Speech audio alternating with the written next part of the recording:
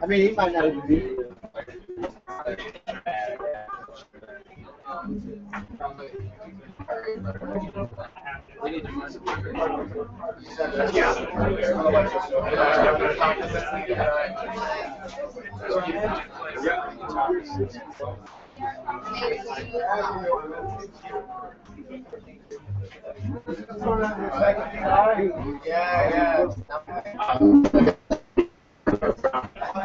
Wow, okay, probably fine.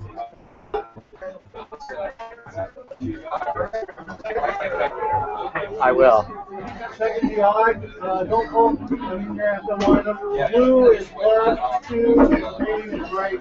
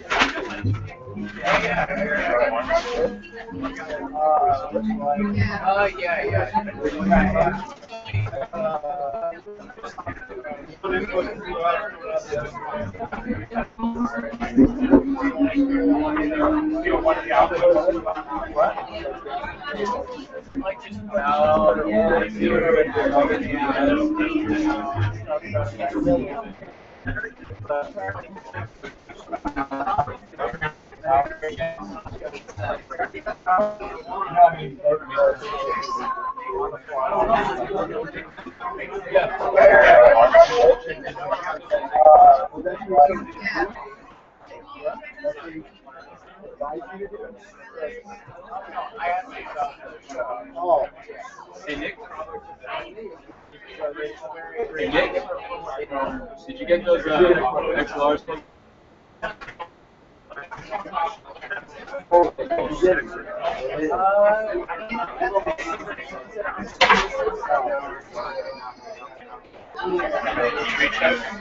Yeah, the two color ones. You put them in the other and the two black ones are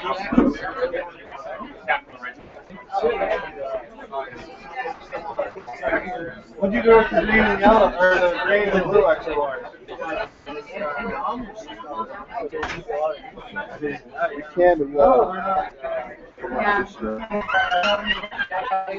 watch the boss, watch the whole.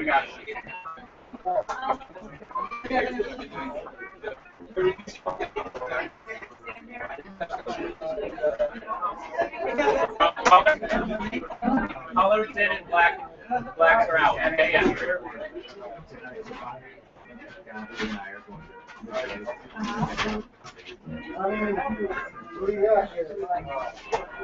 Another one.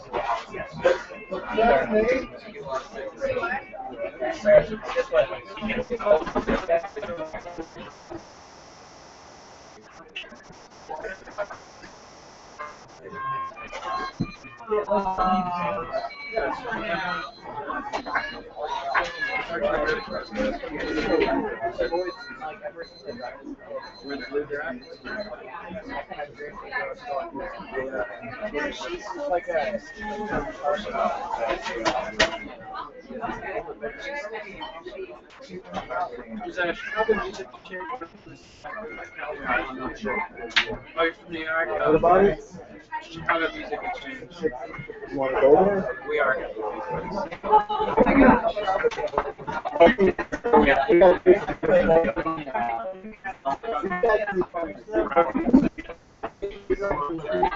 You don't want to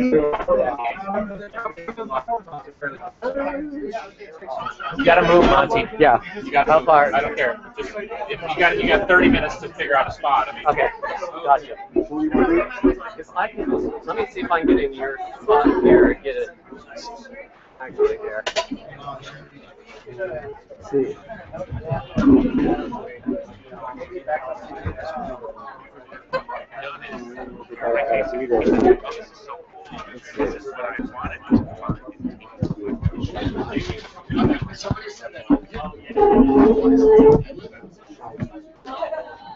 Should have asked Jeff that. What? Chicago music changed. Well, I didn't want to keep it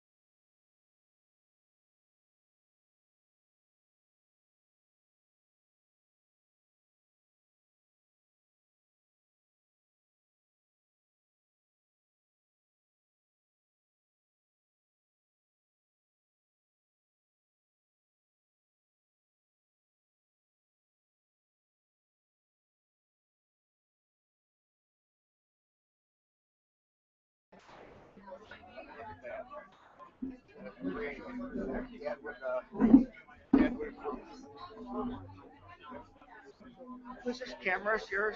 Yes. I just want to take it out of the way. If it's Yeah, all right. no I know the Underneath. I know the program. I'm No. saying it's usually me.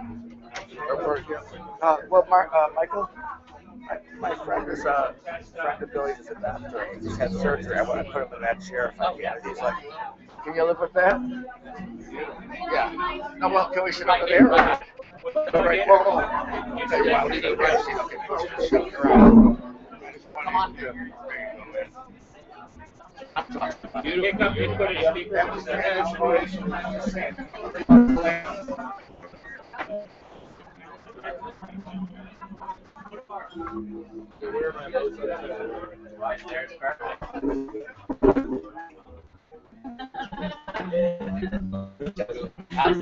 Yeah, so you contribute, you silly girl. Should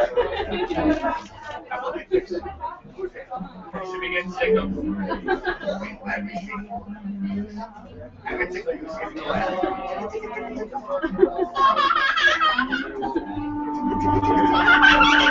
That's a good one, right? I have two daughters. I lost about 14 and 21.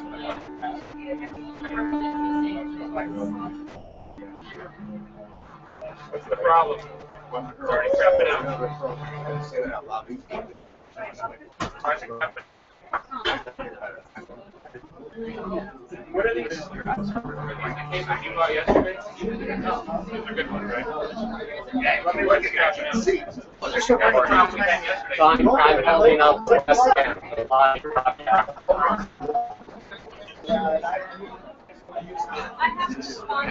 Yes. Oh yeah. Put it on our website. You have to go up to the counter. Michael, tell me. Michael had surgery yesterday. He's up and running. He's good. Yeah.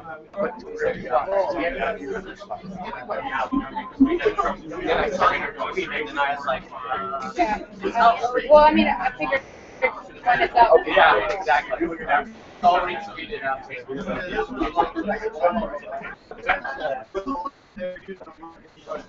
was the grab up probably. First of all, we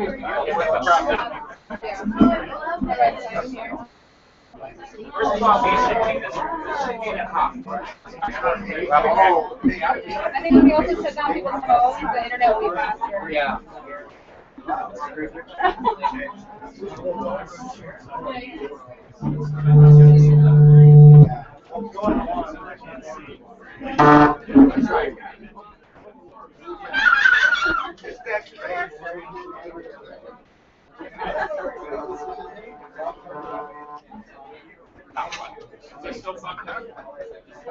Yeah. Is the least copies? You know what? Pass it over. No, it's not. But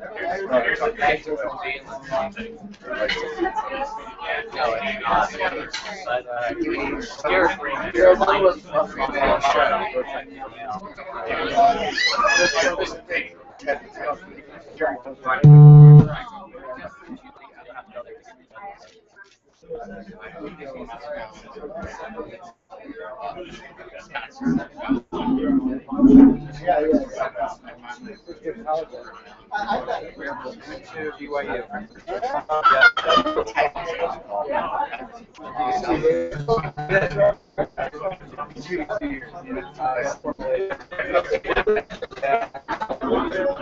Pretty Canadian. I speak Chinese. No, my wife's Chinese actually. She's from China. We met in college.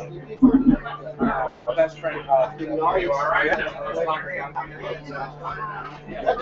spent 6 years. Now what? Now what?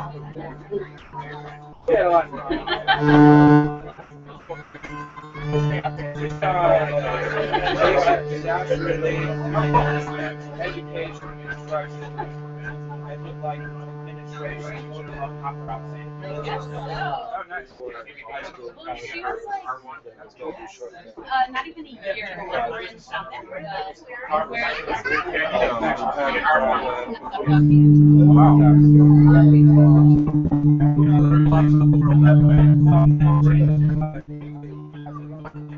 I don't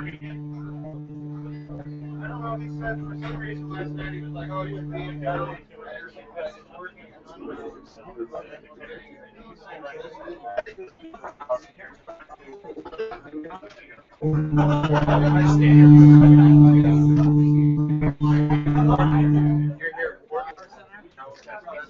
Oh no, I just happen to have the bag. No big deal, yeah. Oh, right in the middle. Oh my God! I'm joking. You not take a joke? No, I just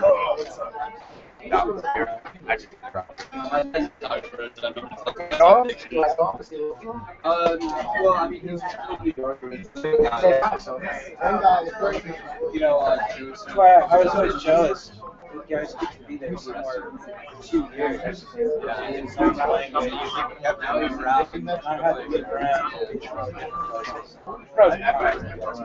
Yeah, but a lot of people are like, oh, for example, where I was in the Singapore area, Singapore, Malaysia, Sri Lanka, Pakistan,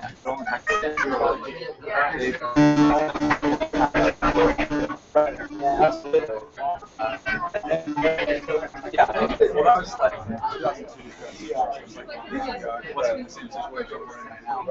But I have some friends that were there. Yeah, I don't want to I was deciding Chinese speaking. Same exact same signal. I was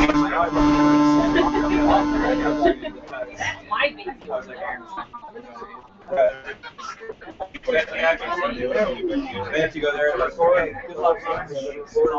Right. They have to prep. I went to a language center. And I'd actually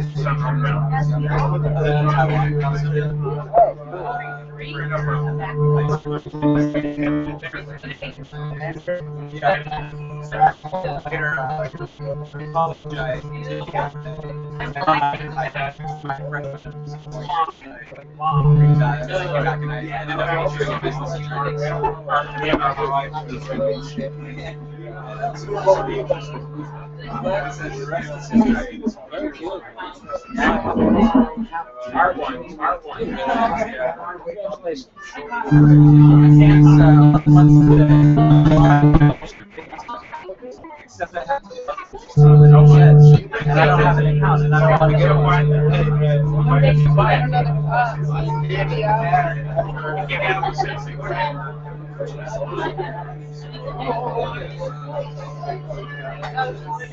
Yeah, it's cool because a lot of Chinese people that raise their kids in the US, the kids like don't know where Chinese people go business.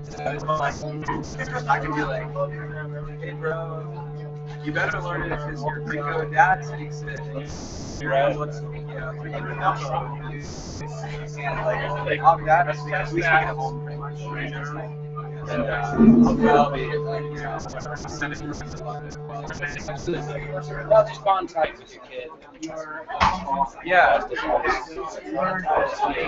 I'm just afraid this. I was on the airplane with this punk ass kid sitting next to me, and he was so good with his mom. He was like, his mom was like, Johnny, where did you put your toys? He's like, it's your fault, Mom. And I was like, you don't know what kid is. The thing is, they hold the anger until that moment, those type of moments. Then you're like, then they'll respect it more. yeah, for sure. You're angry all the time. Yeah. And watch but I do it at least once. Joe, today's today.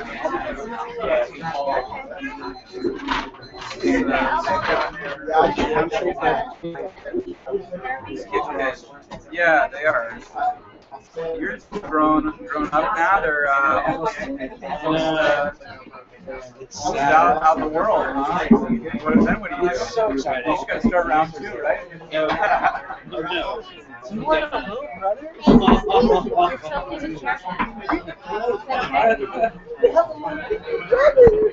Killing me. It's locating the content. Another thing. Yeah. Do you need a fork? Yeah, there's forks and napkins up there.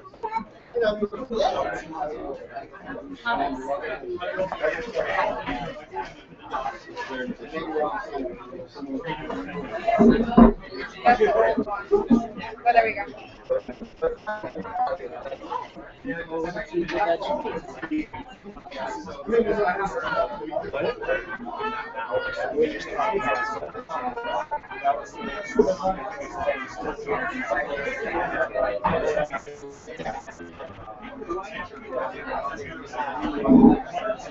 Alright, that works.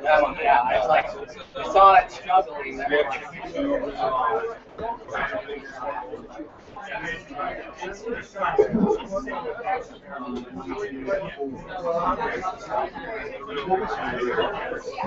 Alright, so everything's fine.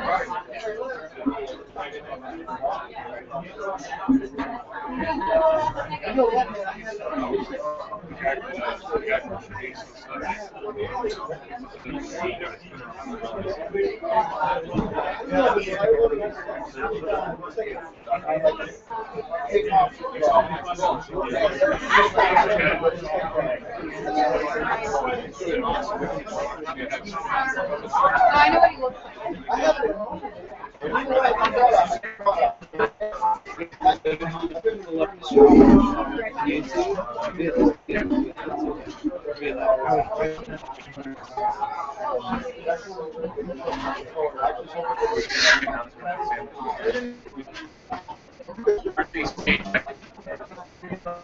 I finished nothing. I got one round.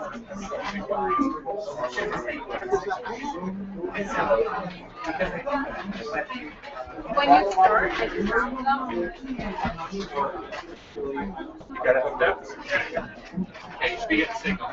That's right.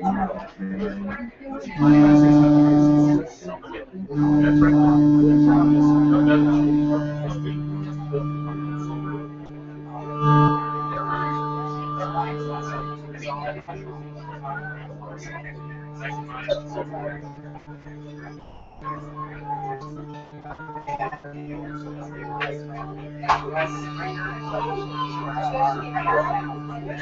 Let's check something out real quick. Ready?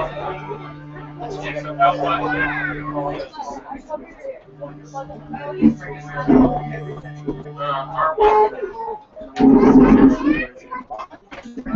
Hey, Andrew. It's good. It didn't start yet, but it's good. Packed. I was gonna say, if you were planning on coming still, I would come around 2 o'clock, or maybe 1 o'clock to get in around 2. Because the next rotation is 2. What?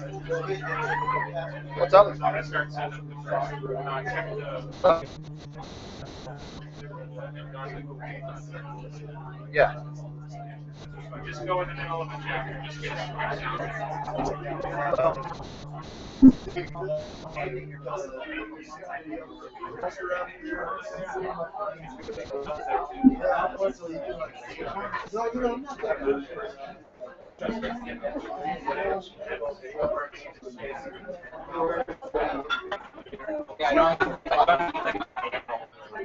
Alright. It means that we're in good shape right now. Yeah.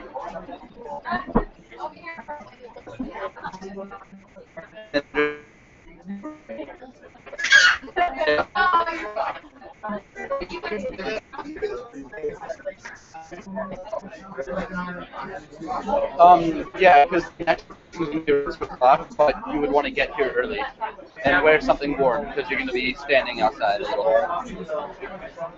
All right, cool. Right. You all set up? What's that? It's not a...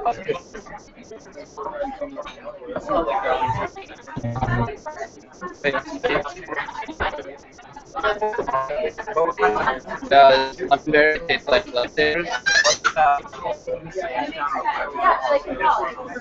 Right, because it's a food product you want. thought there was a wild animal behind me. Your dad's a cool guy. I'm glad that you said I agree. I was like, yeah. Because 18's not a kid. You're not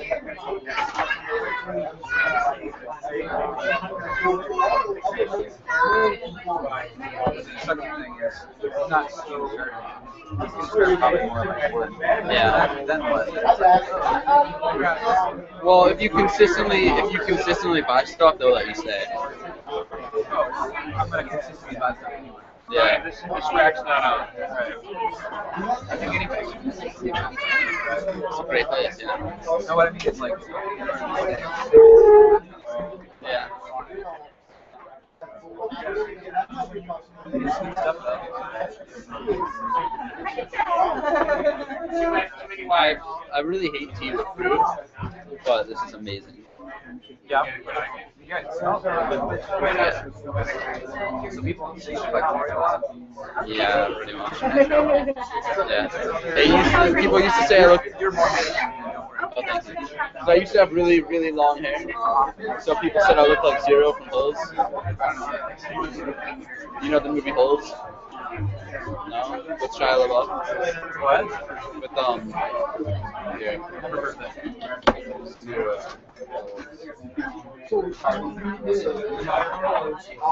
I used to have really long hair, so people said I looked like this kid from that movie.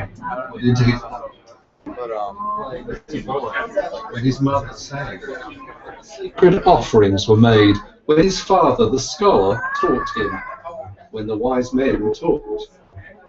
For a long time, Siddhartha had been partaking in the discussions of the wise men, practicing debate. Hi, how are you?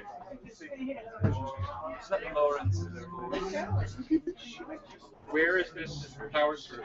maybe not time for airplane notes. Yeah. You guys grab everything. Make sure it's the right one.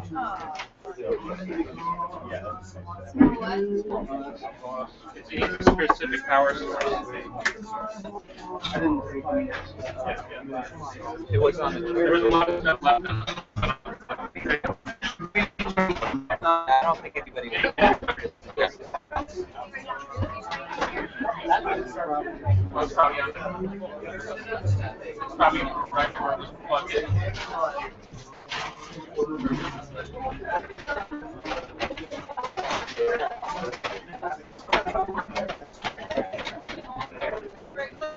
Keep it right next to it. I shut down the test and it was laptop and I have a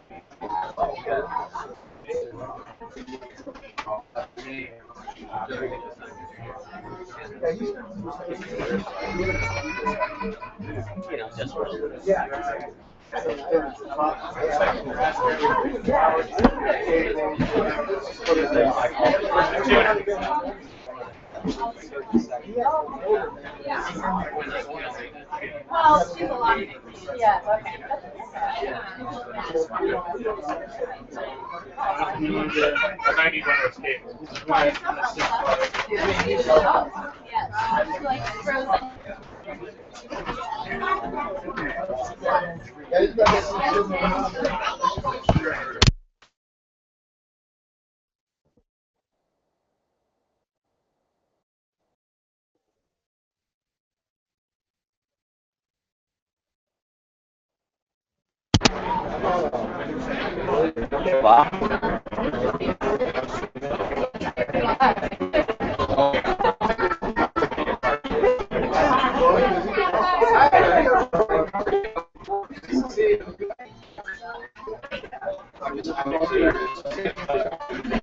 Where is it? You got it.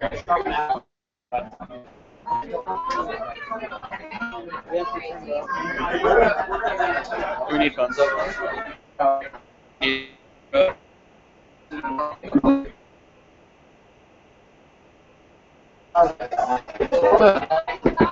One hell of a day.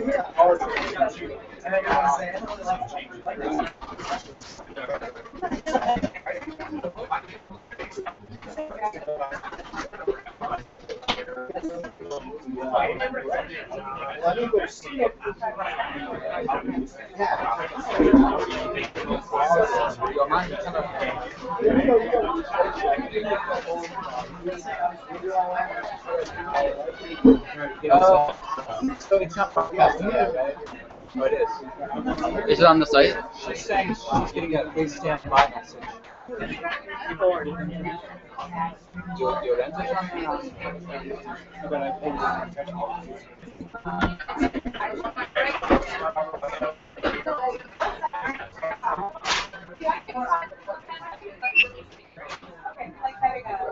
Is there like a maximum number of people that can look at it? Yeah, you might want to probably get your browser. Yeah, get your whole.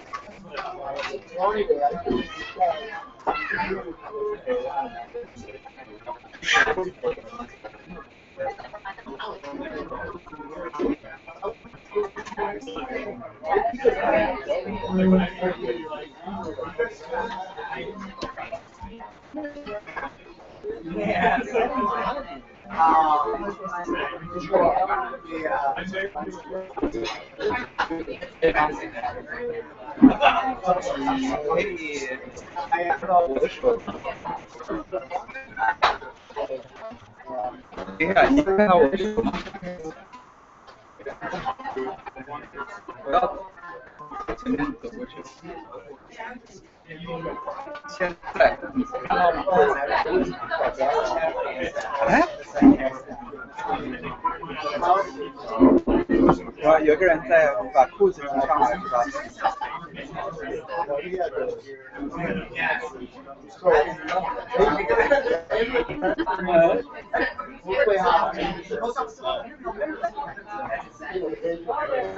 啊，你应该看到好几个，应该有个吧？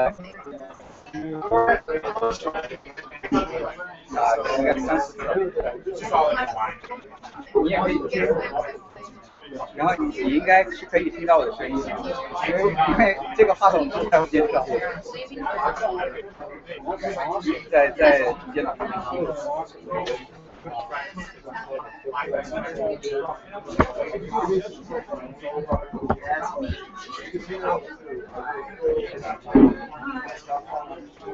对，我就在最前面。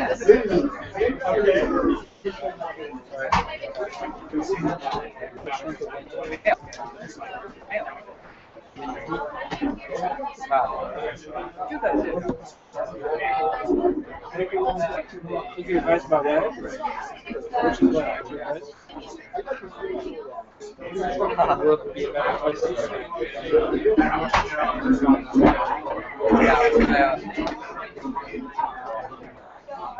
She might be able to go over there.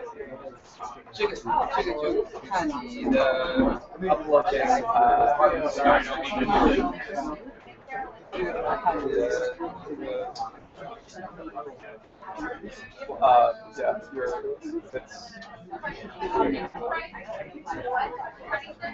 对。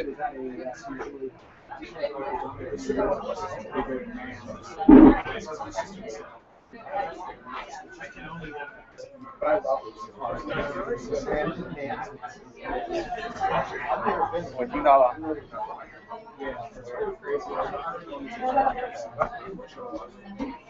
他在准备，但是最麻烦是他们2个小时之后要把我们踢出来，不是还没开始，所以就是说我们2个小时不算是下一波的2个小时的播。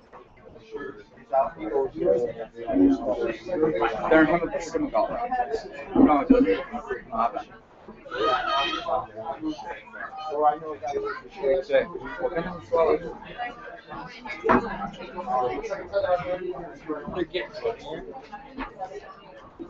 我刚刚这个他用的 webcam 是我们俩买的。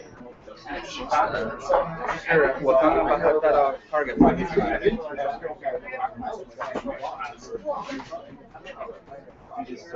June says the webcast looks good. Working or not working?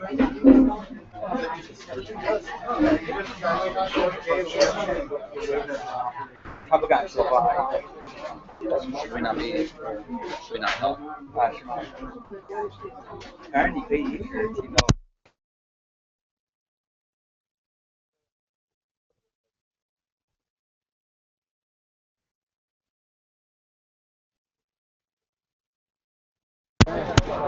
一边看一边好。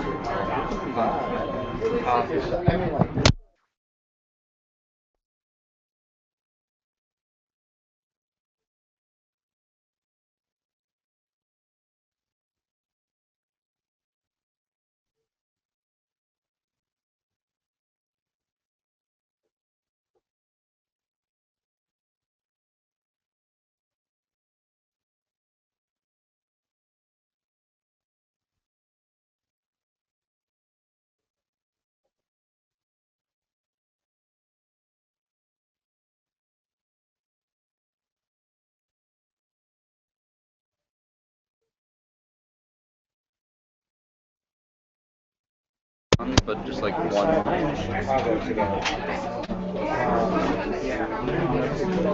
I'm sorry.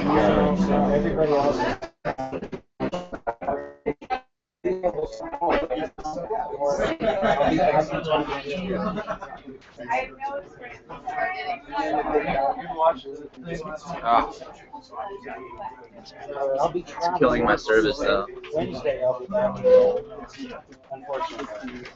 I apologize for that.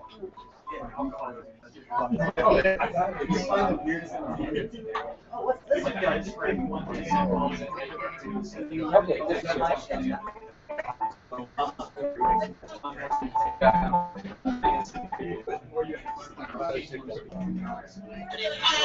don't take that.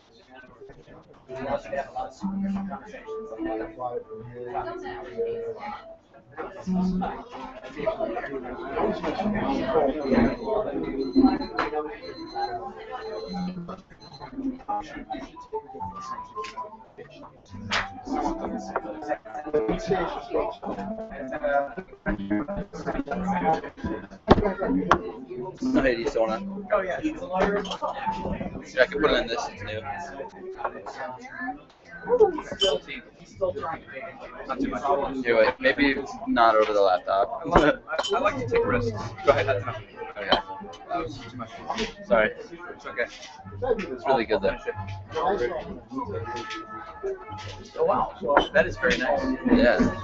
Good stuff. I'm not totally gonna ruin this, but let's do that.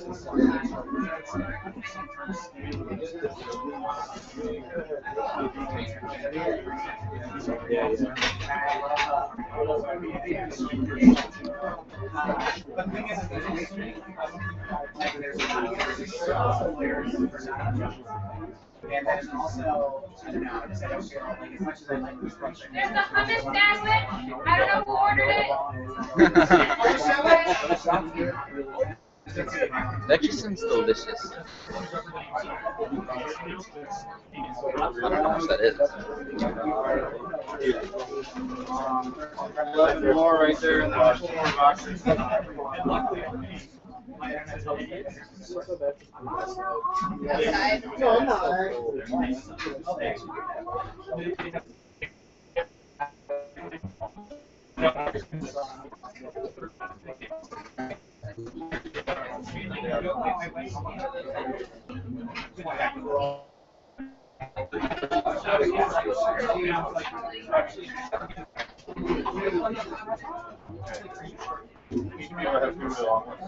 It's like the worst possible lighting situation. It really is. Ever as it's all coming in. Yeah. Up in front of everybody is Mark up there.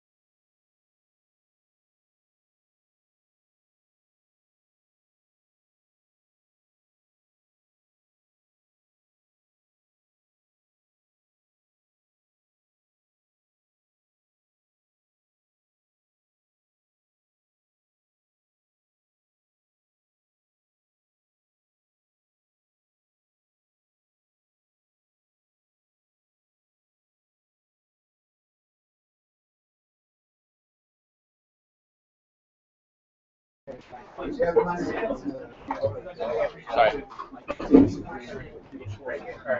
No signal.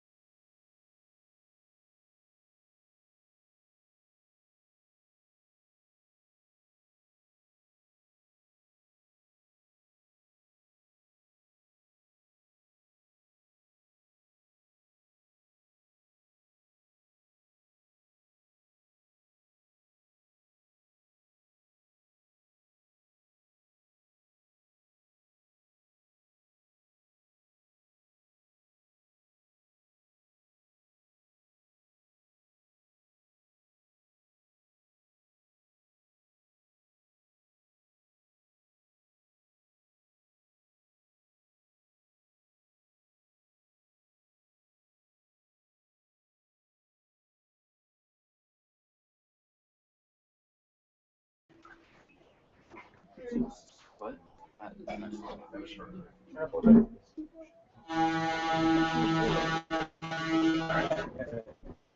know what that is. Yeah.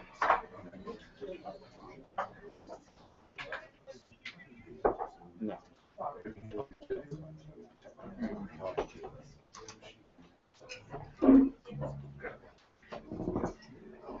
What? I'm setting up right now, but I have a seat. Huh? Yeah. Yeah, I'm like stars. I met some people, so just hang out. So like, check out right there. That's very cheap.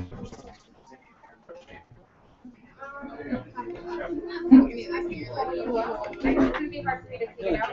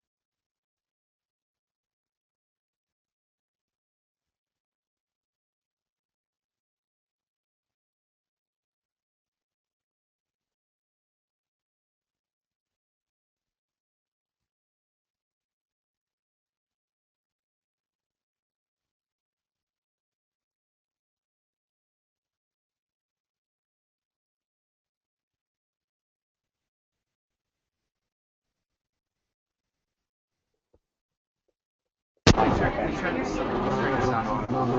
Test it out. I think also sound on the other end.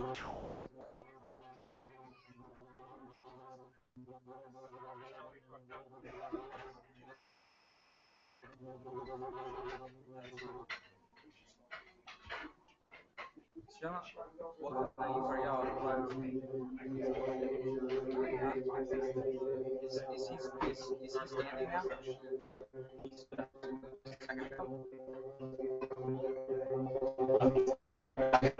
Alright. Love. Bye.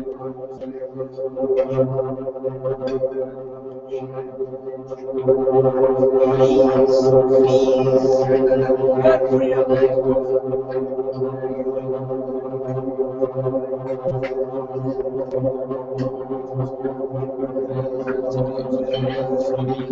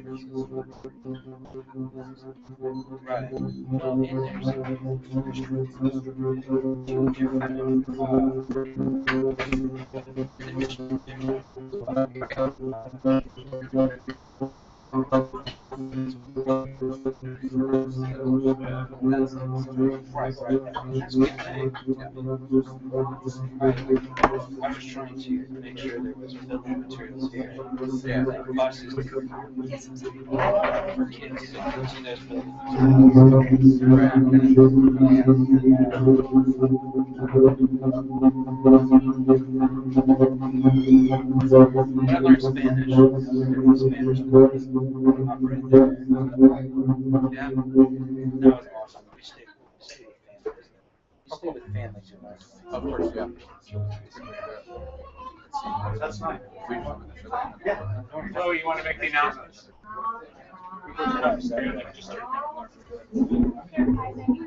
Nick's going to turn downstairs. Spanish, way easier than Right now? I can do it now. We'll let him turn downstairs. Sure. Once it gets going, once I get a little bit more, it's like a time slot. You know what I mean? Whereas Spanish is easy. It's like a 9 hour session. And it's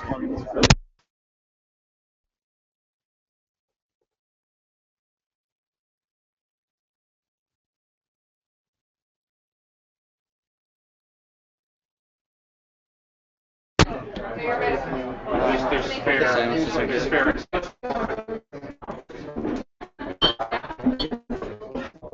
Alright everyone, there's going to be a rule during the show. Because this is very sensitive, I need everyone's phones to be off during the event because we're going to be recording. And just so you know, if I see anyone on their phones, I'm going to have to ask you to leave. Airplane mode means nothing to me. And I'm very strict on this rule because if the equipment starts skipping, I might just close the event because there's no point. Also, please know that we have a raffle going on for our poster of the day. We've only printed one. It's a fine art print, and it's for the Siddhartha by William Patrick today. Raffle tickets are $10, and we have a couple shirts left of the print for the day. And it's a jar with our exclusive tees. I think there's about 2 left up there. Let's see the jars. And there's $50 for our exclusive Hexacentral shirt. All of our Hexacentral shirts, they're all limited edition, and they're each shirt that exists of all our designs. get it now, and we only do what sizes we want. I did make one of every size, and I don't know what's left. Anything else? Billy? Also, Zuzu's shirts, I have a lot more sizes back here if you need a size. Our Madame Zuzu's logo t-shirt. So if you want one, come here and I will get one from stock for you. Start with some music And we should be starting shortly. Start the next chapter until I'm ready, so don't get the next chapter when it's like loose. Yeah. Anything else? Have fun. Yeah, have fun.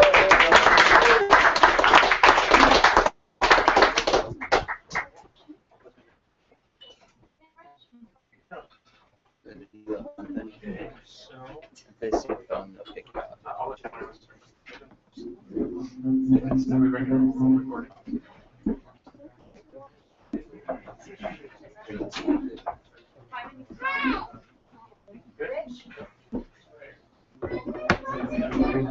I wouldn't even keep on the table.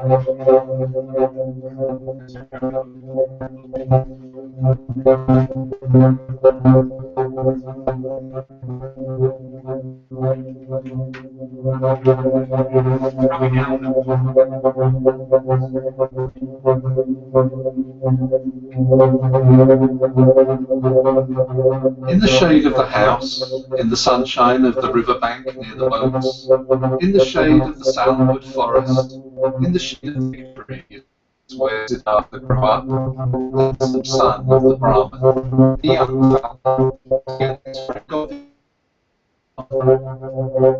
The sun tanned his light shoulders by the banks of the river when bathing, performing the sacred ablutions, the sacred offerings. In the mango grove, shade poured into his black eyes when playing as a boy, when the sacred offerings were made, when his father, the scholar, taught him, when the wise men talked. For a long time, Siddhartha had been partaking in the discussions of the wise men, practicing debates with Govinda, practicing with Govinda the art of reflection, the service of meditation. He already knew how to speak the Om silently, the word of words, to speak it silently into himself while inhaling, to speak it silently out of himself while exhaling, with all the concentration of his soul, the forehead surrounded by the glow of the clear-thinking spirit.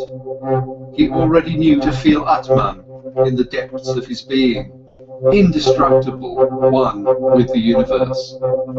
Joy leapt into his father's heart for his son, who was quick to learn, thirsty for knowledge. He saw him growing up to become a great wise man and priest, a priest among the Brahmins. Bliss leapt into his mother's breast when she saw him walking, when she saw him sit down and get up. Siddhartha, strong, handsome, he who was walking on slender legs, greeting her with perfect respect. Love touched the hearts of the Brahmins' young daughters when Siddhartha walked through the lanes of the town, with the luminous forehead, with the eye of a king, with his slim hips. But more than all the others, he was loved by Govinda, his friend, the son of a Brahmin. He loved Siddhartha's eye and sweet voice. He loved his walk and the perfect decency of his movements. He loved everything Siddhartha did and said, and what he loved most was his spirit, his transcendent, fiery thoughts, his ardent will, his high calling. Govinda knew he would not become a common Brahmin, not a lazy official in charge of offerings, not a greedy merchant with magic spells, not a vain, vacuous speaker, not a mean, deceitful priest, and also not a decent, stupid sheep in the herd of many. No. And he, Govinda, as well, did not want to become one of these, not one of those tens of thousands of Brahmins. He wanted to follow Siddhartha, the beloved, the splendid. And in days to come, when Siddhartha would become a god, when he would join the glorious, then Govinda wanted to follow him as his friend, his companion, his servant, his spear carrier, his shadow. Siddhartha was thus loved by everyone. He was a source of joy for everybody. He was a delight for them all. But he, Siddhartha, was not a source of joy for himself. He found no delight in himself. Walking the rosy paths of the fig tree garden, sitting in the bluish shade of the grove of contemplation, washing his limbs daily in the bath of repentance, sacrificing in the dim shade of the mango forest, his gestures of perfect decency, everyone's love and joy, he still lacked all joy in his heart. The restless thoughts came into his mind, flowing from the water of the river, sparkling from the stars of the night, melting from the beams of the sun. Dreams came to him, and a restlessness of the soul, fuming from the sacrifices, breathing forth from the verses of the Rig Veda, being infused into him, drop by drop, from the teachings of the old Brahmins. Siddhartha had started to nurse discontent in himself. He had started to feel that the love of his father and the love of his mother, and also the love of his friend Govinda, would not bring him joy forever and ever, would not nurse him, feed him, satisfy him. He had started to suspect that his venerable father and his other teachers, that the wise Brahmins, had already revealed to him the most and best of their wisdom, that they had already filled his expecting vessel with their richness, and the vessel was not full. The spirit was not content, the soul was not calm, the heart was not satisfied. The ablutions were good, but they were water. They did not wash off the sin. They did not heal the spirit's thirst. They did not believe the fear in his heart. Sacrifices in the invocation of the gods were excellent, but was that all? Did the sacrifices give a happy fortune? And what about the gods? Was it really Prajapati who created the world? Was it not the Atman, he, the only one, the singular one? Were the gods not creations, created like me and you, subject to time, mortal? Was it therefore good? Was it right? Was it meaningful and the highest occupation to make offerings to the gods? For whom else were offerings to be made? Who else was to be worshipped but him, the only one, the Atman? And where was Atman to be found? Where did he reside? Where did his eternal heart beat? Where else but in one's own self? In its innermost part, in its indestructible part, which everyone had in himself. And where was the self? This innermost part, this ultimate part. It was not flesh and bone, it was neither thought nor consciousness.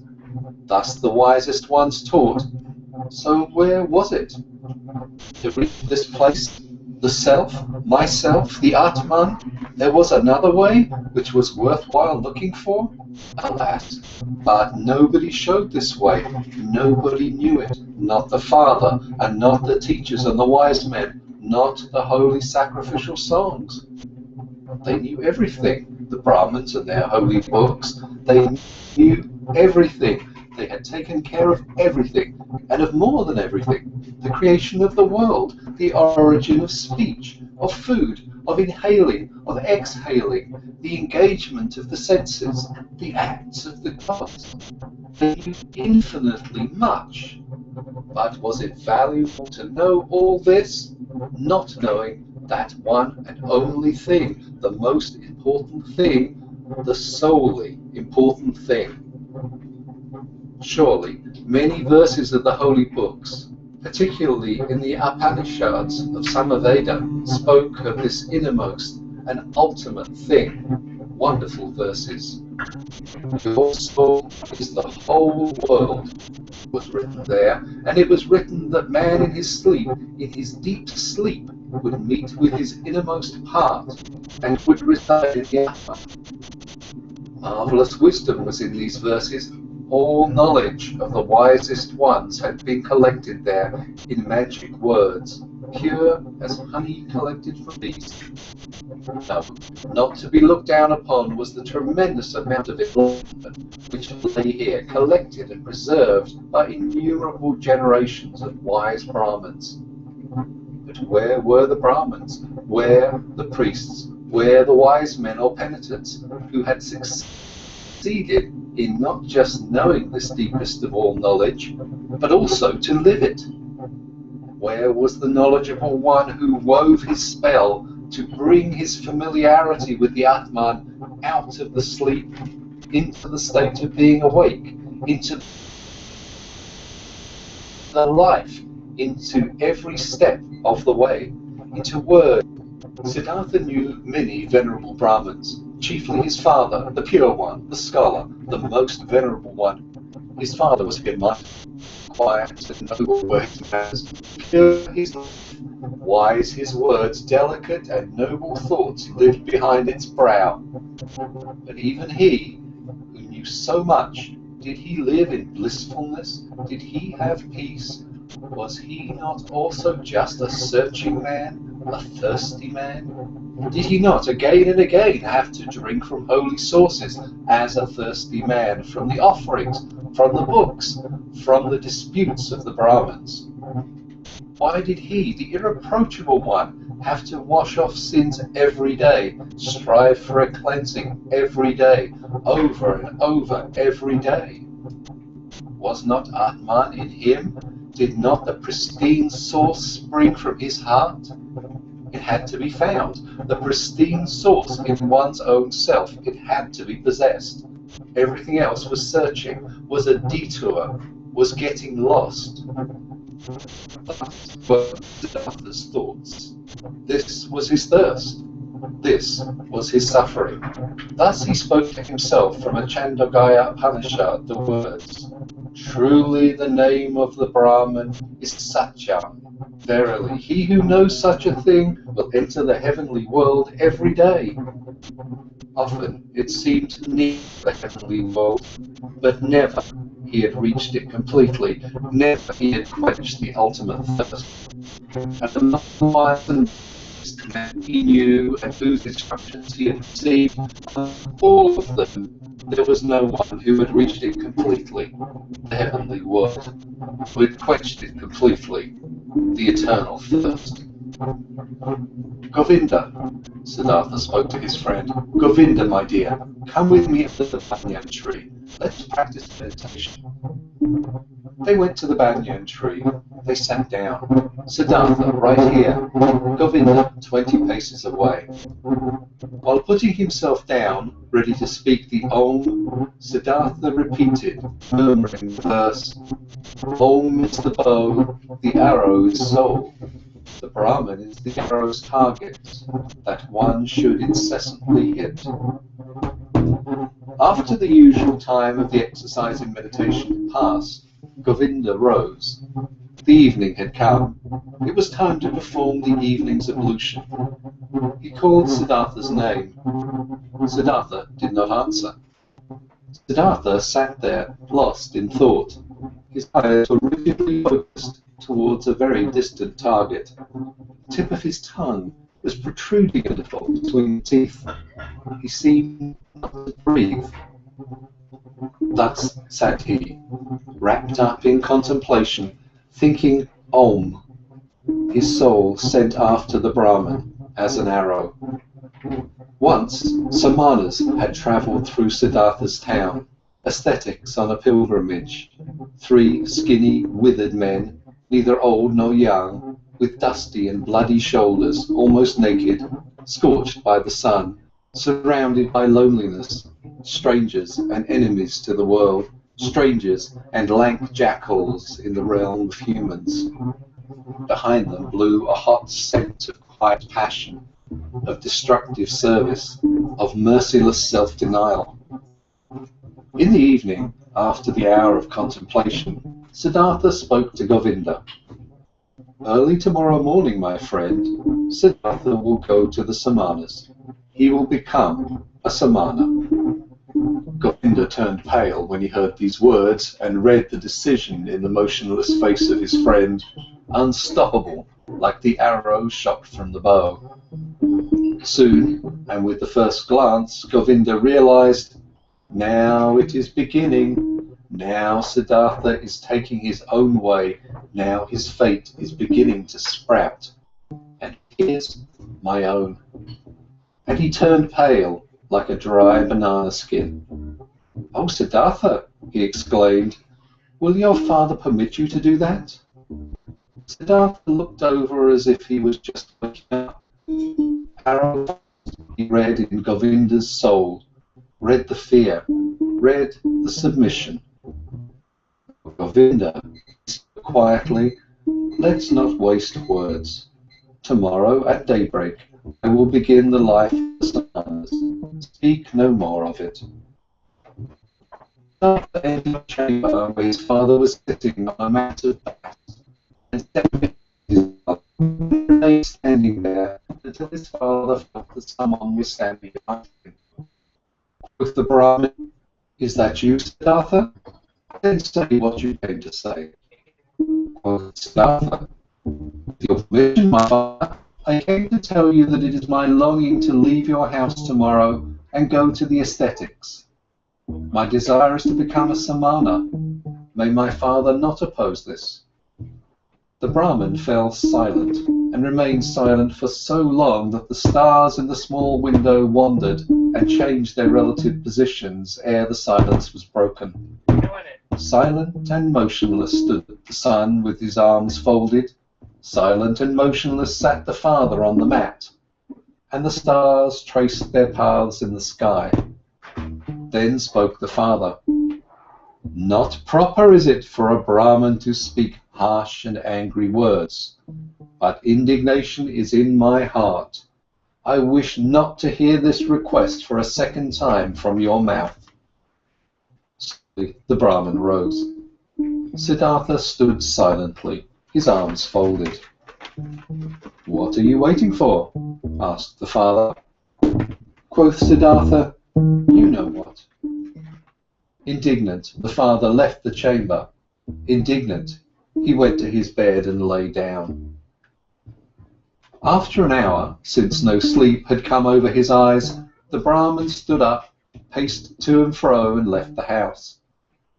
Through the small window of the chamber he looked back inside, and there he saw Siddhartha standing, his arms folded, not moving from his spot. Pale shimmered his bright robe. With anxiety in his heart, the father returned to his bed. After another hour, since no sleep had come over his eyes, the Brahmin stood up again, paced to and fro, walked out of the house, and saw that the moon had risen. Through the window of the chamber he looked back inside. There stood Siddhartha, not moving from his spot, his arms folded, moonlight reflecting from his bare shins. With worry in his heart, the father went back to bed. And he came back after an hour. He came back after 2 hours, looked through the small window, saw Siddhartha standing in the moonlight by the light of the stars in the darkness. And he came back hour after hour silently. He looked into the chamber, saw him standing in the same place, filled his heart with anger, filled his heart with unrest, filled his heart with anguish, filled it with sadness. And in the night's last hour, before the day began, he returned, stepped into the room, saw the young man standing there, who seemed tall and like a stranger to him. Siddhartha, he spoke, what are you waiting for? You know what. Will you always stand that way and wait until it becomes morning, noon, and evening? I will stand and wait. You will become tired, Siddhartha. I will become tired. You will fall asleep, Siddhartha. I will not fall asleep. You will die, Siddhartha. I will die. And would you rather die than obey your father? Siddhartha had always obeyed his father. So will you abandon your plan? Siddhartha will do what his father will tell him to do. The first light of day shone into the room. The Brahmin saw that Siddhartha was trembling softly at his knees. In Siddhartha's face he saw no trembling. His eyes were fixed on a distant spot. Then his father realized that even now Siddhartha no longer dwelt with him in his home, that he had already left him. The father touched Siddhartha's shoulder. You will, he spoke, go into the forest and be a Samana. When you'll have found blissfulness in the forest, then come back and teach me to be blissful. If you'll find disappointment, then return and let us once again make offerings to the gods together. Go now and kiss your mother. Tell her where you are going. But for me, it is time to go to the river and to perform the first ablution. He took his hand from the shoulder of his son and went outside. Siddhartha wavered to the side as he tried to walk. He put his limbs back under control, bowed to his father, and went to his mother to do as his father said. As he slowly left on stiff legs in the first light of day the still, quiet town, a shadow rose near the last hut who had crouched there and joined the pilgrim. Govinda, you have come, said Siddhartha and smiled. I have come, said Govinda.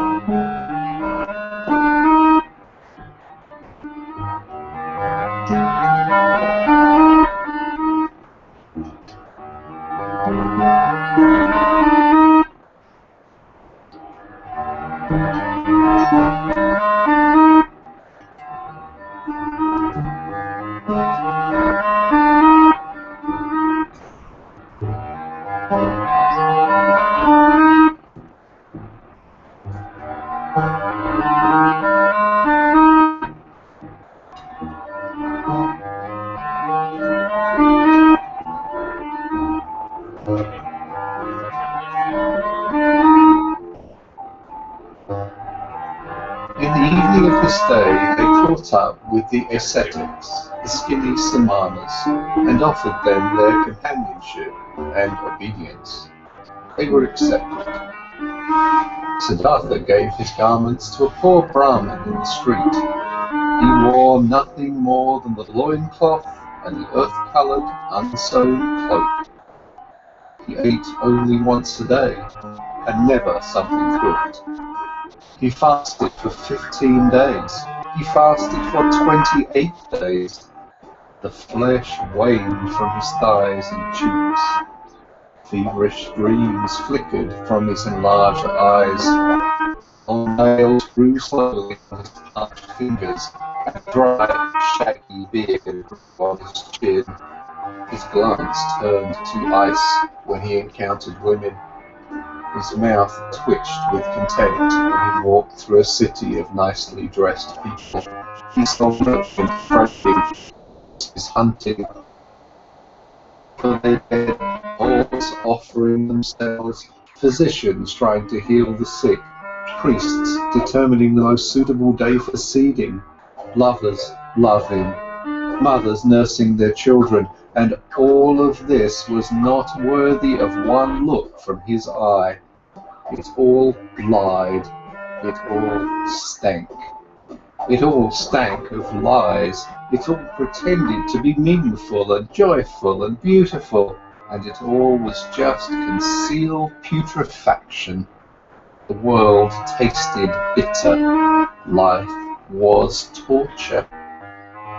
A goal stood before Siddhartha, a single goal, to become empty, empty of thirst, empty of wishing, empty of dreams, empty of joy and sorrow, dead to himself, not to be a self anymore, to find tranquility with an emptied heart, to be open to miracles in unselfish thoughts.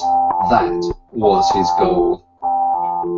Once all of myself was overcome and had died, once every desire and every urge was silent in the heart, then the ultimate part of me had to awake, the innermost of my being, which is no longer myself, the great secret.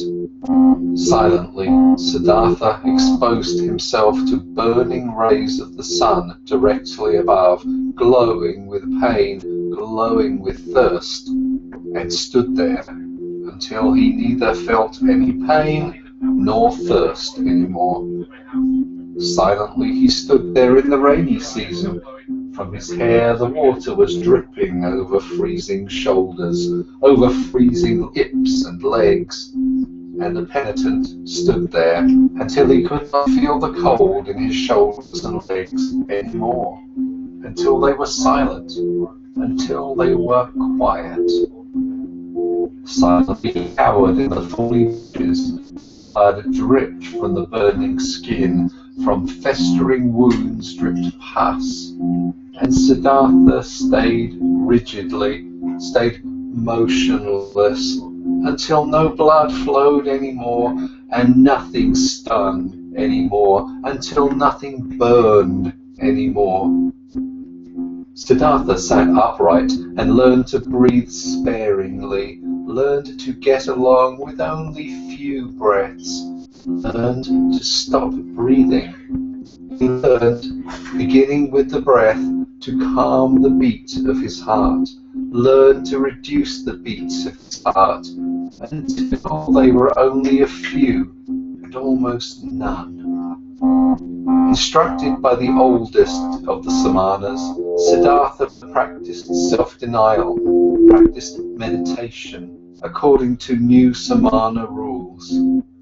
A heron flew over the bamboo forest, and Siddhartha accepted the heron into his soul, flew over forests and mountains, was a heron, ate fish, felt the pangs of a heron's hunger, spoke the heron's croak, died a heron's death. A dead jackal was lying on the sandy bank, and Siddhartha's soul slipped inside the body, was the dead jackal, lay on the banks, got bloated, stank, decayed, and was dismembered by hyenas, was skinned by vultures, turned into a skeleton, turned to dust, was blown across the fields.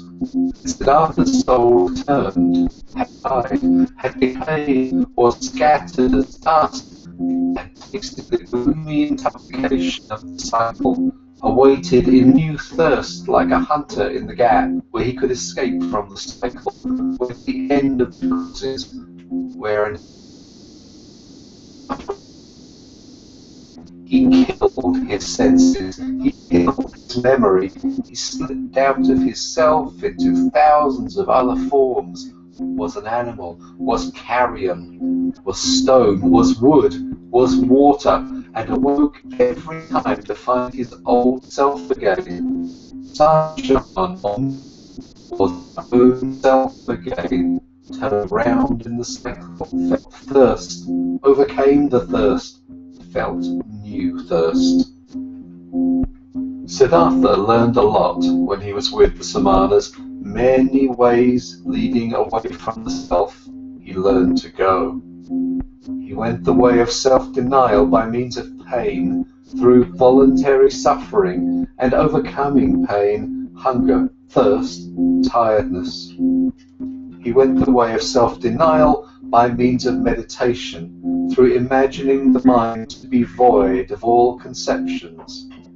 These and other ways he learned to go. 1,000 times he left his self.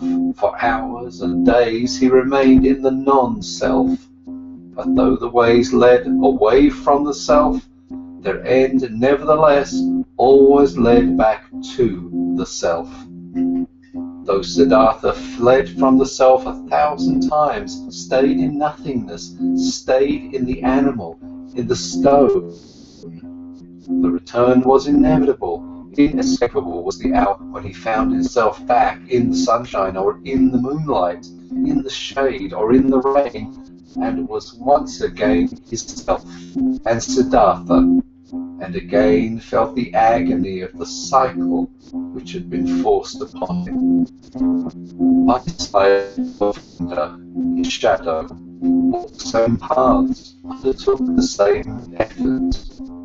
They rarely spoke to one another than the service of the exercises required.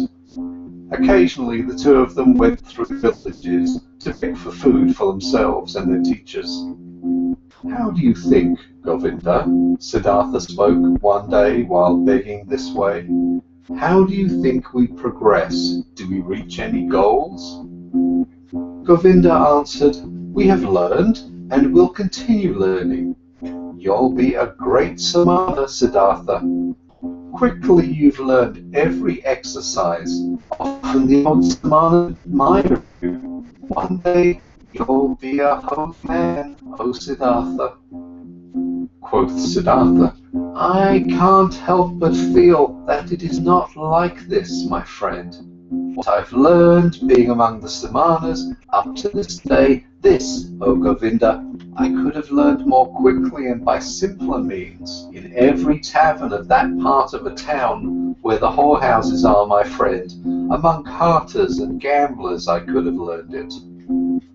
Quoth Govinda, Siddhartha is putting me on. How could you have learned meditation, holding your breath, insensitivity against hunger and pain, there among these wretched people?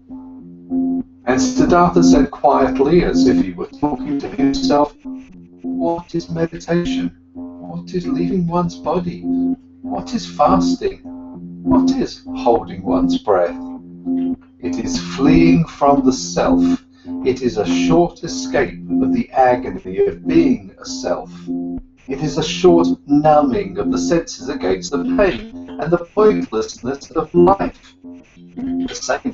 The same short numbing is what the driver of the ox cart finds in the inn, drinking a few bowls of rice wine or fermented coconut milk.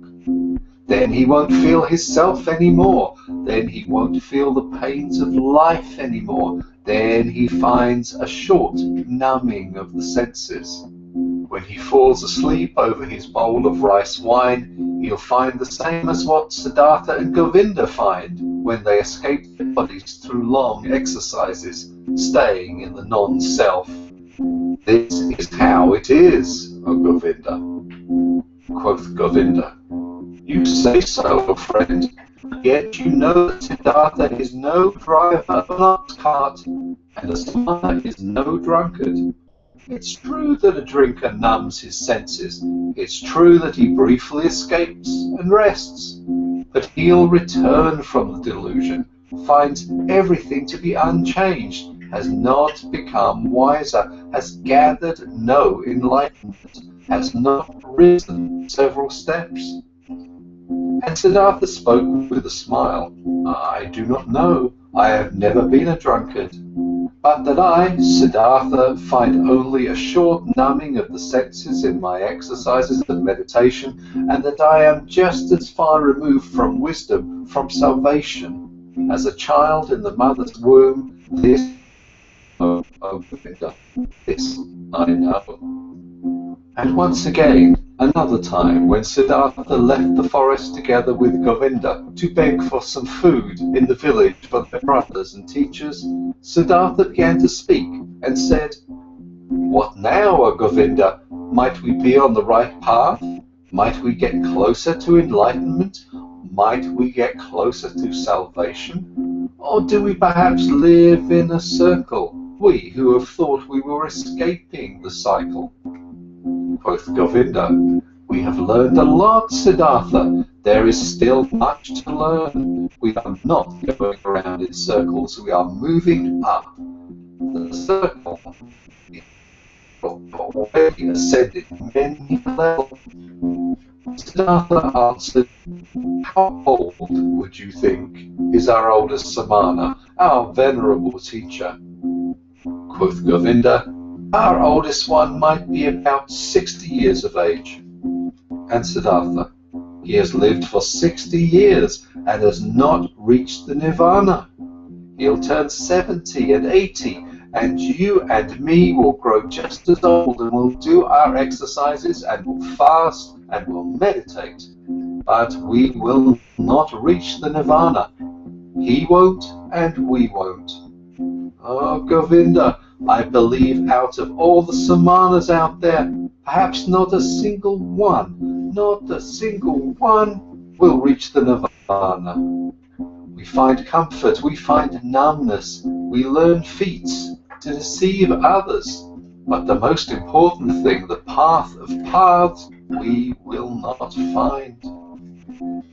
"If you only," spoke Govinda, "wouldn't speak such terrible words, Siddhartha. How could it be that among so many learned men, among so many Brahmins, among so many austere and venerable Samanas, among so many who are searching, so many who are eagerly trying, so many holy men, no one will find the path of paths?" But Siddhartha said in a voice which contained just as much sadness as mockery, with a quiet, a slightly sad, a slightly mocking voice, "Soon, Govinda, your friend will leave the path of the Samanas. He has walked along your side for so long.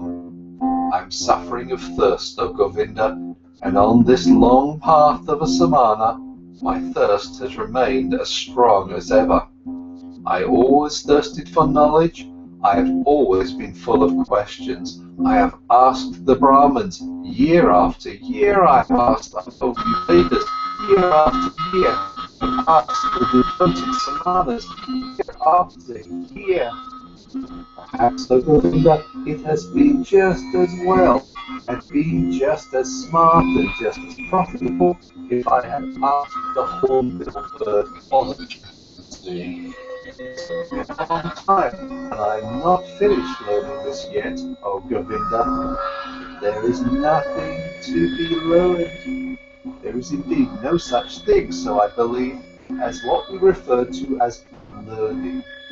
There is, O my friend, just one knowledge. This is everywhere. This is Atman. This is within me, and within you, and within every creature. So I'm starting to believe that this knowledge has no worse enemy than the desire to know it, and learning. At this, Govinda stopped on the path, rose his hands, and spoke. "If you, Siddhartha, only would not bother your friend with this kind of talk. Truly, your words stir up fear in my heart. And just consider what would become of the sanctity of prayer, what of the venerability of the Brahmins' caste, what of the holiness of the Samanas, if it was, as you say, if there was no learning. What, O Siddhartha, would become of all of this, what is holy, what is precious, what is venerable on earth?" And Govinda mumbled a verse to himself, a verse from an Upanishad. "He who loses himself in the meditation of Atman, unexpressible by words, is his blissfulness of his heart." But Siddhartha remained silent. He thought about the words which Govinda had said to him, and thought the words through to their ends.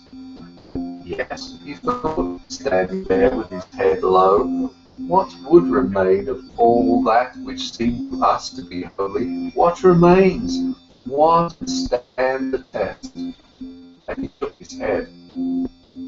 At one time, when the two young men had lived among the Samanas for about 3 years and had shared their exercises, some news, a rumor, a myth, reached them after being retold many times. A man had appeared, Gotama by name, the exalted one, the Buddha. He had overcome the suffering of the world in himself and had halted the cycle of rebirths. He was set to wander through the land, teaching, surrounded by disciples, without possession, without home, without a wife, in the yellow cloak of an ascetic, but with a cheerful brow, a man of bliss. And Brahmins and princes would bow down before him and would become his students. This myth, this rumour, this legend resounded. Its fragrances rose up here and there. In the towns, the Brahmins spoke of it, and in the forest, the Samanas. Again and again, the name of Gotama, the Buddha, reached the ears of the young men with good and with bad talk, with praise and with defamation. It was as if the plague had broken out in a country, and news had been spreading around that in one place or another there was a man, a wise man, a knowledgeable one, whose word and breath was enough to heal everyone who had been infected with the pestilence. And as such news would go through the land, and everyone would talk about it, many would believe. Many would get on their way as soon as possible to seek the wise man for help. Just like this myth ran through the land, that fragrant myth of Sama, the Buddha, the wise man of the family of Sakya. He possessed, so believers said, the highest enlightenment. He remembered his previous lives. He had reached the nirvana and never returned to the cycle, was never again submerged in the murky river of physical performance. Many wonderful and unbelievable things were reported of him. He had performed miracles, had overcome the devil, had spoken to the gods.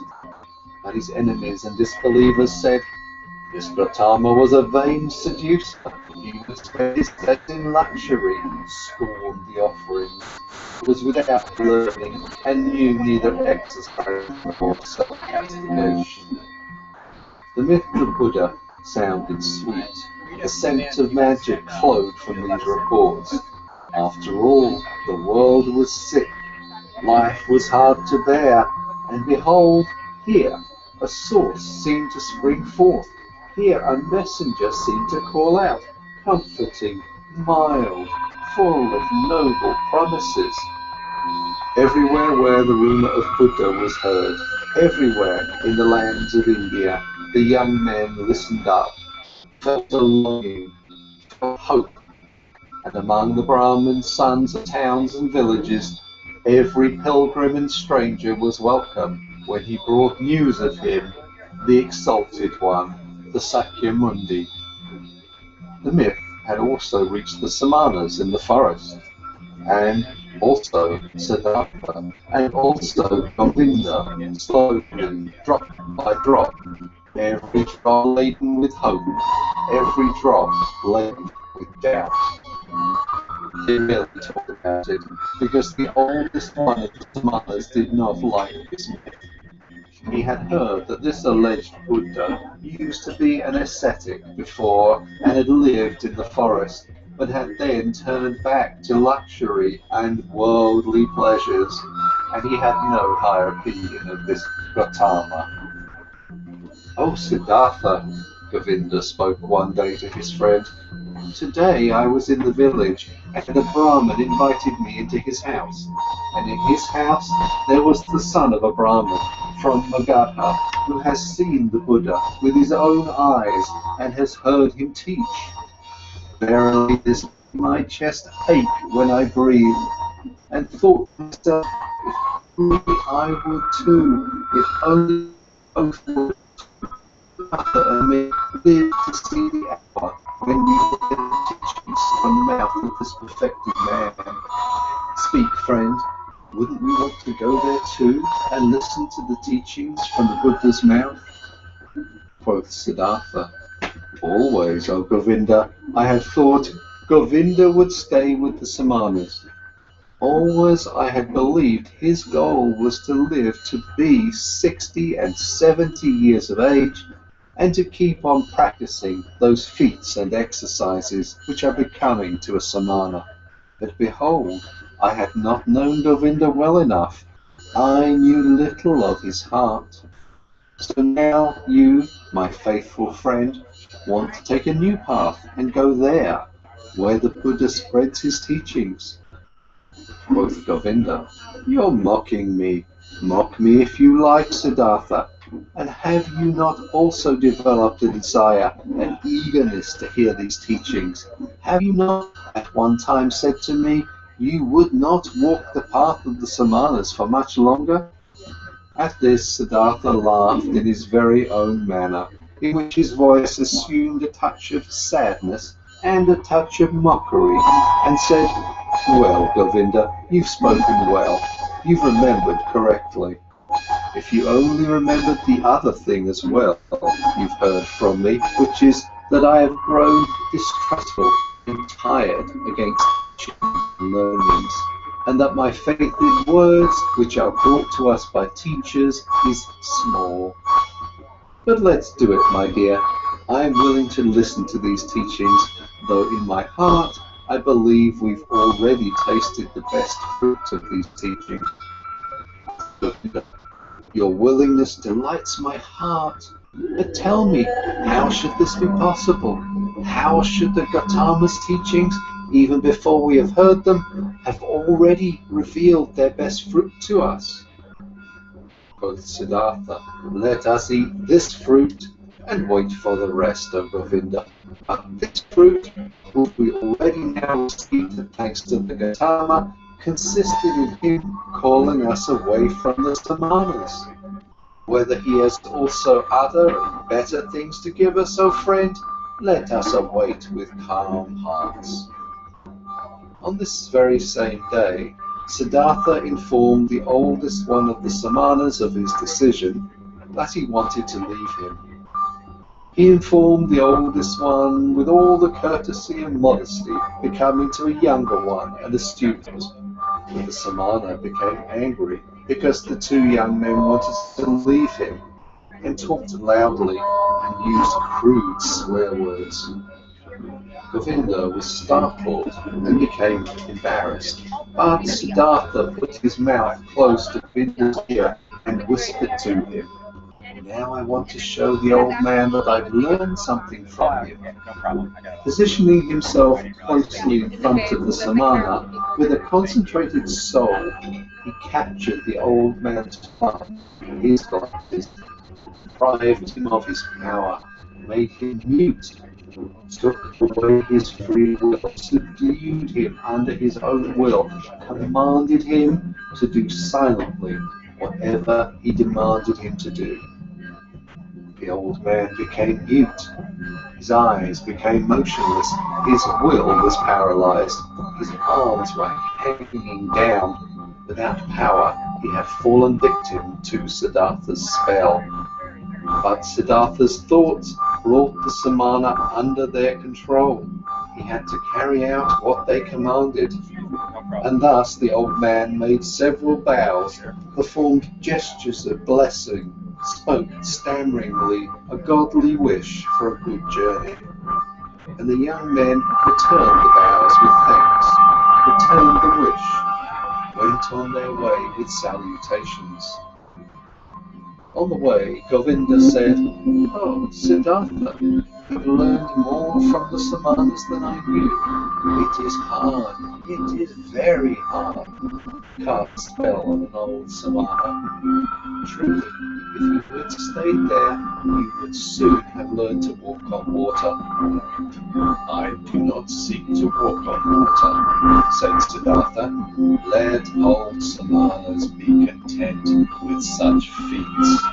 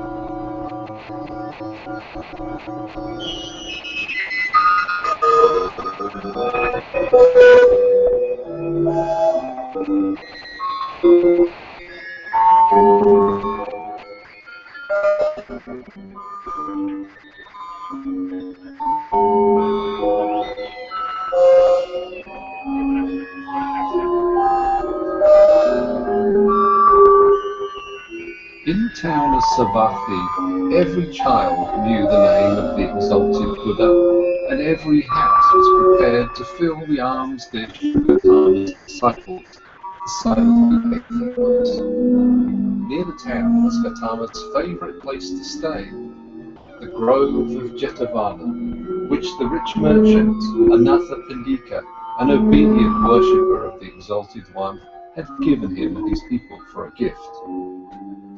All tales and answers which the two young ascetics had received in their search for Gotama's abode had pointed them towards this area, and arriving at Savatthi, in the very first house, before the door of which they stopped to beg, food has been offered to them, and they accepted the food. And Siddhartha asked the woman who handed them the food, "We would like to know, O charitable one, where the Buddha dwells, the most venerable one, for we are two Samanas from the forest, and have come to see him, the perfected one, and to hear the teachings from his mouth." Quoth the woman, "Here you have truly come to the right place, you Samanas from the forest. You should know in Jetavana, in the garden of Anatha Pandika, is where the Exalted One dwells. There you pilgrims shall spend the night, for there is enough space for the innumerable who flock here to hear the teachings from his mouth." This made Govinda happy, and full of joy he exclaimed, "Well, so, thus we have reached our destination, and our path has come to an end. But tell us, O mother of the pilgrims, do you know him, the Buddha? Have you seen him with your own eyes?" Quoth the woman, "Many times I have seen him, the Exalted One. On many days I have seen him walking through the alleys in silence, wearing his yellow cloak, presenting his alms dish in silence at the doors of the houses, leaving with a filled dish." Delightedly Govinda listened, and wanted to ask and hear much more, but Siddhartha urged him to walk on. They thanked and left, hardly had to ask for directions, for rather many pilgrims and monks as well from Gotama's community were on their way to the Jetavana, and since they reached it at night, there were constant arrivals, shouts and talk of those who sought shelter and cottage. The two Samanas, accustomed to life in the forest, found quickly and without making any noise a place to stay, and rested there until morning. At sunrise, they saw with astonishment what a large crowd of believers and curious people had spent the night here. On all paths of the marvellous grove, monks walked in yellow robes. Under the trees they sat here and there in deep contemplation, or in a conversation about spiritual matters. The shady gardens looked like a city full of people, bustling like bees. The majority of the monks went out with their alms dish to collect food in town for their lunch, the only meal of the day. The Buddha himself, the enlightened one was also in the habit of taking his walks beg in the morning. Siddhartha saw him, and he instantly recognized him, as if a god had pointed him out to him. He saw him, a simple man in a yellow robe, bearing the alms dish in his hand, walking silently. Look here, Siddhartha said quietly to Govinda. This one is the monk in the yellow robe, who seemed to be in no way different from the hundreds of other monks. And soon Govinda also realized this is the one, and they followed him and observed him. The Buddha went on his way, modestly and deep in his thoughts. His calm face was neither happy nor sad. It seemed to smile gently and inwardly. With a hidden smile, quiet, calm, somewhat resembling a healthy child, the Buddha walked, wore the robe, and placed his feet just as all of his monks did, according to a precise rule.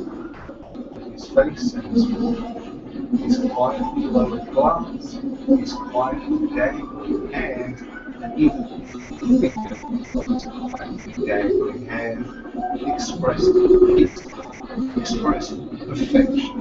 Did not search, did not imitate. Breathed softly, in an unwithering calm, in an unwithering light, an untouchable peace. Thus Gotama walked toward the town to collect alms, and the two Samanas recognized him solely by the perfection of his calm, by the quietness of his appearance, in which there was no searching, no desire, no imitation, no effort to be seen, only light and peace. Today we'll hear the teachings from his mouth, said Govinda. Siddhartha did not answer. He felt little curiosity for the teachings. He did not believe that they would teach him anything new, but he had, just as Govinda had, heard the contents of this Buddha's teachings again and again, though these reports only represented second or third-hand information.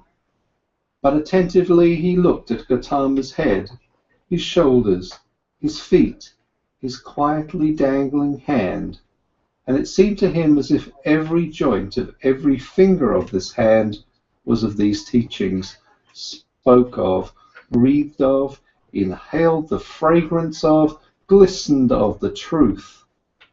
This man, this Buddha, was truthful down to the gesture of his last finger.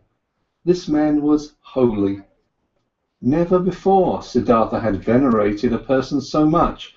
Never before he had loved a person as much as this one. They both followed the Buddha until they reached the town, and then returned in silence, for they themselves intended to abstain from food on this day.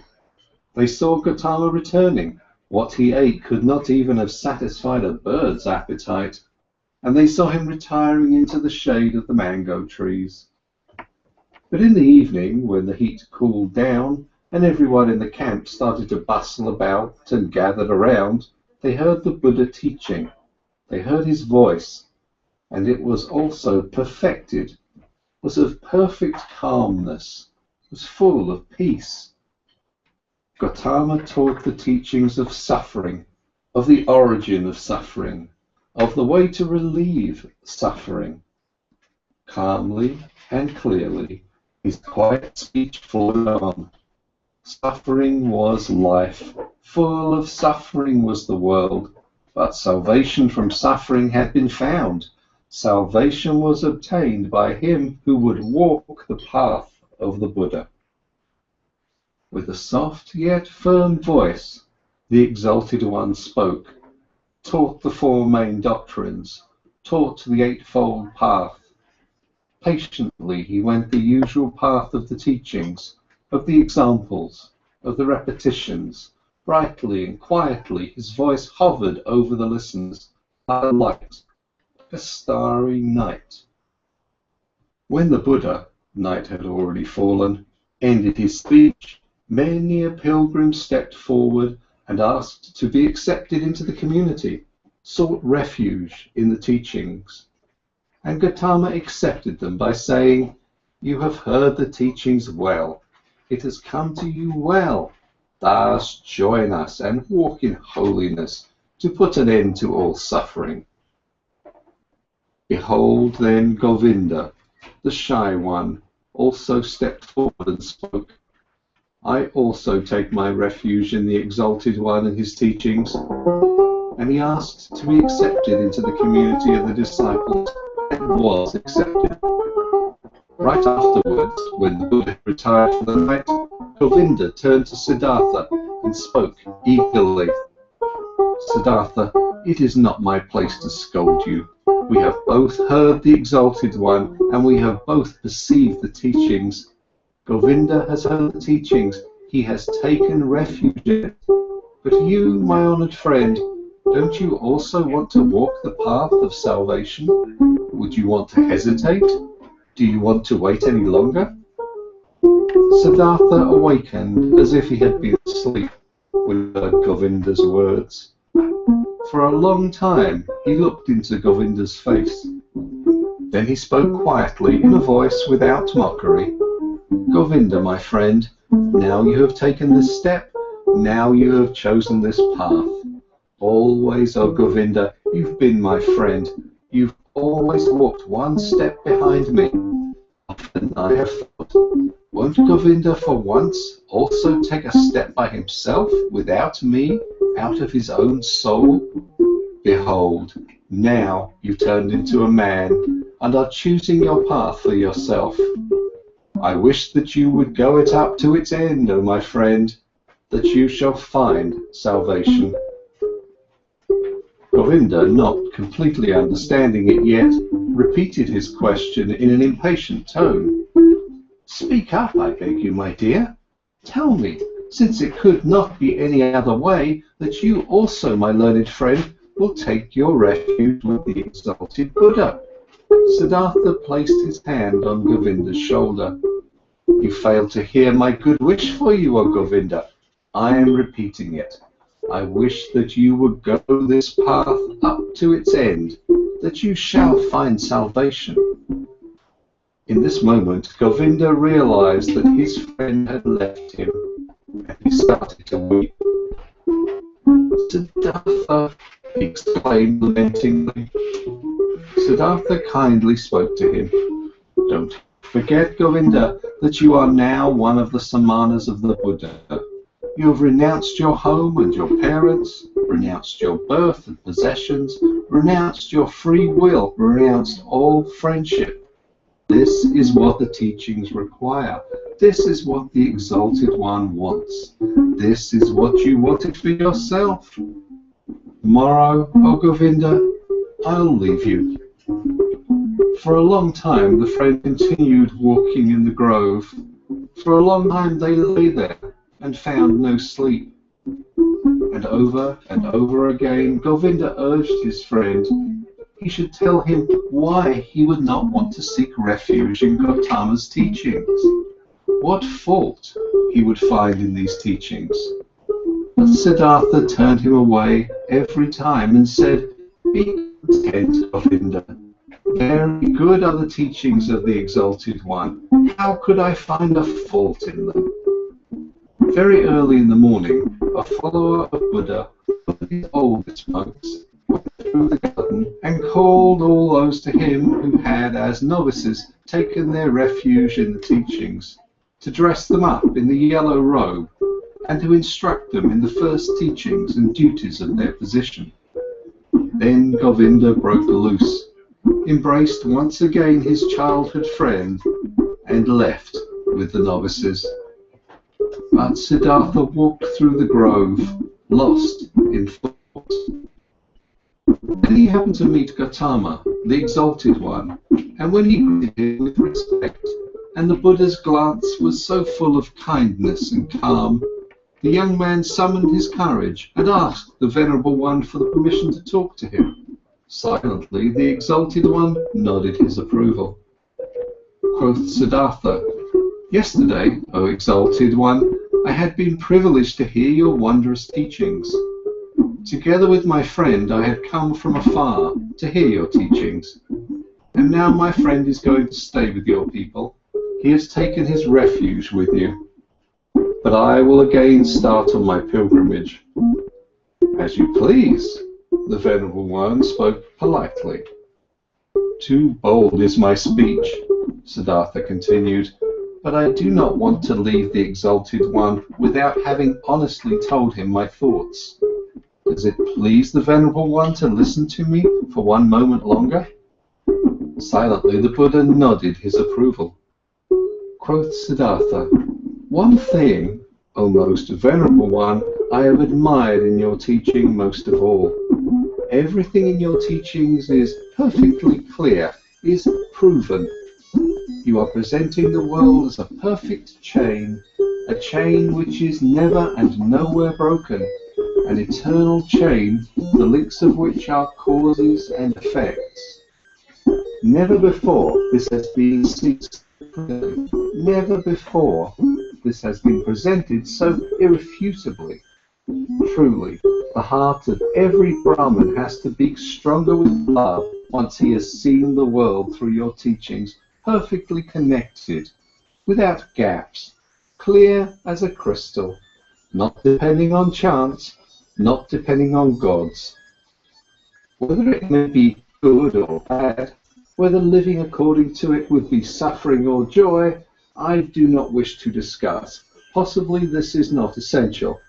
But the uniformity of the world, that everything which happens is connected, that the great and the small things are all encompassed by the same forces of time, by the same law of causes, of coming into being and of dying, this is what shines brightly out of your exalted teachings, O perfected one.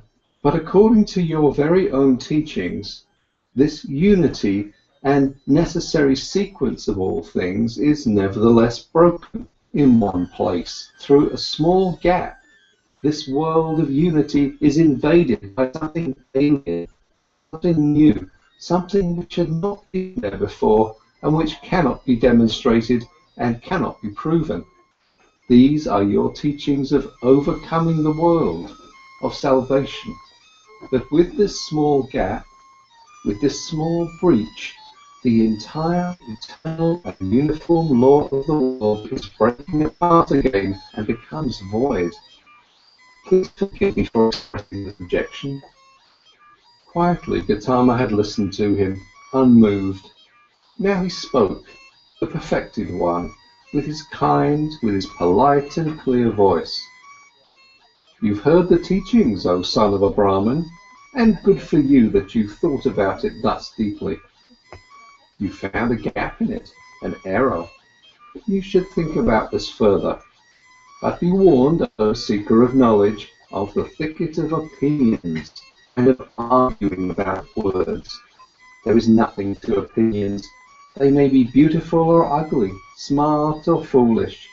Everyone can support them or discard them.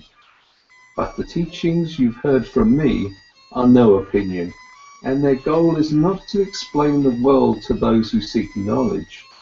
They have a different goal. Their goal is salvation from suffering. This is what Gotama teaches, nothing else. I wish that you, O exalted one, would not be angry with me, said the young man. I have not spoken to you like this to argue with you, to argue about words. You are truly right. There is little to opinions. But let me say this one more thing. I have not doubted in you for a single moment. I have not doubted for a single moment that you are Buddha, that you have reached the goal, the highest goal towards which so many thousands of Brahmins and the sons of Brahmins are on their way. You have found salvation from death. It has come to you in the course of your own search, on your own path, through thoughts, through meditation, through realizations, through enlightenment. It has not come to you by means of teachings. And, thus is my thought, O exalted one, nobody will obtain salvation by means of teachings. You will not be able to convey and say to anybody, O Venerable One, in words and through teachings, what has happened to you in the hour of enlightenment. The teachings of the enlightened Buddha contain much. It teaches many to live righteously, to avoid evil. But there is one thing that these so clear, these so venerable teachings do not contain. They do not contain the mystery of what the Exalted One has experienced for himself, he alone among hundreds of thousands. This is what I have thought and realized when I have heard the teachings. This is why I am continuing my travels, not to seek other better teachings, for I know there are none, but to depart from all teachings and all teachers, and to reach my goal by myself or to die. But often I'll think of this day, O Exalted One, and of this hour when my eyes beheld a holy man. The Buddha's eyes quietly looked to the ground. Quietly, in perfect equanimity, his inscrutable face was smiling. I wish, the Venerable One spoke slowly, that your thought shall not be in error, that you shall reach the goal. But tell me, have you seen the multitude of my Samanas, my many brothers, who have taken refuge in the teachings? And do you believe, O stranger, O Samana, do you believe that it would be better for them to abandon the teachings and to return into the life of the world and of desires? Far is such a thought from my mind, exclaimed Siddhartha. I wish that they shall stay with the teachings, that they shall reach their goal. It is not my place to judge another person's life. Only for myself alone, I must decide, I must choose, I must refuse. Salvation from the self is what we Samanas search for, O Exalted One. If I merely were one of your disciples, O Venerable One, I'd fear that it might happen to me that only seemingly, only deceptively, myself would be calmed and be redeemed, but that in truth it would live on and grow. For then I have replaced myself with teachings, my duty to follow you, my love for you and the community of the monks. With half of a smile, with an unwavering openness and kindness, Gotama looked into the stranger's eyes and bid him to leave with a hardly noticeable gesture. You are wise, O Samana, the Venerable One spoke. You know how to talk wisely, my friend, but be aware of too much wisdom. The Buddha turned away, and his glance and half of a smile remained forever etched in Siddhartha's memory. I have never before seen such a person glance and smile, sit and walk this way, he thought. Truly, I wish to be able to glance and smile, sit and walk this way too. Thus free, thus venerable, thus concealed, thus open, thus childlike and mysterious. Truly, only a person who has succeeded in reaching the innermost part of his self would glance and walk this way. Well, so I also will seek to reach the innermost part of myself. I saw a man, Siddhartha thought, a single man, before whom I would have to lower my glance. I do not want to lower my glance before any other, not before any other. No teachings will entice me any more, since this man's teachings have not enticed me. I am deprived by the Buddha, thought Siddhartha. I am deprived, and even more he has given to me. He has deprived me of my friend, the one who had believed in me and now believes in him, who had been my shadow and is now Gotama's shadow. But he has given me Siddhartha, myself.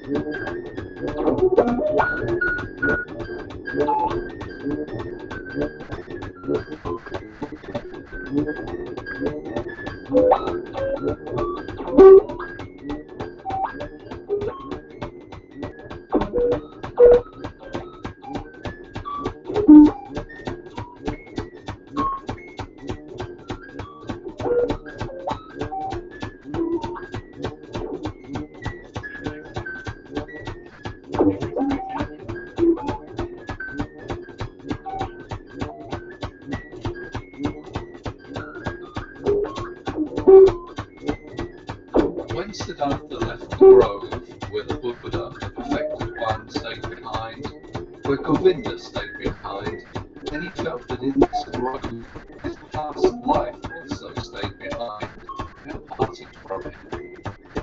He pondered about the sensation which filled him completely alone. He pondered deeply, like diving into a deep water. He let himself sink down to the ground of the sensation, down to the place where the causes lie. Because to identify the causes, so it seemed to him, is the very essence of thinking. And by this alone, sensations turn into realization, become entities, and start to emit like great light what is inside of them.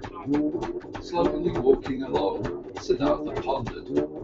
He realized that he was no youth anymore, but had turned into a man. He realized that one thing had left him, as a snake is left by its old skin. That one thing no longer existed in him, which had accompanied him throughout his youth, and used to be a part of him, which had teachers, and had listened to teachings. He had also left the last teacher who had appeared on his path, even him, the highest and wisest teacher, the most Buddha. He had left him, had to part with him, was not able to accept teachings. Slowly he walked along in his thoughts and asked himself, what is this? You from teachings and teachers, and what they, who have taught you much, were still unable to teach you. And he found it was the self, the purpose and essence of which I sought to learn. It was the self I wanted to free myself from, which I sought to overcome. But I was not able to overcome it, could only deceive it, could only flee from it, only hide from it. Truly, no thing in this world has kept my thoughts thus busy as this, my very own self. This mystery of me being alive, of me being one and being separated and isolated from all others, of me being Siddhartha. And there is no thing in this world I know less about than me, about Siddhartha.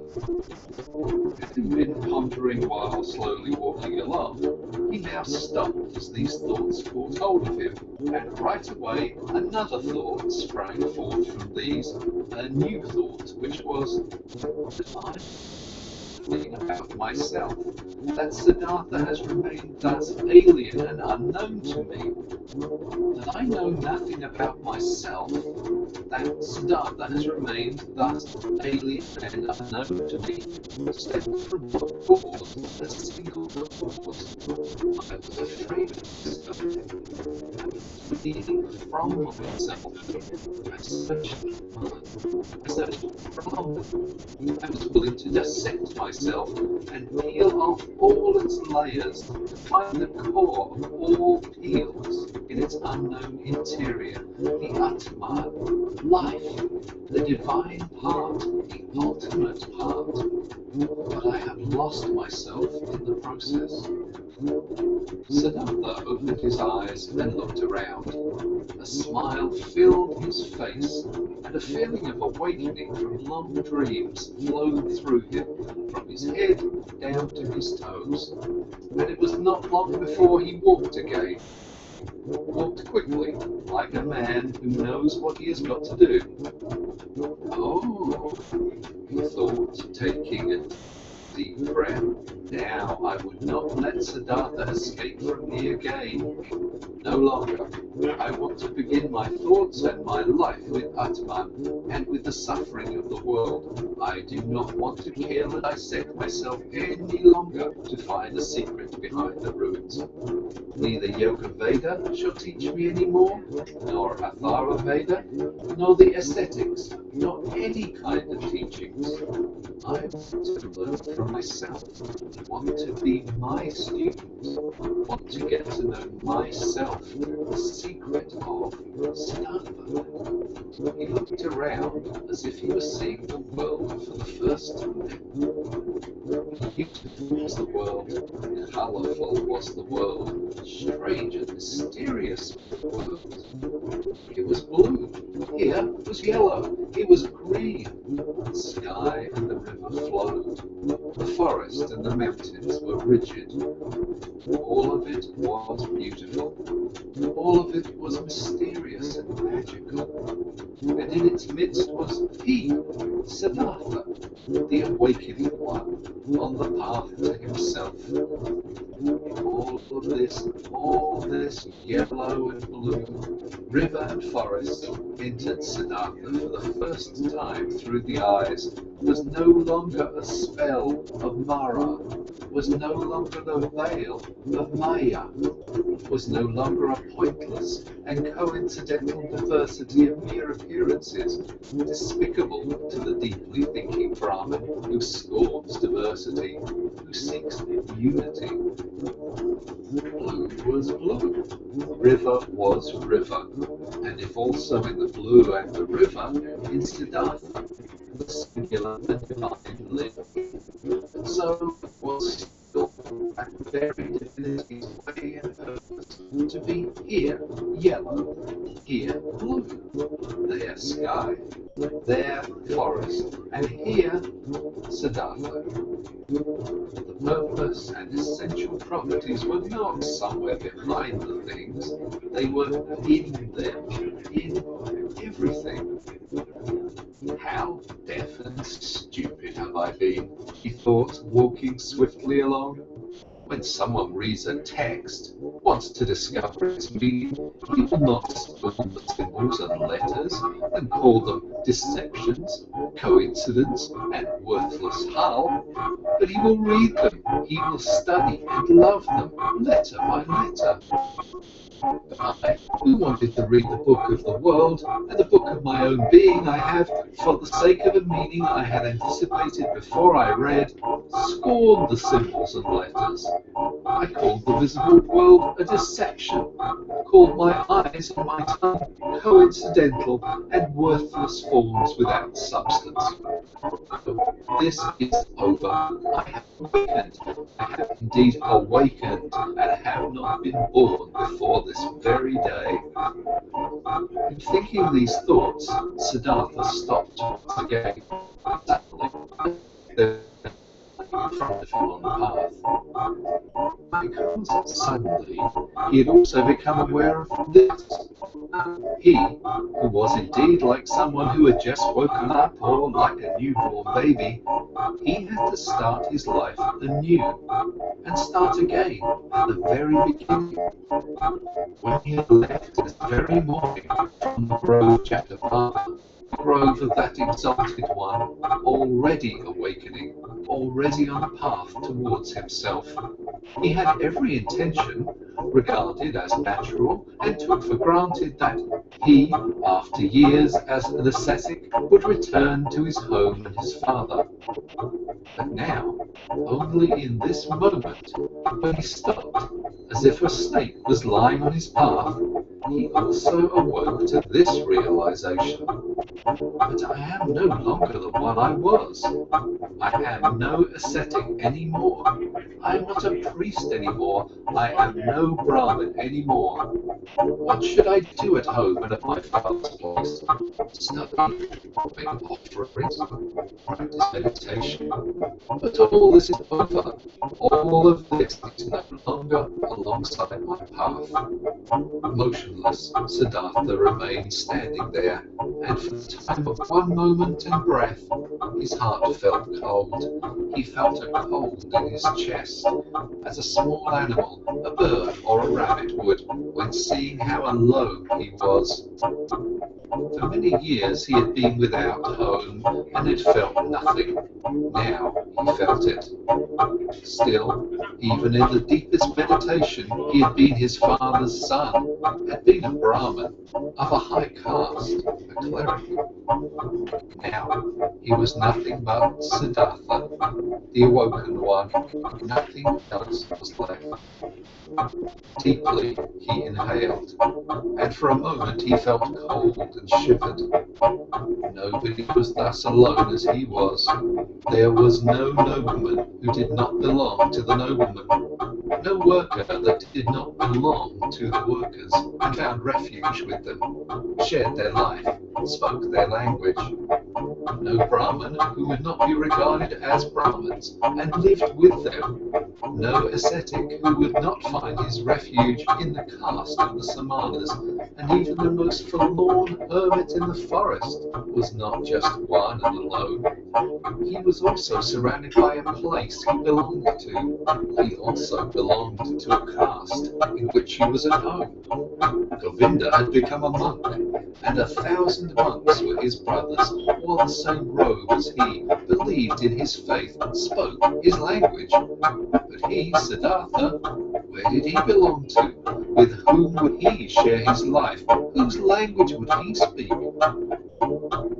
Out of this moment, when the world melted away all around him, he stood alone like a star in the sky. Out of this moment of cold and despair, Siddhartha emerged, more a self than before, more firmly concentrated. He felt this had been the last tremor of the awakening, the last struggle of this birth. And it was not long until he walked again in long strides, started to proceed swiftly and impatiently, heading no longer for home, no longer to see his father, no longer back.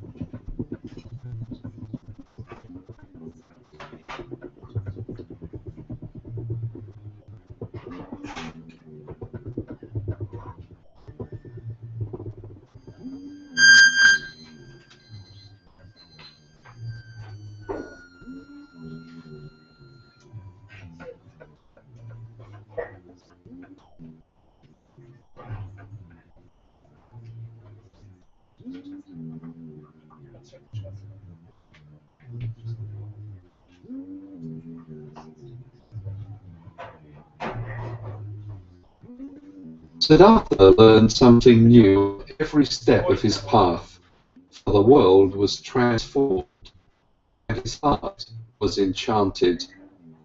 He saw the sun rising over the mountains with their forests, and setting over the distant beach with its palm trees. At night he saw the stars in the sky, in their fixed positions, and the crescent of the moon floating like a boat in the blue. He saw trees, stars, animals, clouds, rainbows, rocks, herbs, flowers, stream and river, the glistening dew in the bushes in the morning, distant high mountains which were blue and pale, birds sang and bees. Wind silverishly blew through the rice field. All of this, 1,000-fold and colourful, had always been there. Always the sun and the moon had shone. Always the rivers had roared and the bees had buzzed. But in former times, all of this had been nothing more to Siddhartha than a fleeting, deceptive veil before his eyes, looked upon in distrust, destined to be penetrated and destroyed by thought, since it was not the essential existence, since this essence lay beyond, on the other side of the visible. But now his liberated eyes stayed on this side. He saw and became aware of the visible, sought to get home in this world, did not seek for the true essence, did not aim at a world beyond. Beautiful was this world, looking at it thus, without searching, thus simply, thus childlike. Beautiful were the moon and the stars, beautiful was the stream and the banks, the forest and the rocks, the goat and the gold beetle, the flower and the butterfly.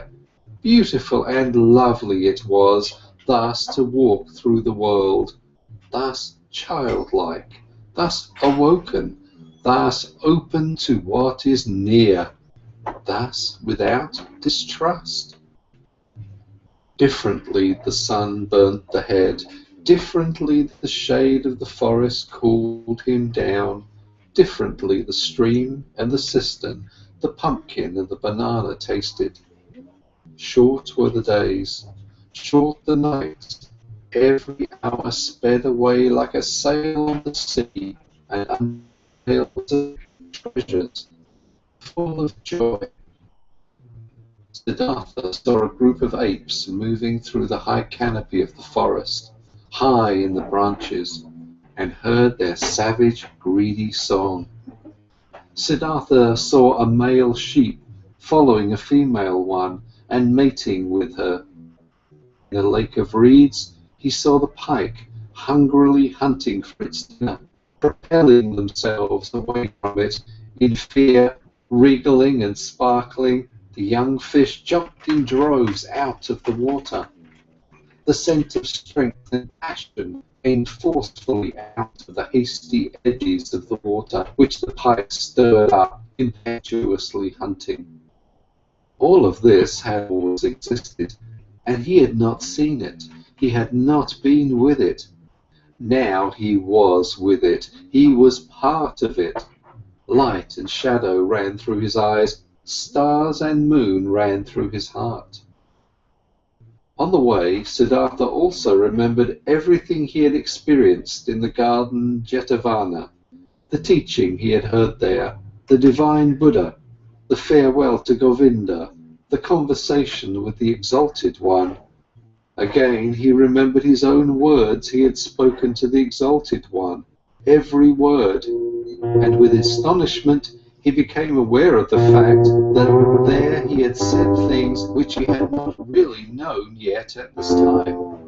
What he had said to Gotama, the Buddha's treasure and secret, was not the teaching, but the unexpressible and not teachable, which he had experienced in the hour of his enlightenment. It was nothing but this very thing, what he now began to experience. Now he had to experience himself. It is true that he had already known for a long time that his self was Atman in its essence, bearing the same eternal characteristics as Brahman, but never had he really found this self, because he had wanted to capture it in the net of thought. With the body definitely not being the self, and not the spectacle of the senses, so it also was not the thought, not the rational mind, not the learned wisdom, the learned ability to draw conclusions and to develop previous thoughts into new ones. No, this world of thought was also still on this side, and nothing could be achieved by killing the random self of the senses if the random self of the thoughts and learned knowledge was fattened. On the other hand, both the thoughts as well as the senses were pretty things. The ultimate meaning was hidden behind both of them. Both had to be listened to. Both had to be played with. Both neither had to be scorned nor overestimated. From both, the secret voices of the innermost truth had to be attentively perceived. We wanted to strive for nothing, except for what the voice commanded us to. Well, nothing, except where the voice would advise him to do so. Why had Gotama, at that time, in the hour of all hours, sat down under the bow tree where the enlightenment hit him? He had heard a voice in his own heart, which had commanded him to seek rest under this tree, and he had neither preferred self-castigation, ablutions, nor prayer, neither food nor drink, neither sleep nor dream. He had obeyed the voice. To obey like this, not to an external command, only to the voice. To be ready like this was good, this was necessary. Nothing else was necessary. In the night when he slept in the straw hut of a ferryman by the river, Siddhartha had a dream. Govinda was standing in front of him, dressed in the yellow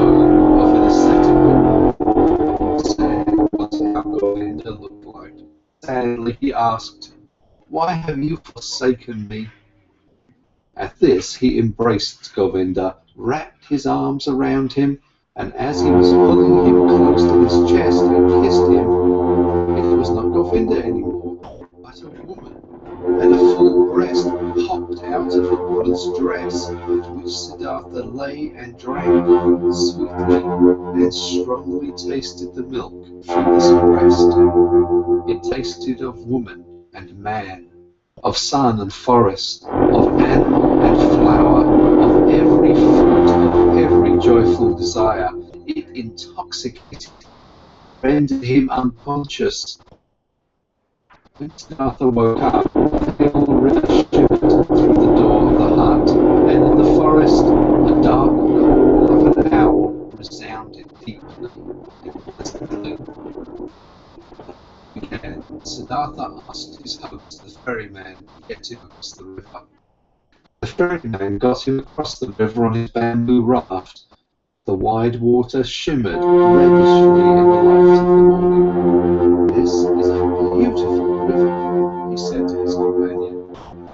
"Yes," said the ferryman, "a very beautiful river.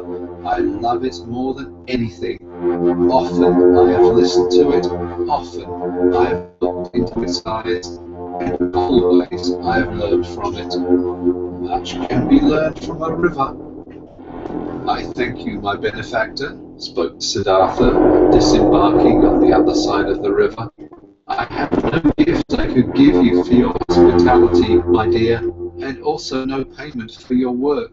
I am a man without a home, a son of a Brahmin and a Samana." "I did see it," spoke the ferryman, "and I haven't expected any payment from you, and no gifts, which would be the custom for guests to bear. You will give me the gift another time." "You think so?" asked Siddhartha amusedly. "Surely. This too I have learned from the river. Everything is coming back. You too, Samana, will come back.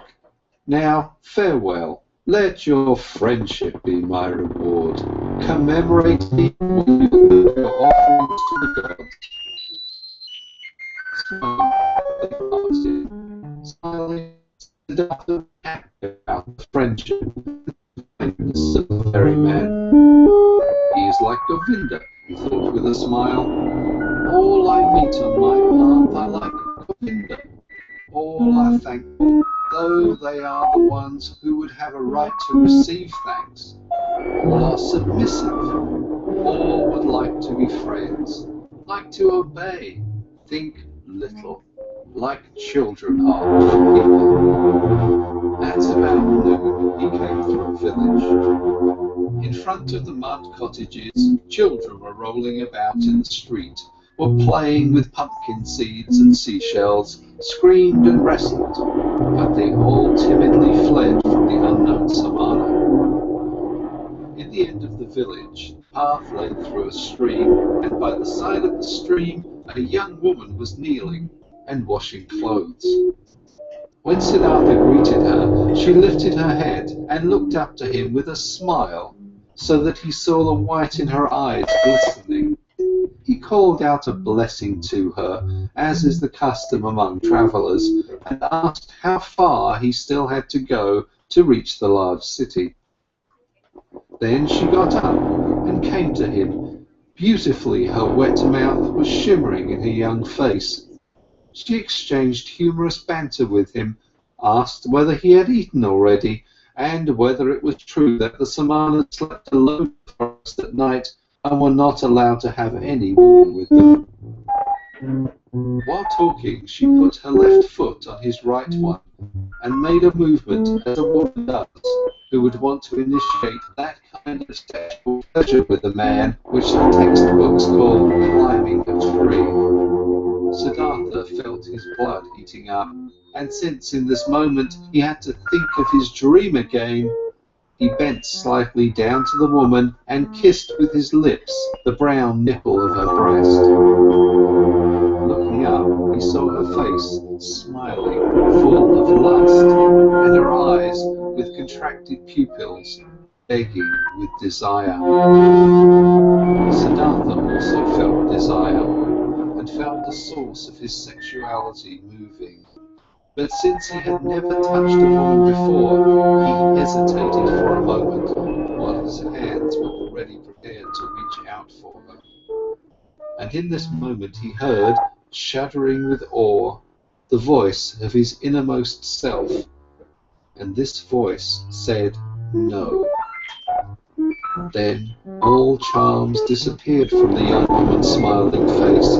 He no longer saw anything else but the damp glance of a female animal in it.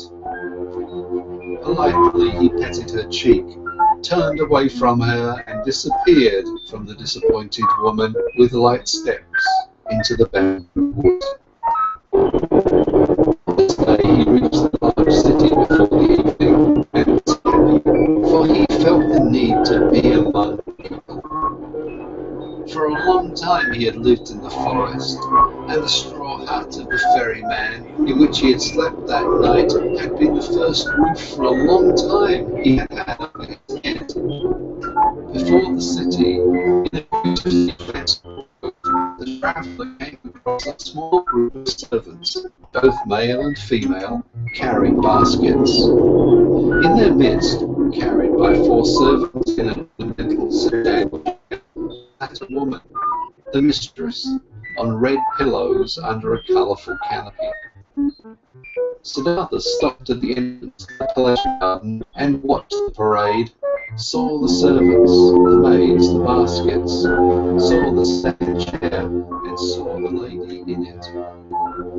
The black hair, which made to tower high on her head, he saw a very fair, very delicate, very smart face, a brightly red mouth, like a freshly cracked fig, eyebrows which were well tended and painted in a high arch, smart and watchful dark eyes, a clear, tall neck rising from a green and golden garment, resting fair hands, long and thin, with wide golden bracelets over the wrists. Siddhartha saw how beautiful she was, and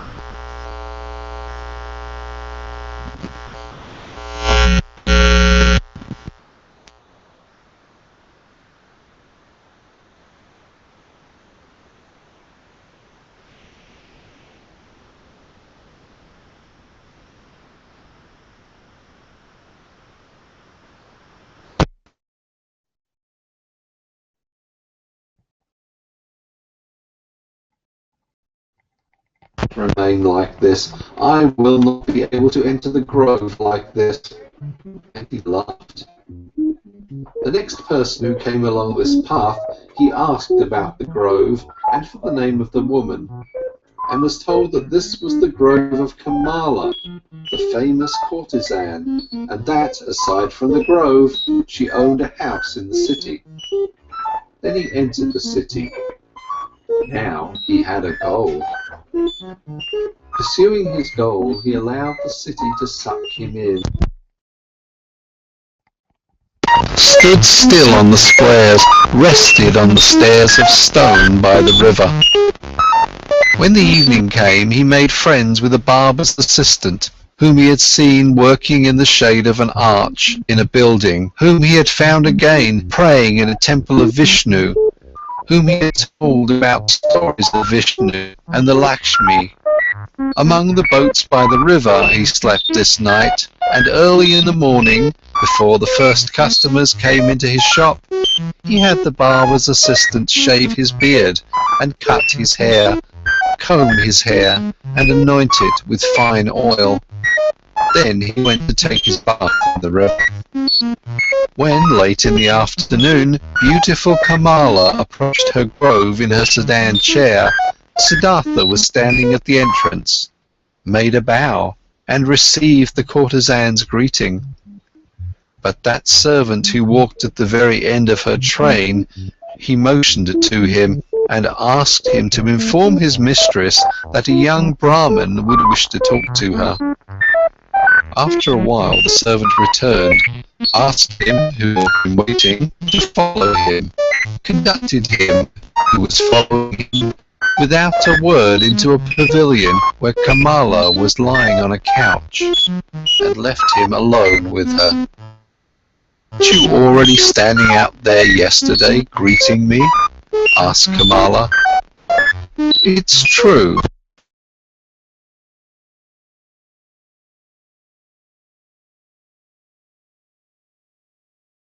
Dust in your hair? You have observed well. You have seen everything. You have seen Siddhartha, the son of a Brahmin, who has left his home to become a Samana, and who has been a Samana for 3 years. But now I have left that path and came into the city. The first one I met, even before I had entered the city, was you. To say this, I have come to you, O Kamala. You are the first woman whom Siddhartha is not addressing with his eyes turned to the ground. Never again I want to turn my eyes to the ground when I am coming across a beautiful woman. Kamala smiled and played with her fan of peacock's feathers, and asked, "And only to tell me this, Siddhartha has come to me?" "To tell you this, and to thank you for being so beautiful.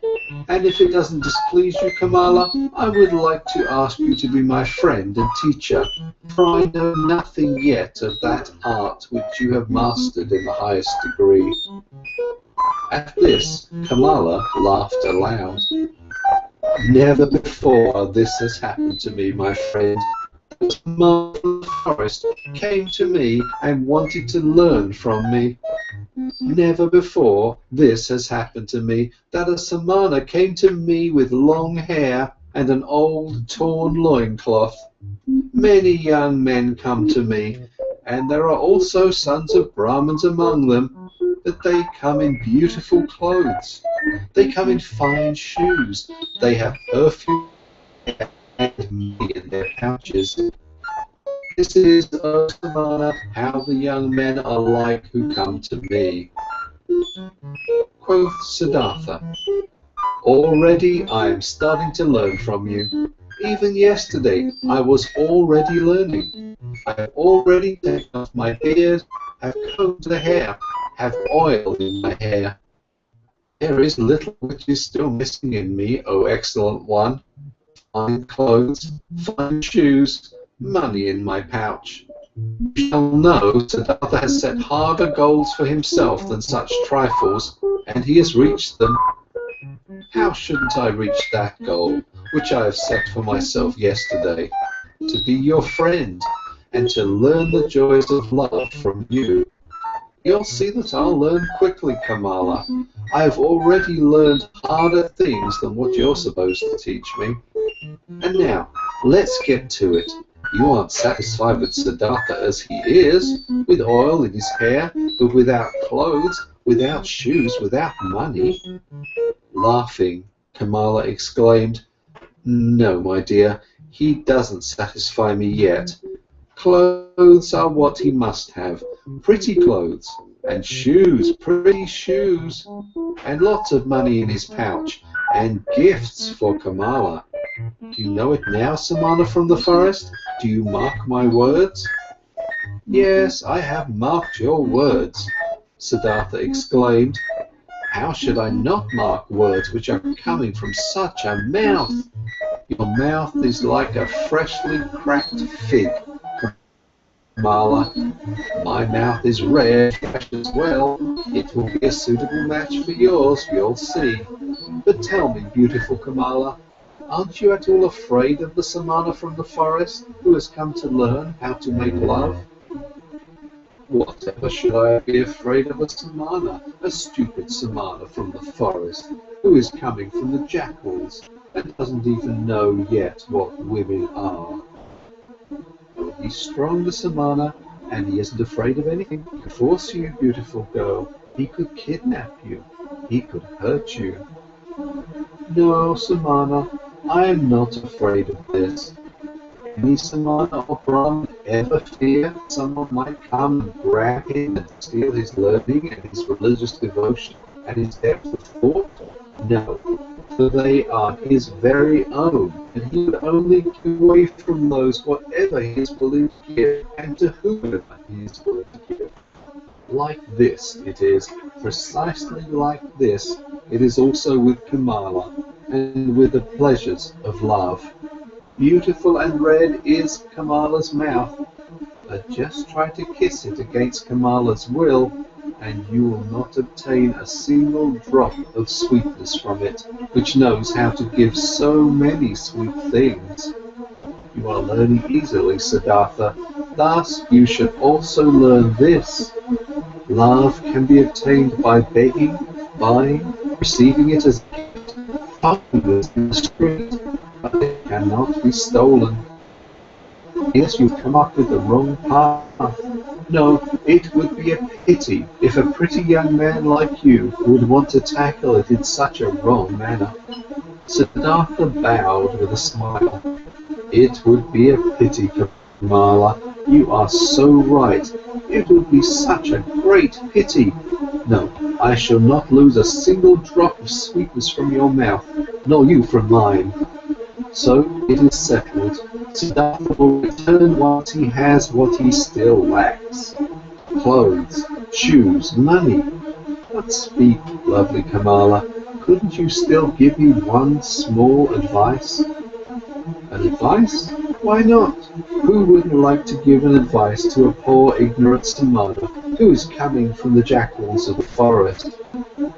Dear Kamala, thus advise me where I should go, that I'll find these three things most quickly. Friend, many would like to know this. You must do what you've learned, and ask for money, clothes, and shoes in return. There is no other way for a poor man to obtain money. What might you be able to do? I can think, I can wait, I can fast. Nothing else? Nothing. Yes, I can also write poetry. Would you like to give me a kiss for a poem? I would like to.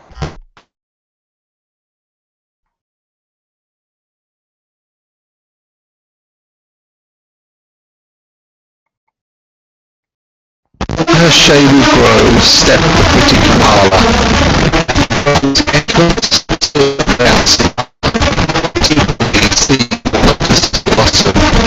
Bowed that man and smiling Kamala thanked. More lovely, thought the young man, than offerings for gods. More lovely is offering to pretty Kamala. Kamala loudly clapped her hands so that the golden bracelets clanged. Beautiful are your verses, O brown Samana. I'm losing nothing when I am giving you a kiss for them. She beckoned him with her eyes. He tilted his head so that his face touched hers, and placed his mouth on that mouth, which was like a freshly cracked fig. For a long time Kamala kissed him, and with a deep astonishment Siddhartha felt how she taught him, how wise she was, how she controlled him, rejected him, lured him, and how after the first one there was to be a long, a well-ordered, well-tested sequence of kisses, every one different from the others, he was still to receive. Breathing deeply, he remained standing where he was, and was in this moment astonished, like a child about a cornucopia of knowledge and things worth learning, revealed itself before his eyes. Very beautiful are your verses, exclaimed Kamala.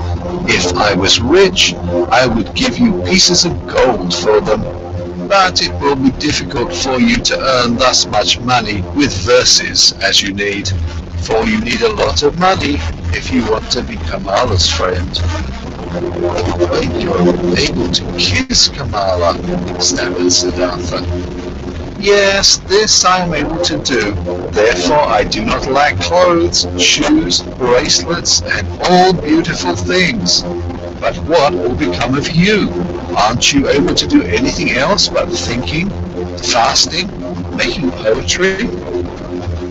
I also know the sacrificial songs, said Siddhartha, but I do not want to sing them anymore. I also know magic spells, but I do not want to speak them anymore. I have read the scriptures. Stop, Kamala interrupted him. You're able to read and write? Certainly I can do this. Many people can do this. Most people can't. I also can't do it. It is very good that you're able to read and write. Very good. You will also still find use for the magic spells. In this moment, a maid came running in and whispered a message into her mistress's ear. There's a visitor for me, exclaimed Kamala. Hurry and get yourself away, Siddhartha. Nobody may see you in here. Remember this. Tomorrow, I'll see you again. But to the maid, she gave the order to give the pious Brahmin right up in the mountains. Without fully understanding what was happening to him, Siddhartha found himself being dragged away by the maid, brought into a garden house, direct up, being given upper garments as a gift, led into the bushes, and urgently admonished to get himself out of the grove as soon as possible without being seen. Contentedly, as he had been told, being accustomed to the forest, he managed to get out of the grove and over the hedge without making a sound. Contentedly, he returned to the city, carrying the rolled-up garments under his arm. At the inn where travellers stay, he positioned himself by the door. Without words, he asked for food. Without a word, he accepted a piece of rice cake. Perhaps as soon as tomorrow.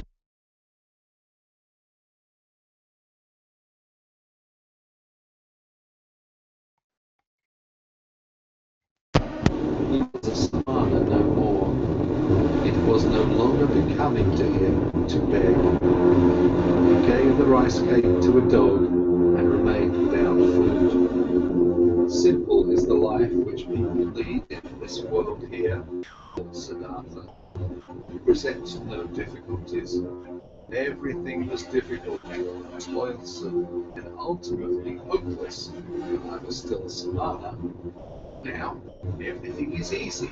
Easy like that lessons in kissing which Kamala is giving me. I need clothes and money, nothing else. This is a small, near goal. They won't make a person lose any sleep. He had already discovered Kamala's house in the city long before. There he turned up the following day. Things are working out well, she called out to him. They are expecting you at Kamaswami's. He is the richest merchant of the city. If he'll like you, he'll accept you into his service. Be smart around Samana. Let others tell about you. Be open towards him. He is very powerful.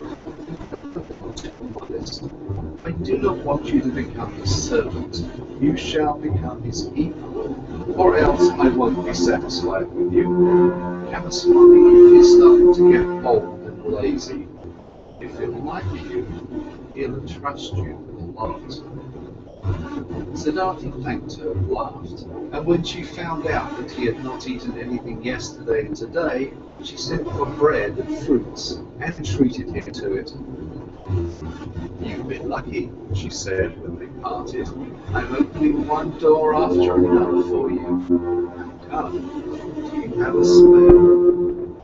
Siddhartha said, yesterday I told you I knew how to think, to wait, and to fast. And you thought this was of no use. But it is useful for many things, Commander. You'll see. You'll see that the stupid Samana's unlearning and able to do many pretty things in the forest. So likes you the day before yesterday, I was still a shaggy beggar. As soon as yesterday, I met Samana, and soon I'll be a merchant with money. All those things you can see. Yes, is it? And where would you be without me? What would you be if Kamala wasn't helping you? Dear Kamala, said Siddhartha, and straightened up to his full height. When I came to you in your grove, I did the first step. It was my resolution to learn love from this most beautiful woman. From that moment on, when I made this resolution, I also knew that I would carry it out. I knew that you would help me. At your first glance at the entrance to the grove, I already knew it.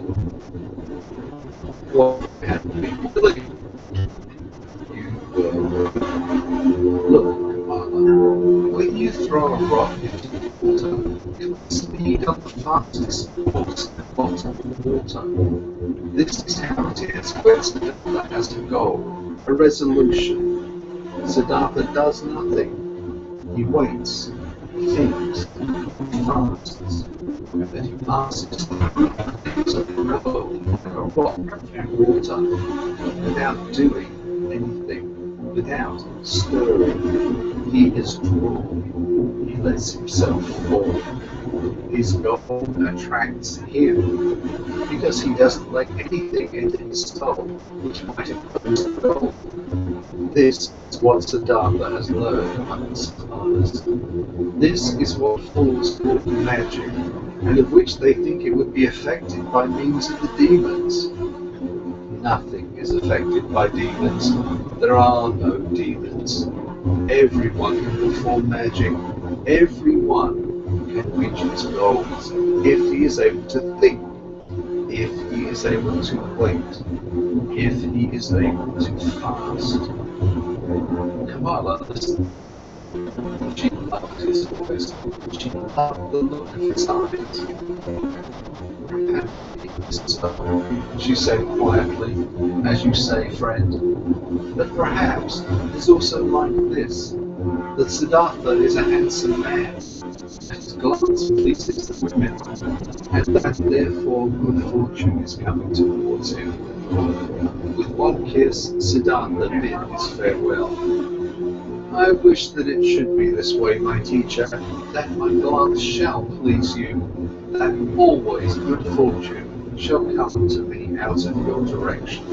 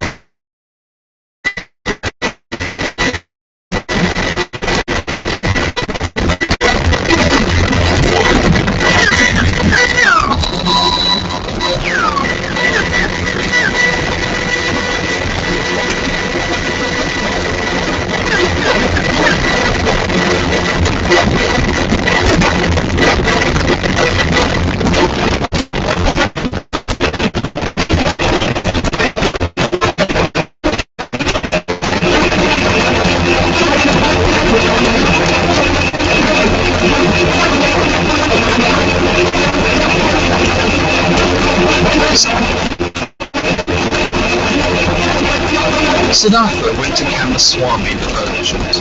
He was directed into a rich house. Servants led him between precious carpets into a chamber where he awaited the master of the house. Kamaswami entered. A swiftly, smoothly moving man with very grey hair, with very intelligent, cautious eyes, with a greedy mouth. Likely, the host and the guest greeted one another. I have been told, the merchant began, that you are a Brahmin, a learned man. A merchant. Might you have become destitute, Brahmin, so that you seek to serve? No, said Siddhartha. I have not become destitute and have never been destitute. You should know that I am coming from the Samanas, with whom I have lived for a long time. If you're coming from the Samanas, how could you be the Samanas entirely without possessions? I am without possessions, said Siddhartha, if this is what you mean. Surely I am without possessions, but I am so voluntarily, and therefore I am not destitute. But what are you planning to live of, being without possessions? I haven't thought of this yet, sir. For more than 3 years I have been without possessions, and have never thought of what I should live. So you live on the possessions of others. Presumably this is how it is. After all, a merchant also lives of what other people own. Well, instead, but he wouldn't take anything from another person for nothing. He would give him merchandise in return. So it seems to be, everyone takes, everyone gives, such is life. But if you don't mind me asking, being without possessions, what would you like to give? Everyone gives what he has. A warrior gives strength. The merchant gives merchandise. The teacher, teachings. The farmer, rice. The fisher, fish. Yes, indeed. And what is it now that you've got to give? What is it that you've learned? What you're able to do? I can think. I can wait. That's everything. I believe that's everything. And what's the use of that? For example, the fasting. What is it good for? It is very good, sir. When a person has nothing to eat, fasting is the smartest thing he could do. When, for example, Siddhartha hadn't learned to fast, he would have to accept any kind of service before this day is up, whether it may be with you or wherever, because hunger would force him to do so.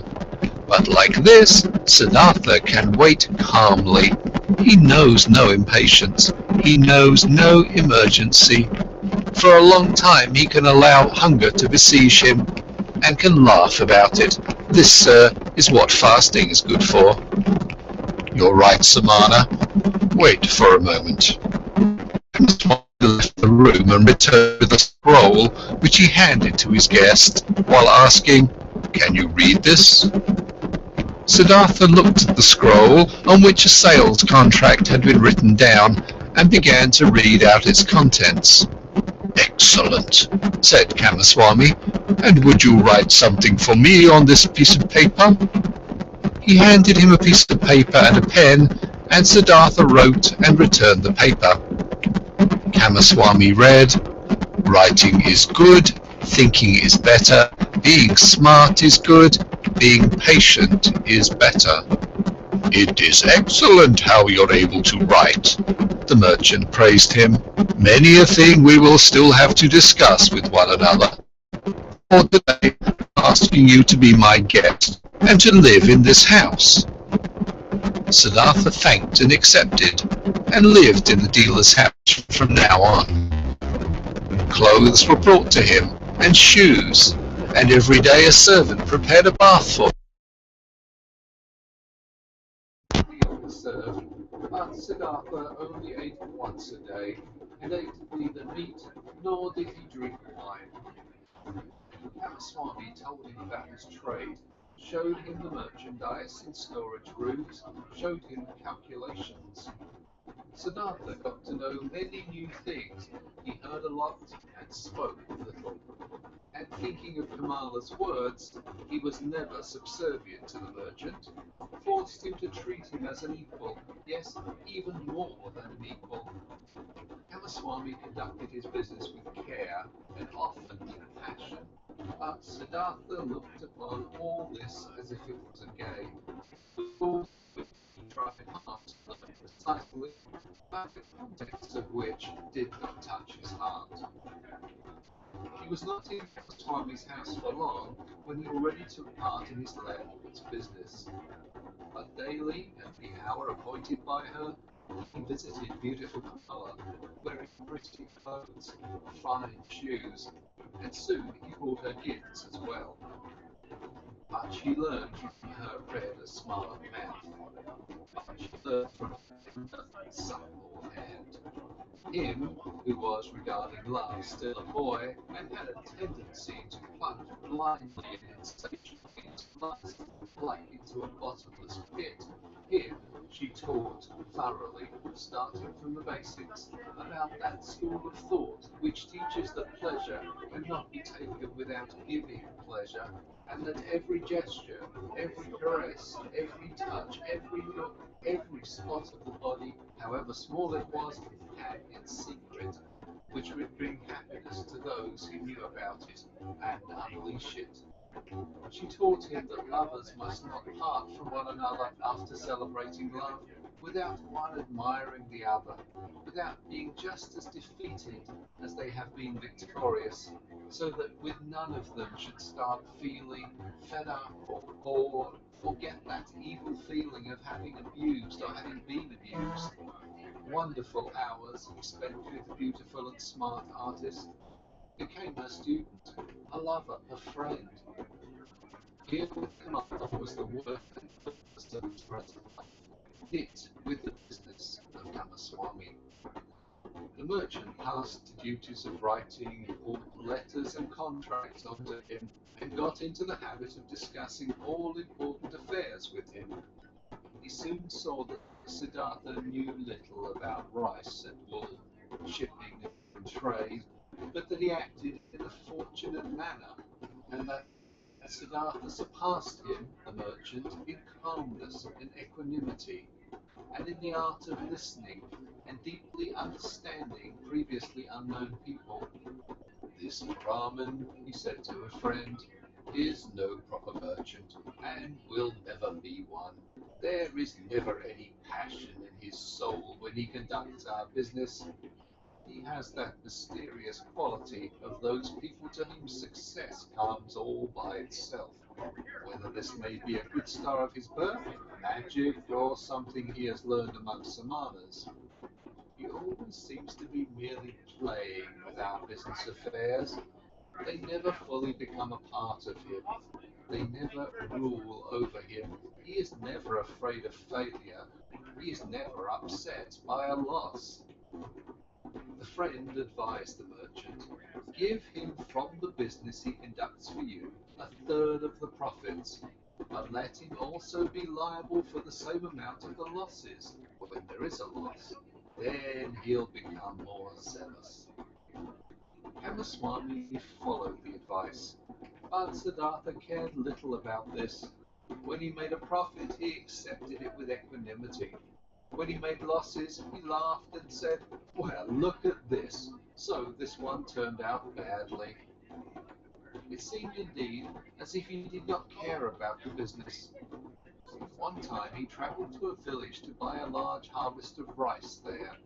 But when he got there, the rice had already been sold to another merchant. Nevertheless, Siddhartha stayed for several days in that village, treated the farmers for a drink, gave copper coins to their children, joined in the celebration of a wedding, and returned extremely satisfied from his trip. Ramaswamy held against him that he had not turned back right away, that he had wasted time and money. Siddhartha answered, stop scolding, dear friend. Nothing was ever going. If the loss has occurred, let me bear that loss.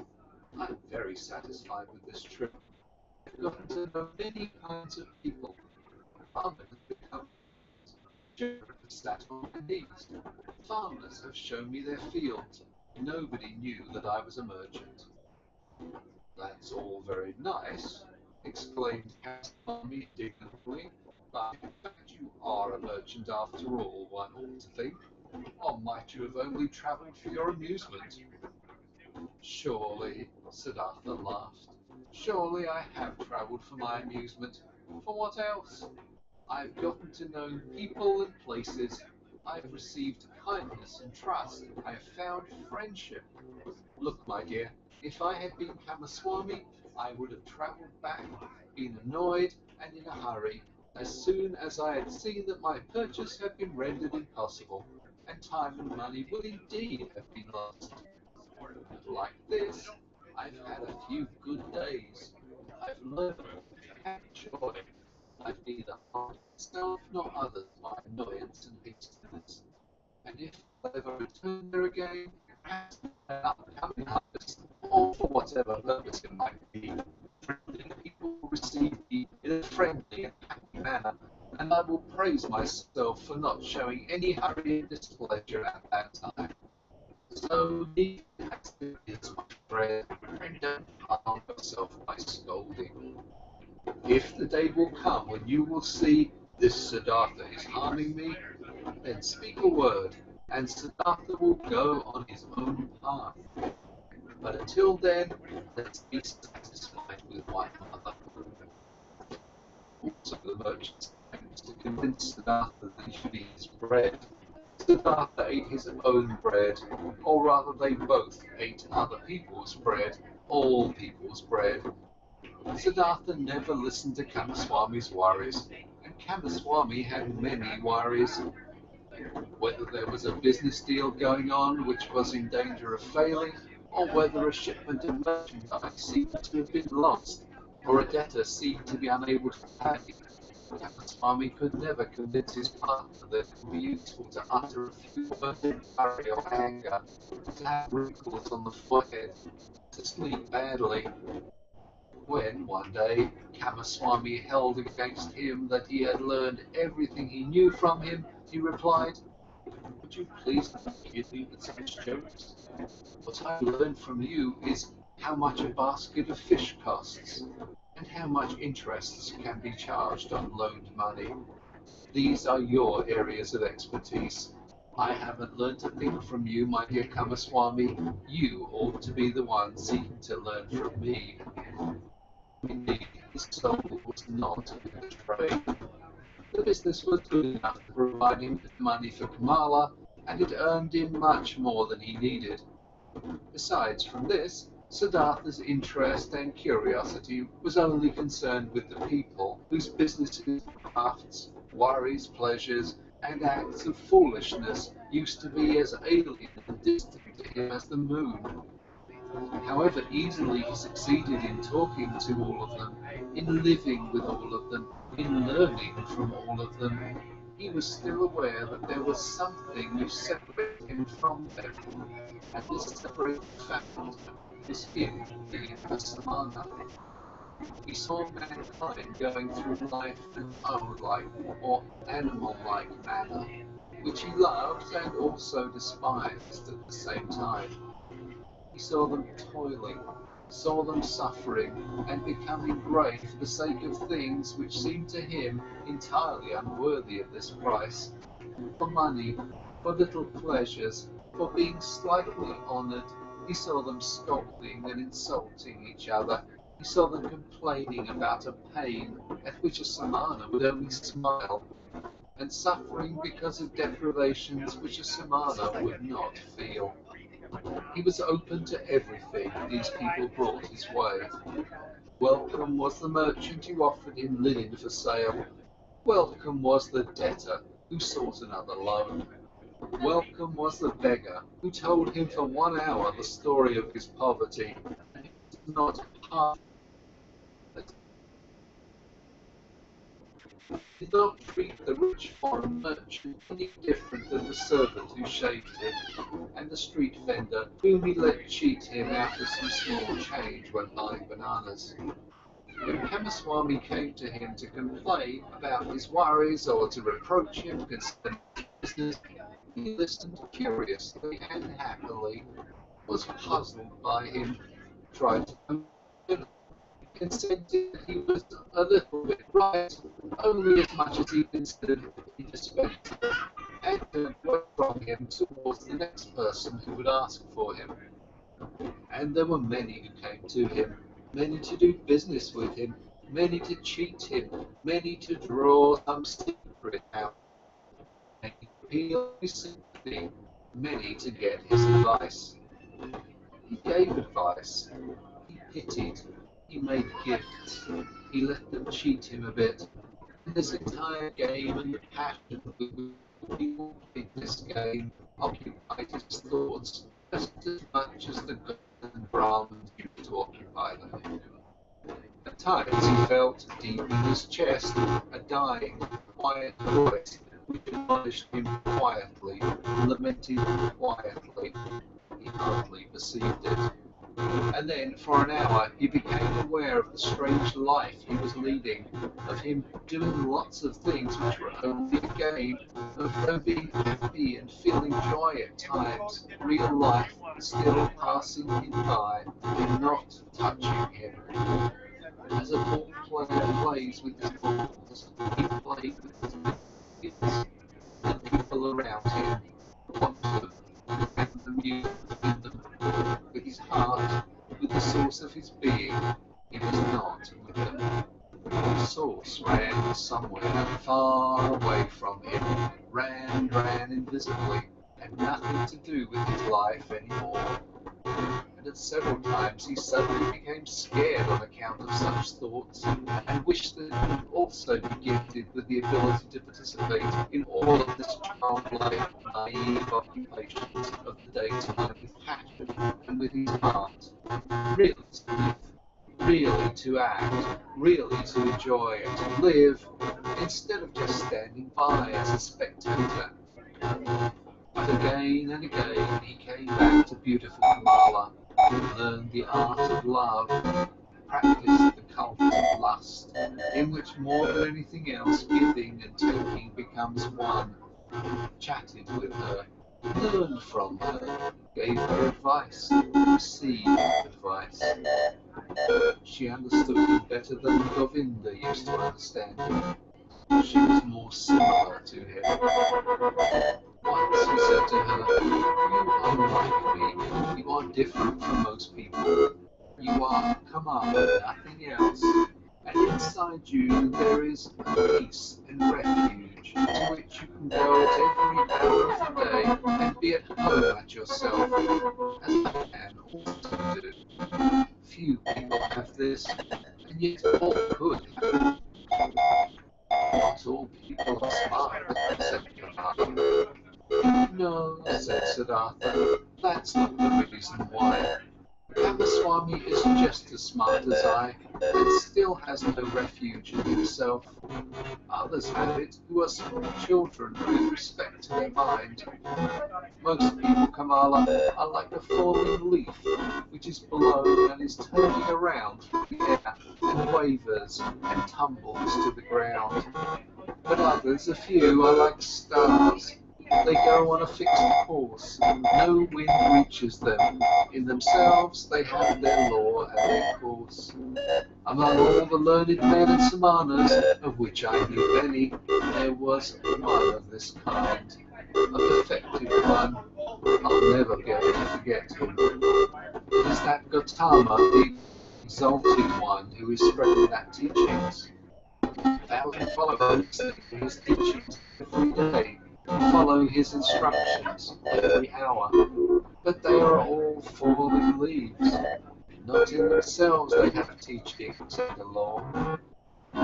Kamala looked at him with a smile. "Again you're talking about him," she said. "Again you are having a Samana's thoughts." Siddhartha said nothing, and they played the game of love, one of the 30 or 40 different games Kamala knew. Her body was flexible like that of a jaguar, and like the bow of a hunter. He, who had learned from her how to make love, was knowledgeable of many forms of lust, many secrets. For a long time she played with Siddhartha, enticed him, rejected him, forced him, embraced him, enjoyed his masterful skills, until he was defeated and rested exhausted by her side. The courtesan bent over him, took a long look at his face, at his eyes which had grown tired.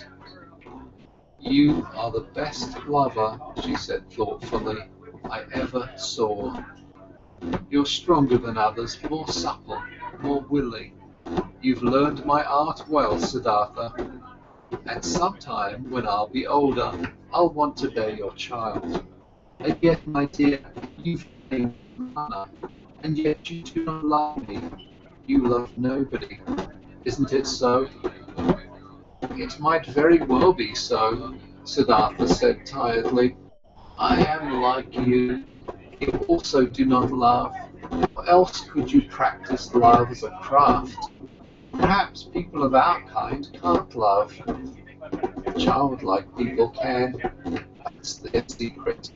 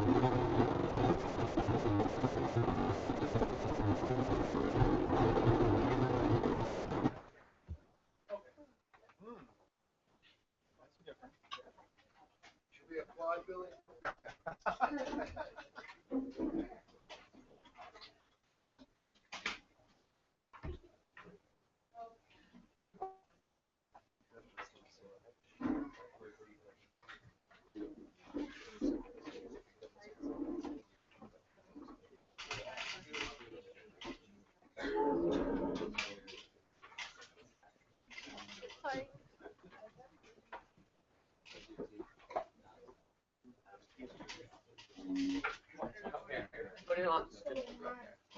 Yeah.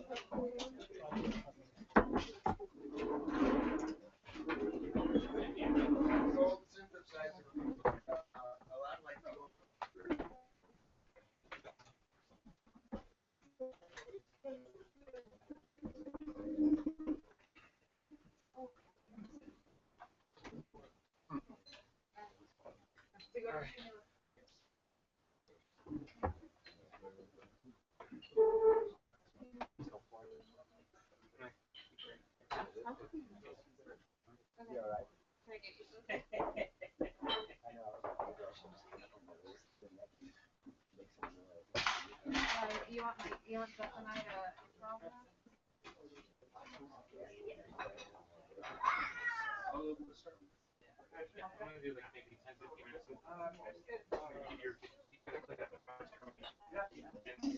I'll take whatever he can go.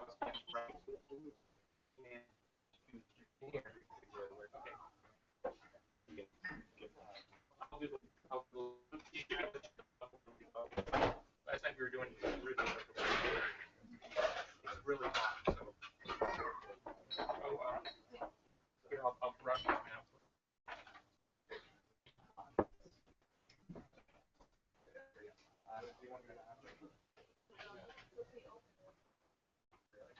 What's this t-shirt?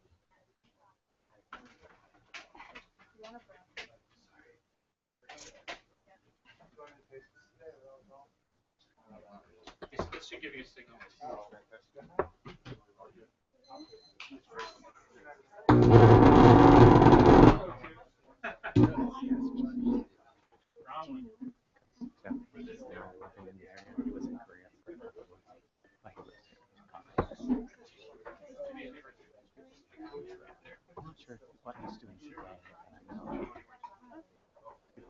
Go ahead and start.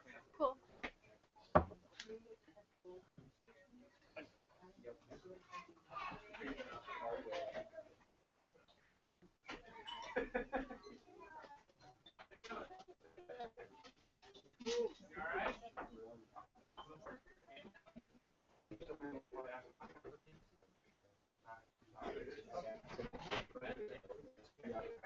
That whole thing.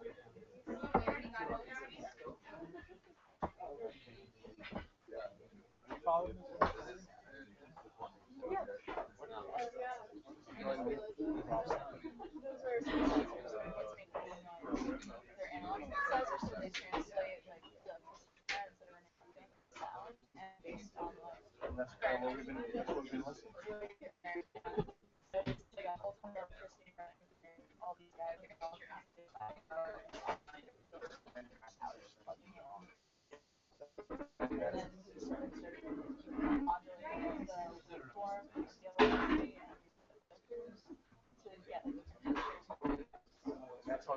That's how he's adding Yes. Yeah. It's his musical interpretation. Yes. Right. Yeah.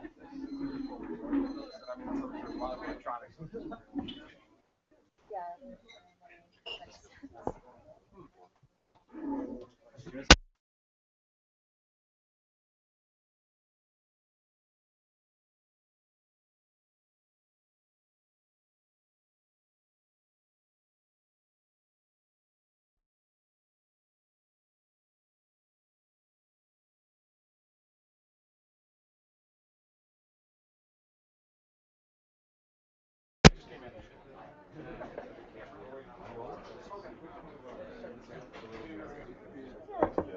Seems like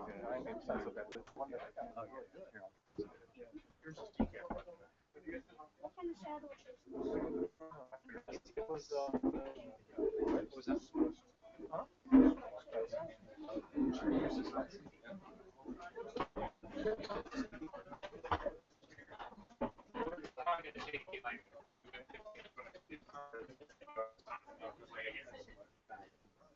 I do some with some random case.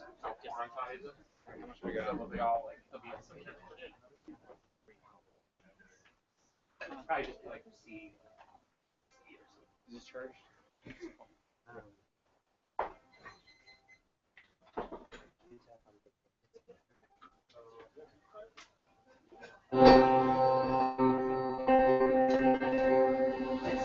be able to adjust here.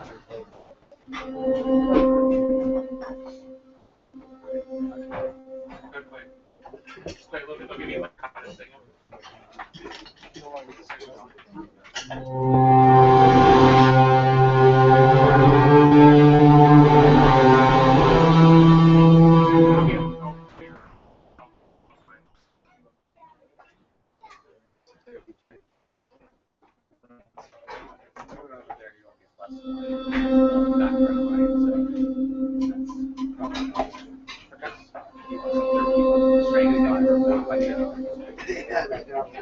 Suppose you like you do the play out, it's not really working. And you hit on something. Oh, that's kind of cool. Do you mind if I make an announcement about the shirts again? No, go ahead. It's like about a 10-minute break. So. Alright. Hi everyone, just so you know, there's a raffle going on for the only poster printed by Hexagonal so far, and there's only going to be one poster printed. And it's $10 for the raffle, and it's for the show. It's dated, and it's been stamped by Billy on the back. Also, we have, I think, 2 more shirts left. We have the shirt, that's the same design as the poster, and it's only available today. All of our Hexagonal shirts, there's only 5 of, and whatever sizes are available. And they come in a jar with one of our exclusive teas, and it's $60 for the tea. Just so you know. And our tea of the day is Greek of Nature tea, and it's only available today. So much left over. Like whatever was whenever I was. Oh, I'm sorry. No, you're fine. I was like, Essentially, there's like a series Someone must be out. Another warning. If anyone's going yeah, on, basically, it's this simple in this regard. You have things that make noise and you have things that don't make noise. Half the sound is you hear something that goes like muffles it or whatever, and then you can tell the muffles. You don't worry about it. And so then you can have signals that will block rhythms, so that you can get like syncopated things. so you plug it in the right time. The only harrowing part about this in this regard is normally you want something around and you kind of get jerked around and then you kind of go, okay, I'm on something, and then you go from there. But here, it's like everything that doesn't work serves, so it seems incongruous what's going on. So it's just like kind of guessing. So it's probably not as complex. You generally layout of like, oh, if I put in here, it's going to be roughly this family of sounds. Yeah. But I mean, the beautiful thing is a lot of unpredictability. The comment, like, oh, that's kind of cool. Why do you turn that on? Yeah. It's sort of an interactive system. And Bob, who was one of the pioneers of this stuff, he talked about that man of the machine. Not too dissimilar to the guitar, you know, like a lot of times you get the negative feedback of the ball, you hit something and it'll sound a certain way. So it's just probably breaking it down into its, like, you know, when you show up. I guess my main question was, I didn't see you press the keys. I hear it all. Yeah, there's already signals. Well, I can send a signal that in essence is constant. Right. So I was droning and it was just sending a constant signal. So I'd hit the key and it would just go. But then I could also do where I would just signal it would die away. Or you modulate it. Yeah. At some point I had like this was controlling something, and then you were also hearing this run through a device. There was a lot of crazy shit going on. Have you tried that medicine extra? It's really like hard to die. Yeah. Well, I think it's just the tube. It's like you gotta find a spot on the tube, you know? And it's like the big, you know, the pop goes like only this much works. So you're like going like, it's like the I like that a lot. I think that was part of it, yeah. When I was overloading a lot of filters. Well, I like that a lot. Because if you do that right, you kind of get almost like with the bass player, we can kind of. Yeah. It's interesting. I'm not. It's interesting to use two. This makes sense. So there's a sort of there's a whole other layer in there.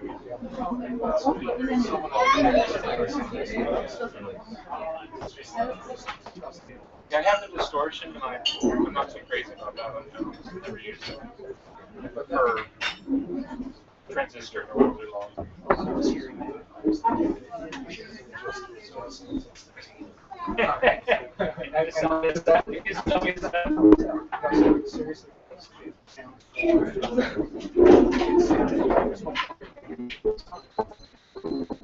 Also, what I like about it is its smallness kind of works for this. I have a Ramona behind here, like that new Ramona, and that's like classic, you know, 808.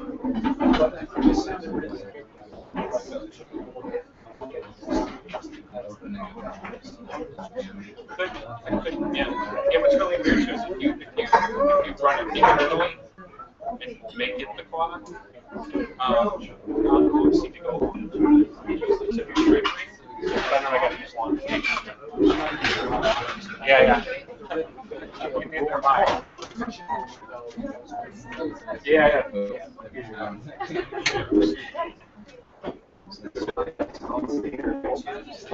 Oh, yeah, he was just have fun? Yeah, that's interesting. I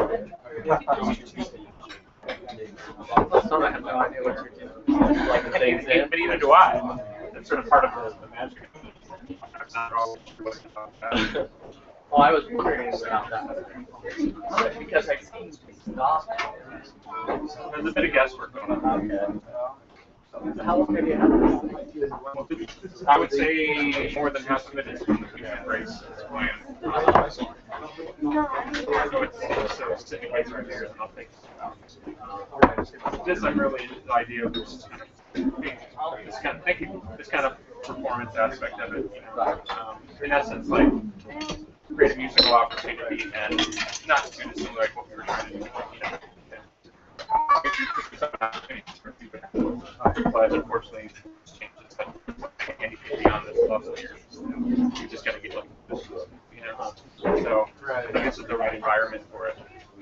Yeah, it's an artistic. Yeah, I certainly like reacting off the text because I'm sort of, you know, I mean, I can't like if I want to do something sort of super crazy heavy thing, like well, it's not really appropriate. It's sort of right on the edge where I would normally go. You don't have much choice. Because in essence, you know, you sort of set up one thing and then you evolve.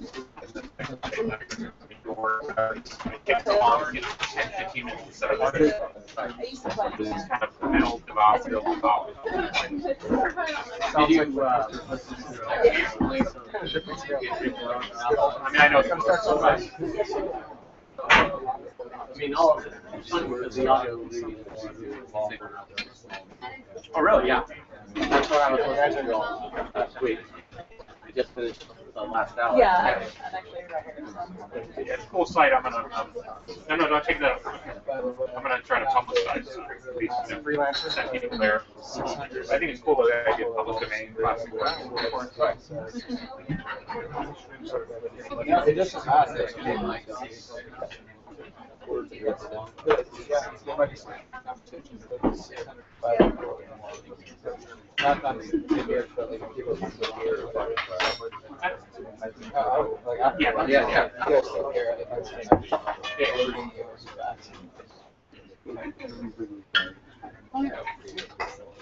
Two times.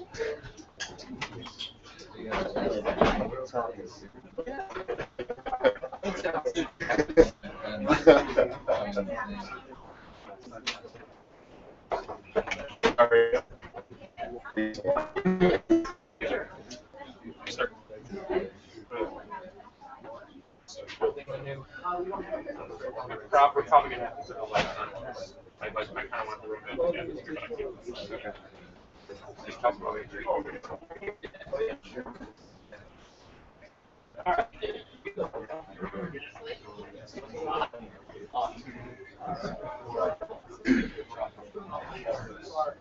I told like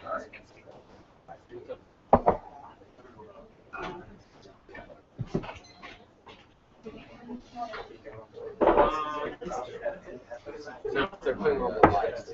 Let's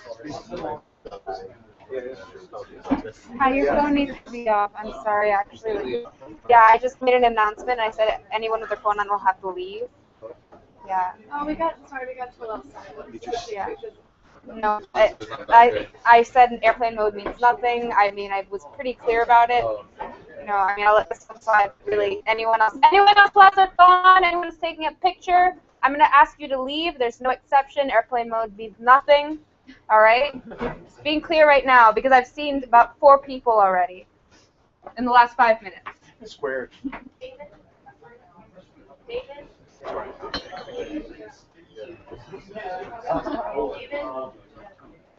Do you have a digital camera? Okay. Yeah, we Yeah, will. it's discrimination.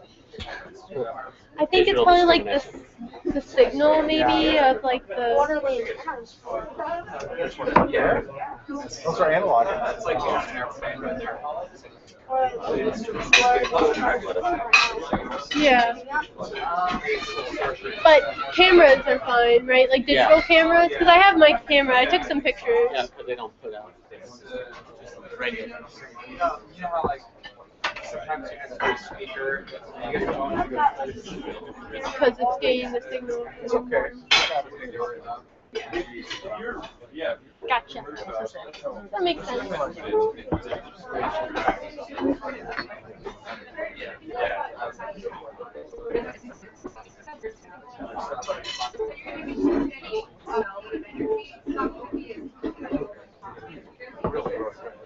We should stop by here.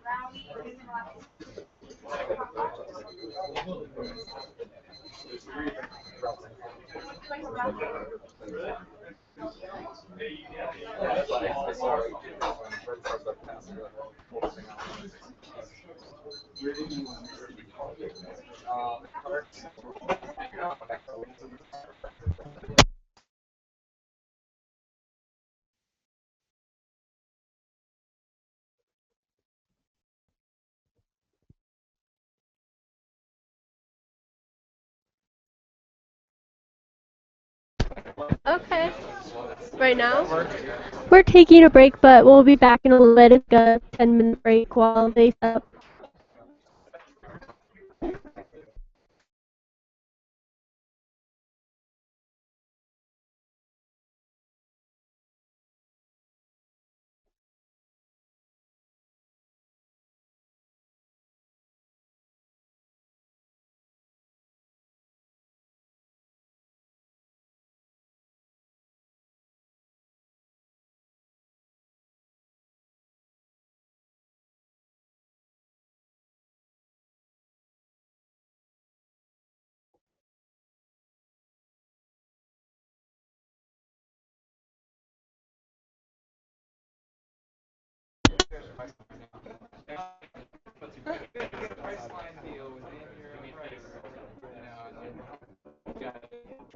I tried it. My pricing went from like but I got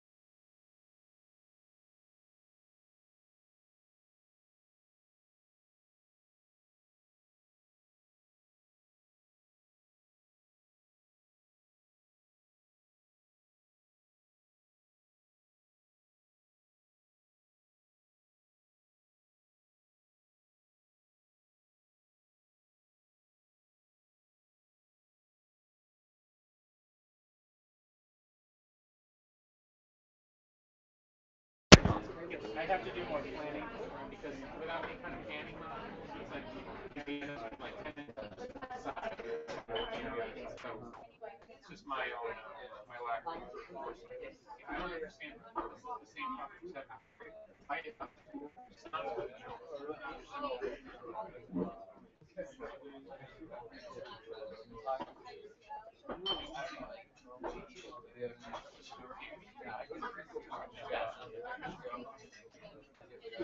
They want me right. We I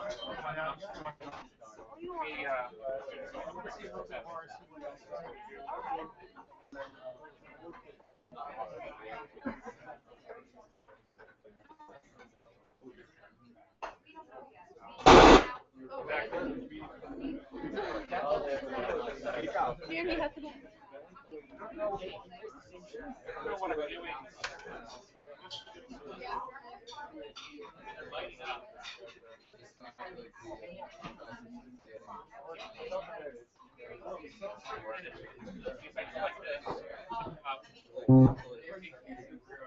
Some people like it.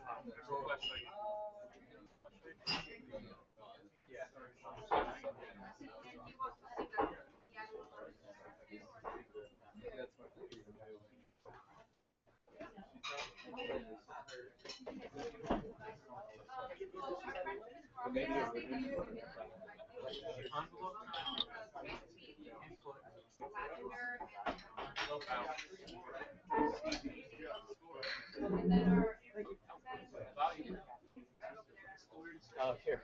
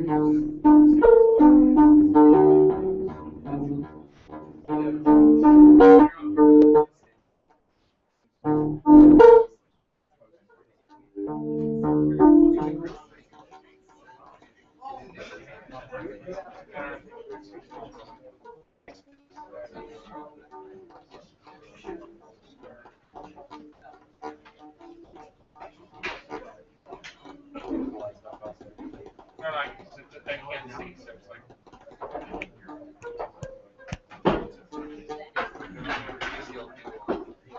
Okay, so go ahead and start the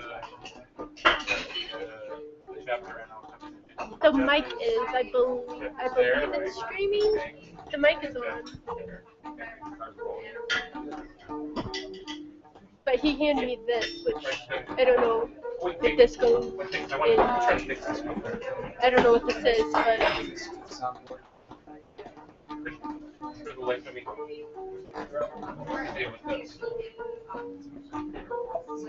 Yeah.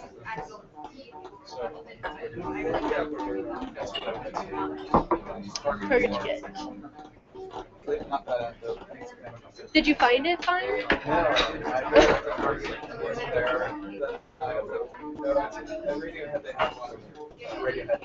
Well,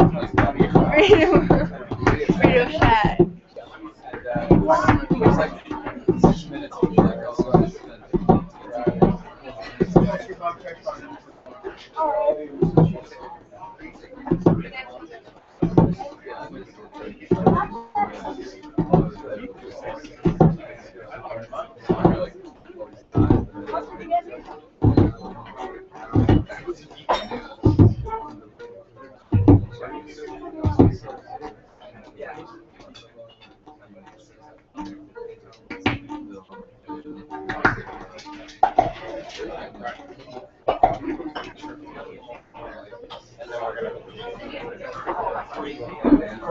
We're going to give up our seats.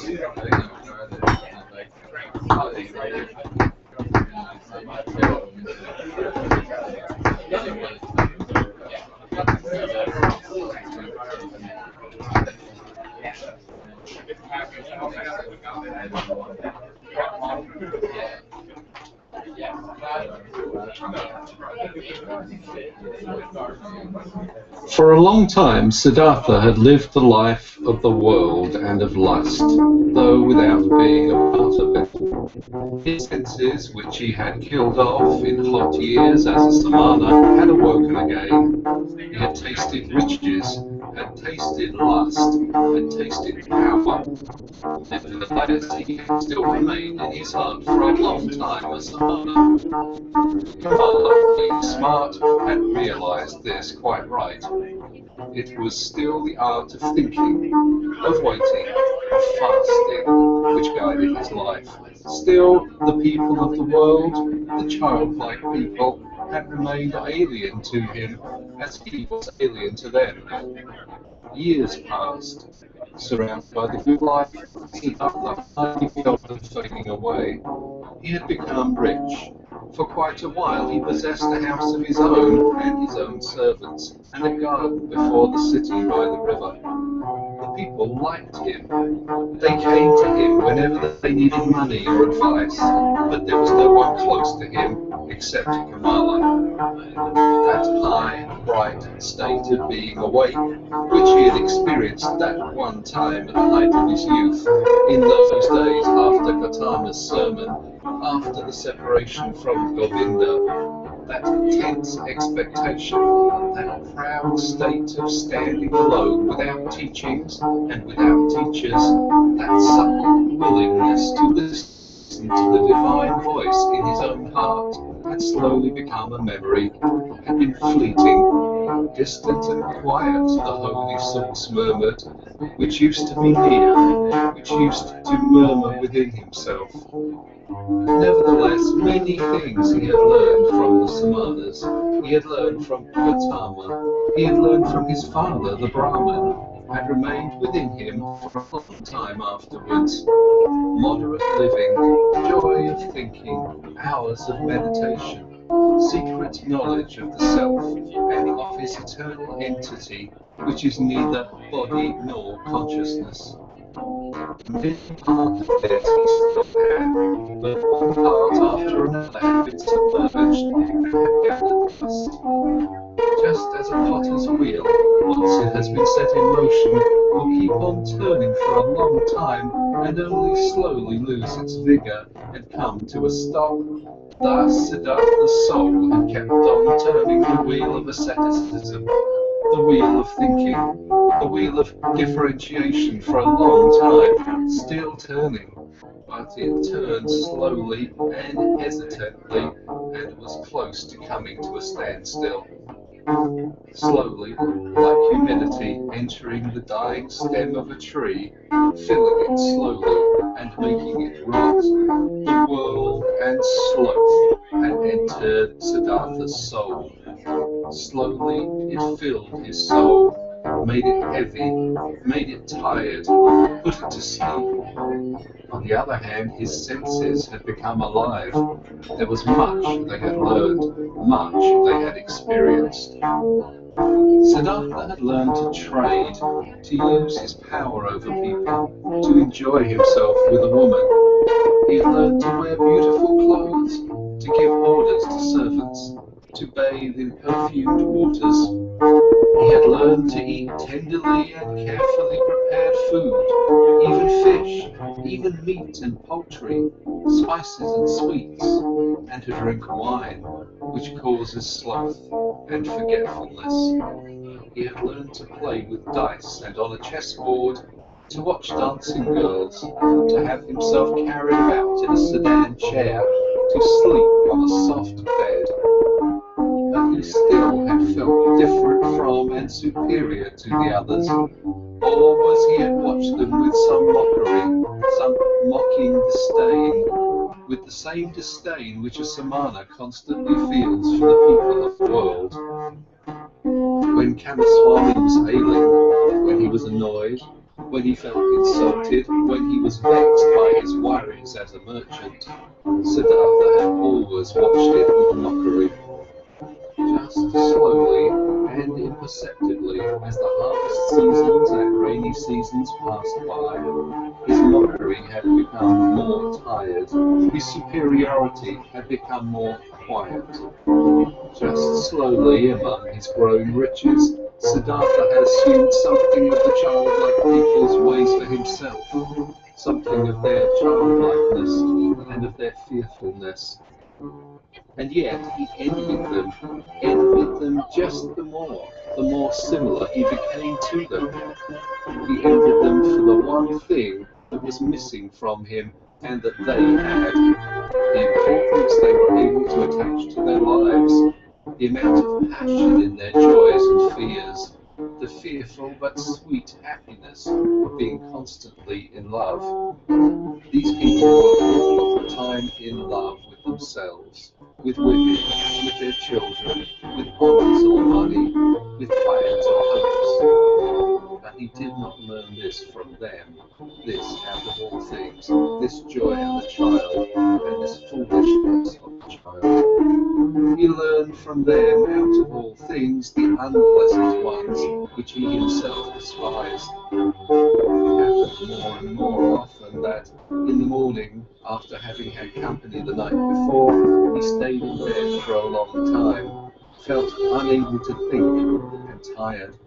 It happened that he became angry and impatient when Kamaswami bored him with his worries. It happened that he laughed just too loud when he lost a game of dice.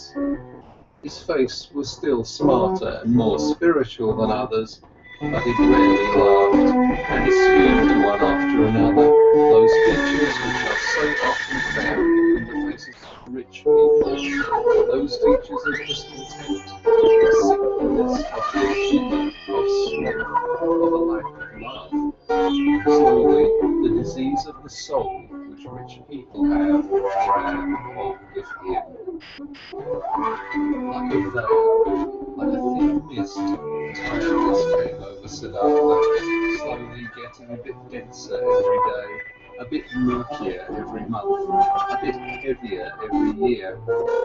As a new dress becomes old in time, loses its beautiful colour in time, gets stains, gets wrinkles, gets worn off at the seams, and starts to show threadbare spots here and there. Thus, Siddhartha's new life, which he had started after his separation from Govinda, had grown old, lost colour and splendour as the years passed by, was gathering wrinkles and stains, and hidden at bottom, already showing its ugliness here and there, disappointment and disgust were waiting, and hidden at bottom, already showing its ugliness here and there, disappointment and disgust were waiting. Siddhartha did not notice it. He only noticed that this bright and reliable voice inside of him, which had awoken in him at that time and had ever guided him in his best times, had become silent. He had been captured by the world, by lust, covetousness, sloth, and finally also by that vice which he had used to despise and mock the most, as the most foolish one of all vices, greed. Property, possessions, and riches also had finally captured him. They were no longer a game, trifles to him, had become a shackle and a burden. In a strange and devious way, Siddhartha had gone into this fiery, meticulous dependencies and means of playing dice. It was since that time, when he had stopped being Samana in his heart, that Siddhartha began to play the game for money and precious things, which he, at other times, only joined in smiling casually as a custom of the childlike people, with an increasing rage and passion. He was a field gambler. Few dared to take him on, so high and audacious were his stakes. He played the game due to a pain in his heart, losing and wasting his wretched money in the game that brought him an angry joy. In no other way could he demonstrate his disdain for wealth, the merchant's false god, more clearly and more mockingly. Thus he gambled with high stakes and mercilessly, hating himself, mocking himself, won thousands, away thousands, lost money, lost jewellery, lost a house and country, won again, lost again. That fear, that terrible and petrifying fear which he had felt while he was rolling the dice, while he was worried about losing the high stakes, that fear he loved and sought to always renew it, always increase it, always get it to a slightly higher level, for in this feeling alone he still felt something like happiness, something like an intoxication, something like an elevated form of life in the midst of this saturated, lukewarm, dull life. And after each big loss, his mind was set on new riches, pursued the trade more zealously, forced his debtors more strictly to pay, because he wanted to continue gambling, he wanted to continue squandering, continue demonstrating his disdain of wealth. Siddhartha lost his calmness, lost his nerve, lost his patience when he was not paid on time, lost his kindness towards beggars, lost his disposition for giving away and loaning money to those who petitioned him. He who gambled away tens of thousands at one roll of the dice and laughed at it, became more strict and more petty in his business, occasionally dreaming at night about the money.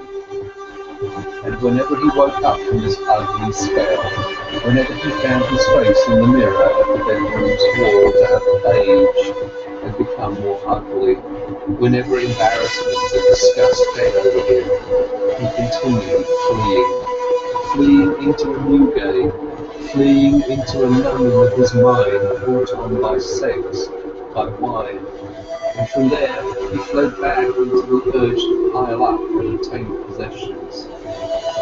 In this hopeless cycle he ran, growing tired, growing old, growing ill. Then the time came when a dream warned him. He had spent the hours of the evening with Kamala in her beautiful pleasure garden. They had been sitting under the trees talking, and Kamala had said beautiful words, words behind which a sadness and a tiredness lay hidden. She had asked him to tell her about Gotama, and could not hear enough of him. How clear his eyes, how still and beautiful his mouth, how kind his smile, how peaceful his walk had been. For a long time he had to tell her about the exalted Buddha, and Kamala had sighed and had said, "One day, perhaps soon, I'll also follow that Buddha. I'll give him my pleasure garden for a gift and take my refuge in his teachings." And after this she had aroused him and had tied him to her in the act of making love with painful fervour, biting and in tears, as if once more she wanted to squeeze the last sweet drop out of this vain, fleeting pleasure.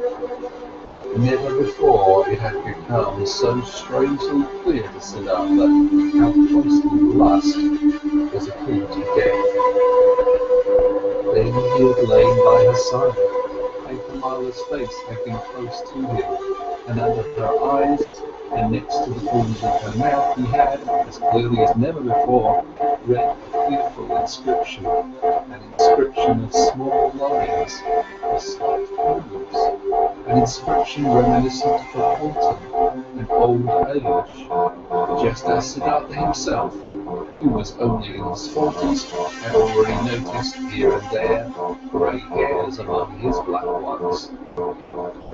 Tiredness was written on Kamala's beautiful face, tiredness from walking a long path which has no happy destination, tiredness and the beginning of withering and concealed, still unsaid, perhaps not even conscious anxiety, fear of old age, fear of the autumn, fear of having to die. With a sigh, he had bid his farewell to her, the soul full of reluctance and full of concealed anxiety. Then Siddhartha had spent the night in his house with dancing girls and wine, had acted as if he was superior to them towards the fellow members of his caste, though this was no longer true, had drunk much wine and gone to bed a long time after midnight, being tired and yet excited, close to weeping in despair, and had for a long time sought to sleep in vain, his heart full of misery which he thought he could not bear any longer, full of a disgust which he felt penetrating his entire body like the lukewarm, repulsive taste of the wine, the just too sweet, dull music, the just too soft smile of dancing girls, the just too sweet scent of their hair and breasts. But more than by anything else, he was disgusted by himself, by his perfumed hair, by the smell of wine from his mouth, by the flabby tiredness and listlessness of his skin, like when someone who has eaten and drunk far too much vomits it back up again with agonizing pain, and is nevertheless glad about the relief. Thus, this sleepless man wished to free himself of these pleasures, these habits, and all of this pointless life, and himself, in an immense burst of disgust.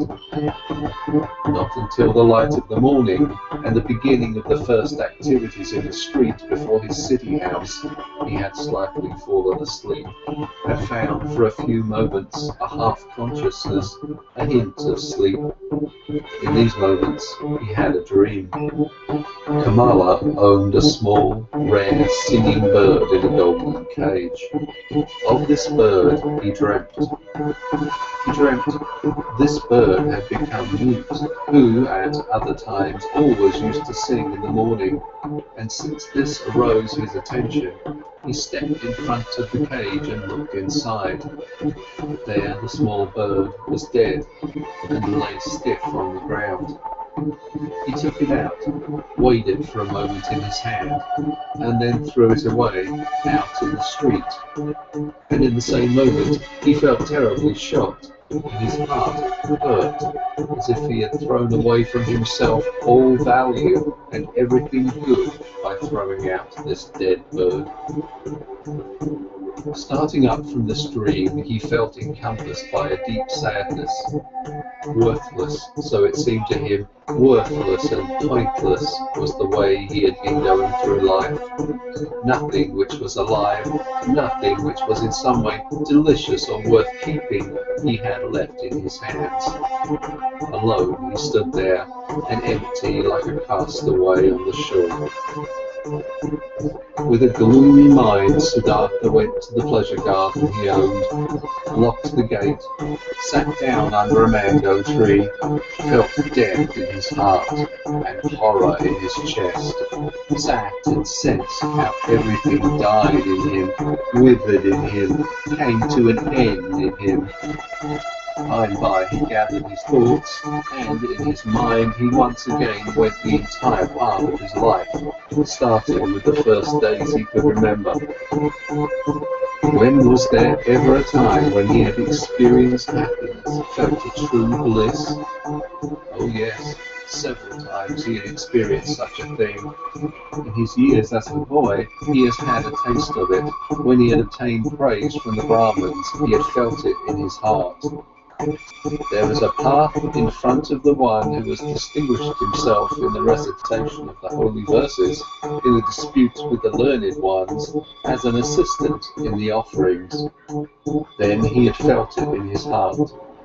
There is a path in front of you, you are destined for. The gods are awaiting you. And again, as a young man, when the ever-rising, upward fleeing goal of all thinking had ripped him out of and up from the multitude of those seeking the same goal, when he wrestled in pain for the purpose of Brahman, when every obtained knowledge only kindled new thirst in him, then again he had, in the midst of the thirst, in the midst of the pain, felt this very same thing. Go on, you are called upon. He had heard this voice when he had left his home and had chosen the life of the Samana, and again when he had gone away from the Samanas to that perfected one, and also when he had gone away from him to the uncertain. For how long had he not heard this voice anymore? For how long had he reached no height anymore? How even and dull was the manner in which his path had passed through life for many long years, without a high goal, without thirst, without elevation, content with small, lustful pleasures, and yet never satisfied. For all of these many years, without knowing it himself, he had tried hard and long to become a man like those many, like those children. And in all this, his life had been much more miserable and poorer than theirs, and their goals were not his, nor their worries. After all, that entire world of the Kamaswami people had only been a game to him, a dance he would watch, a comedy. Only Kamala had been dear, had been valuable to him, but was she still thus? Did he still need her? Was she him? Did they not play a game without ending? Was it necessary to live for this? No, it was not necessary. The name of this game was Samsara, a game for children, a game which was perhaps enjoyable to play once, twice, 10 times, but forever and ever over again? Then Siddhartha knew that the game was over, that he could not play it anymore. Shivers ran over his body, inside of him, so he felt something had died.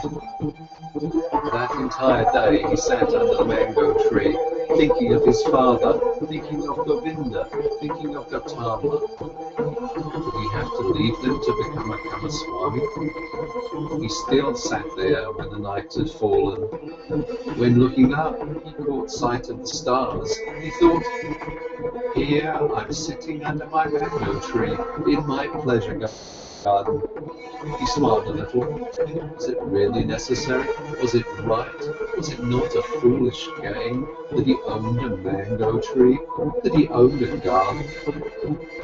He also put an end to this. This also died in him. He rose, bid his farewell to the mango tree, his farewell to the pleasure garden. Since he had been without food this day, he felt strong hunger, and thought of his house in the city, of his chamber and bed, of the table with the meals on it. He smiled tiredly, shook himself, and bid his farewell to these things. In the same hour of the night, Siddhartha left his garden, left the city, and never came back. For a long time, Kamaswami had people look for him, thinking that he had fallen into the hands of robbers. Kamala had no one look for him. When she was told that Siddhartha had disappeared, she was not astonished. Did she not always expect it? Was he not a Samana, a man who was at home nowhere, a pilgrim? And most of all, she'd felt this the last time they'd been together, and she was happy, in spite of all the pain of the loss, that she had brought him so affectionately to her heart for this last time, that she had felt one more time to be so completely possessed and penetrated by him. When she received the first news of Siddhartha's disappearance, she went to the window, where she held a rare singing bird captive in a golden cage. She opened the door of the cage, took the bird out, and let it fly. For a long time she gazed after it, flying bird. From this day on, she received no more visitors, and kept her house locked. But after some time, she became aware that she was alone, for the last time she was together with Siddhartha.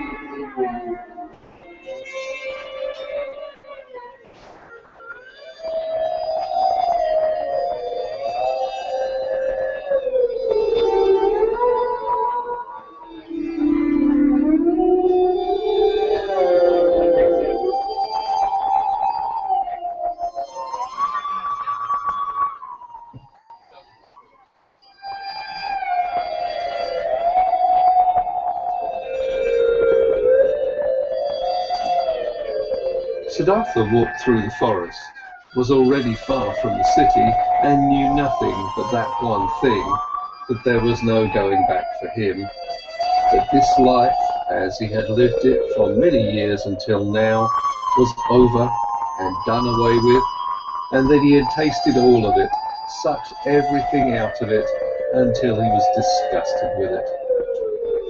Dead was the singing bird he had dreamt of. Dead was the bird in his heart. Deeply he had been entangled in samsara. He had sucked up disgust and death from all sides into his body, like a sponge that sucks up water until it is full. And full he was, full of the feeling of being sick of it, full of misery, full of death. There was nothing left in this world which could have attracted him, given him strength, given him comfort. Passionately, he wished to know nothing about himself anymore, to have rest, to be dead. If there was only a lightning bolt to strike him dead, if there was only a tiger to devour him, if there was only a wine, a poison which could numb his senses, bring him forgetfulness and sleep, and no awakening from that. Was there still any kind of filth he had not soiled himself with, a sin or foolish act he had not committed, a dreariness of the soul he had not brought upon himself? Was it still at all possible to be alive? Was it possible to breathe in again and again, to breathe out, to feel hunger, to eat again, to sleep with a woman again? Was this cycle not exhausted and brought to a conclusion for him? Siddhartha reached the large river in the forest, the same river over which a long time ago, when he had still been a young man and came from the town of Gotama, the ferryman had conducted him. By this river he stopped. Hesitatingly, he stood at the bank. Tiredness and hunger had weakened him, and whatever he should walk on, wherever to whichever goal. No, there were no more goals. There was nothing left but the deep, painful yearning to shake off this whole desolate dream, to spit out this stale wine, to put an end to this miserable and shameful life. A hand bent over the bank of the river, a coconut tree. Siddhartha leaned against its trunk with his shoulder, embraced the trunk with one arm, and looked down into the green water, which ran and ran under him, looked down and found himself to be entirely filled with the wish to go and to drown in these waters. A frightening emptiness was reflected back at him by the water, answering to the terrible emptiness in his soul. Yes, he had reached the end. There was nothing left for him except to annihilate himself. except to smash the failure into which he had shaped his life, to throw it away before the feet of mockingly laughing gods. This was the great vomiting he had longed for, death, the smashing to bits of the form he hated. Let him be food for fishes, this dog Siddhartha, this lunatic, this depraved and rotten body, this weakened and abused soul. Let him be food for fishes and crocodiles. Let him be chopped to bits by the demons. With a distorted face he stared into the water, saw the reflection of his face, and spit at it. In deep tiredness he took his arm away from the trunk of the tree and turned a bit, in order to let himself fall straight down, in order to finally drown. With his eyes closed, he slipped towards death. Then, out of remote areas of his soul, out of past times of his now weary life, a sound stirred up. It was a word, a syllable, which he, without thinking, with a slurred voice, spoke to himself. The old word, which is the beginning and the end of all prayers of the Brahmins, the holy Om, which roughly means that what is perfect, or the completion. And in the moment when the sound of Om touched Siddhartha's ear, his dormant spirit suddenly woke up and realized the foolishness of his actions. Siddhartha was deeply shocked. So this was how things were with him. So doomed was he, so much had he lost his way and was forsaken by all knowledge, that he had been able to seek death, that this wish of a child, had been able to grow up in him, to find rest by annihilating his body. What all agony of these recent times, all sobering realizations, all desperation had not brought about, this was brought on by this moment, when the Om entered his consciousness. He became aware of himself in his misery and in his error. Om, he spoke to himself. Om. And again he knew about Brahman, knew about the indestructibility of life, knew about all that is divine, which he had forgotten.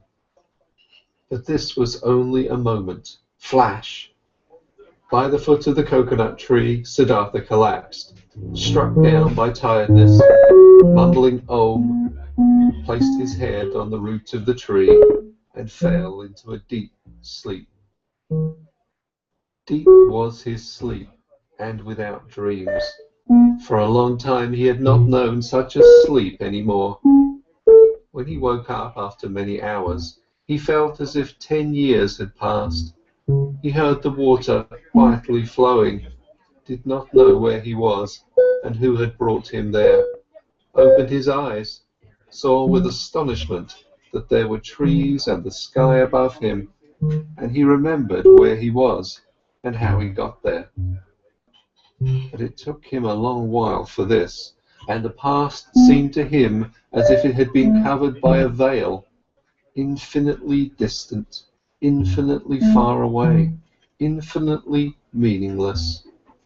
He only knew that his previous life, in the first moment when he thought about it, this past life seemed to him like a very old previous incarnation, like an early pre-birth of his present self, that this previous life had been abandoned by him, that, full of disgust and wretchedness, he had even intended to throw his life away, but that, by a river, under a coconut tree, he has come to his senses, the holy word Om on his lips, that he had fallen asleep and had now woken up and was looking at the world as a new man. Quietly, he spoke the word Om to himself, speaking which he had fallen asleep, and it seemed to him as if his entire long sleep had been nothing but a long meditative recitation of Om, a thinking of Om, a submergence and complete entering into Om, into the nameless, the perfected. What a wonderful sleep had this been! Never before by sleep he had been thus refreshed, thus renewed, thus rejuvenated. Perhaps he had really died, had drowned, and was reborn in a new body. But no, he knew himself. He knew his hand and his feet, knew the place where he lay, knew this self in his chest, this Siddhartha, the eccentric, the weird one. But this Siddhartha was nevertheless transformed, was renewed, was strangely well rested, strangely awake, joyful and curious. Siddhartha straightened up. Then he saw a person sitting opposite to him, an unknown man, a monk in a yellow robe with a shaven head, sitting in the position of pondering. He observed the man, who had neither hair on his head nor a beard, and he had not observed him for long when he recognized this monk as Govinda, the friend of his youth, Govinda, who had taken his refuge with the exalted Buddha. Govinda had aged, he too, but still his face bore the same features, expressed zeal, faithfulness, searching, timidness. But when Govinda now, sensing his gaze, opened his eyes and looked at him, Siddhartha saw that Govinda did not recognize him. Govinda was happy to find him awake. Apparently he had been sitting here for a long time and had been waiting for him to wake up, though he did not know him.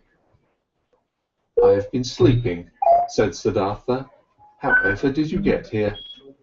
"You have been sleeping," answered Govinda. "It is not good to be sleeping in such places, where snakes often are, and the animals of the forest have their paths. I, O sir, am a follower of the exalted Gotama, the Buddha, the Sakyamundi, and have been on a pilgrimage together with several of us on this path, when I saw you lying and sleeping in a place where it is dangerous to sleep.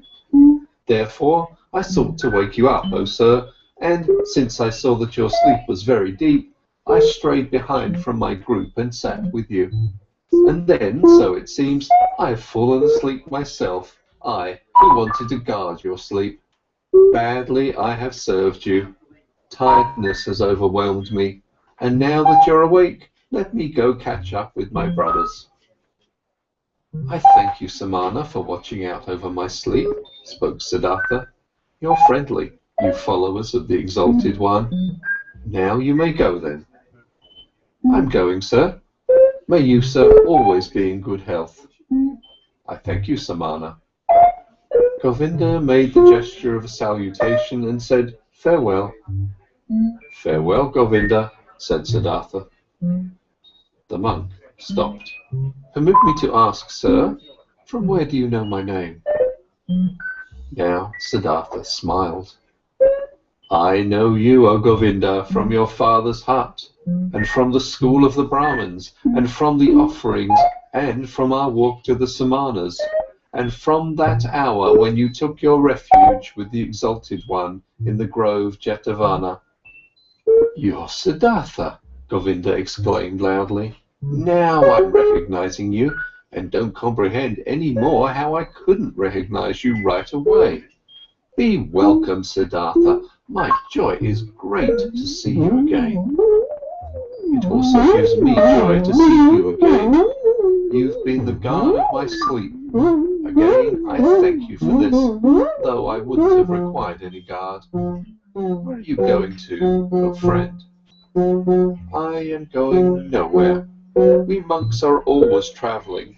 Whenever it is not the rainy season, we always move from one place to another, live according to the rules of the teachings passed on to us, accept alms, move on. It is always like this. But you, Siddhartha, where are you going to?" Quoth Siddhartha, "It is as it is with you. I am going nowhere. I'm just traveling. I'm on a pilgrimage." Govinda spoke. "You're saying you're on a pilgrimage, and I believe in you. But forgive me, O Siddhartha, you do not look like a pilgrim. You're wearing a rich man's garments. You're wearing the shoes of a distinguished gentleman, and your hair, and the fragrance of perfume is not a pilgrim's hair, nor the hair of a Samana. Right so, my dear, you have observed well. Your keen eyes see everything. But I haven't said to you that I was a Samana. I said I'm on a pilgrimage, and so it is. I'm on a pilgrimage. You're on a pilgrimage, said Govinda. But few would go on a pilgrimage in such clothes, few in such shoes, few with such hair. Never I have met such a pilgrim, being a pilgrim myself for many years. I believe you, my dear Govinda. But now, today, you've met a pilgrim just like this, wearing such shoes, such a garment. Remember, my dear, not eternal is the world of appearances, not eternal. Anything but eternal are our garments and the style of our hair and our bodies themselves. I'm wearing a rich man's clothes. You see this quite right. I'm wearing them because I have been a rich man, and I'm wearing my hair like the worldly and lustful people because I have been one of them. And now, Siddhartha, what are you now? I don't know it. I don't know it just like you. I'm traveling. I was a rich man and am no rich man anymore. And what I'll be tomorrow, I don't know. You've lost your riches. I've lost them, or they me. They somehow happen to slip away from me. The wheel of physical manifestations is turning quickly, Govinda. Where is Siddhartha the Brahmin? Where is Siddhartha the Samana? Where is Siddhartha the rich man? Non-eternal things change quickly, Govinda. You know it. Govinda looked at the friend of his youth for a long time, with doubt in his eyes. After that, he gave him the salutation which one would use on a gentleman, and went on his way. With a smiling face, Siddhartha watched him leave. He loved him still, this faithful man, this fearful man. How could he not have loved everybody and everything in this moment, in the glorious hour after his wonderful sleep, filled with Om? The enchantment which had happened inside of him in his sleep and by means of the Om was this very thing that he loved everything, that he was full of joyful love for everything he saw. And it was this very thing, so it seemed to him now, which had been his sickness before, that he was not able to love anybody or anything. With a smiling face, Siddhartha watched the leaving monk. The sleep had strengthened him much, but hunger gave him much pain, for now he had not eaten for 2 days, and the times were long past when he had been tough against hunger. With sadness, and yet also with a smile, he thought of that time. In those days, so he remembered, he had boasted of 3 things to Kamala, had been able to do 3 noble and undefeatable feats: fasting, waiting, thinking. These had been his possession, his power and strength, his solid staff. In the busy, laborious years of his youth, he had learned these 3 feats, nothing else. And now they had abandoned him.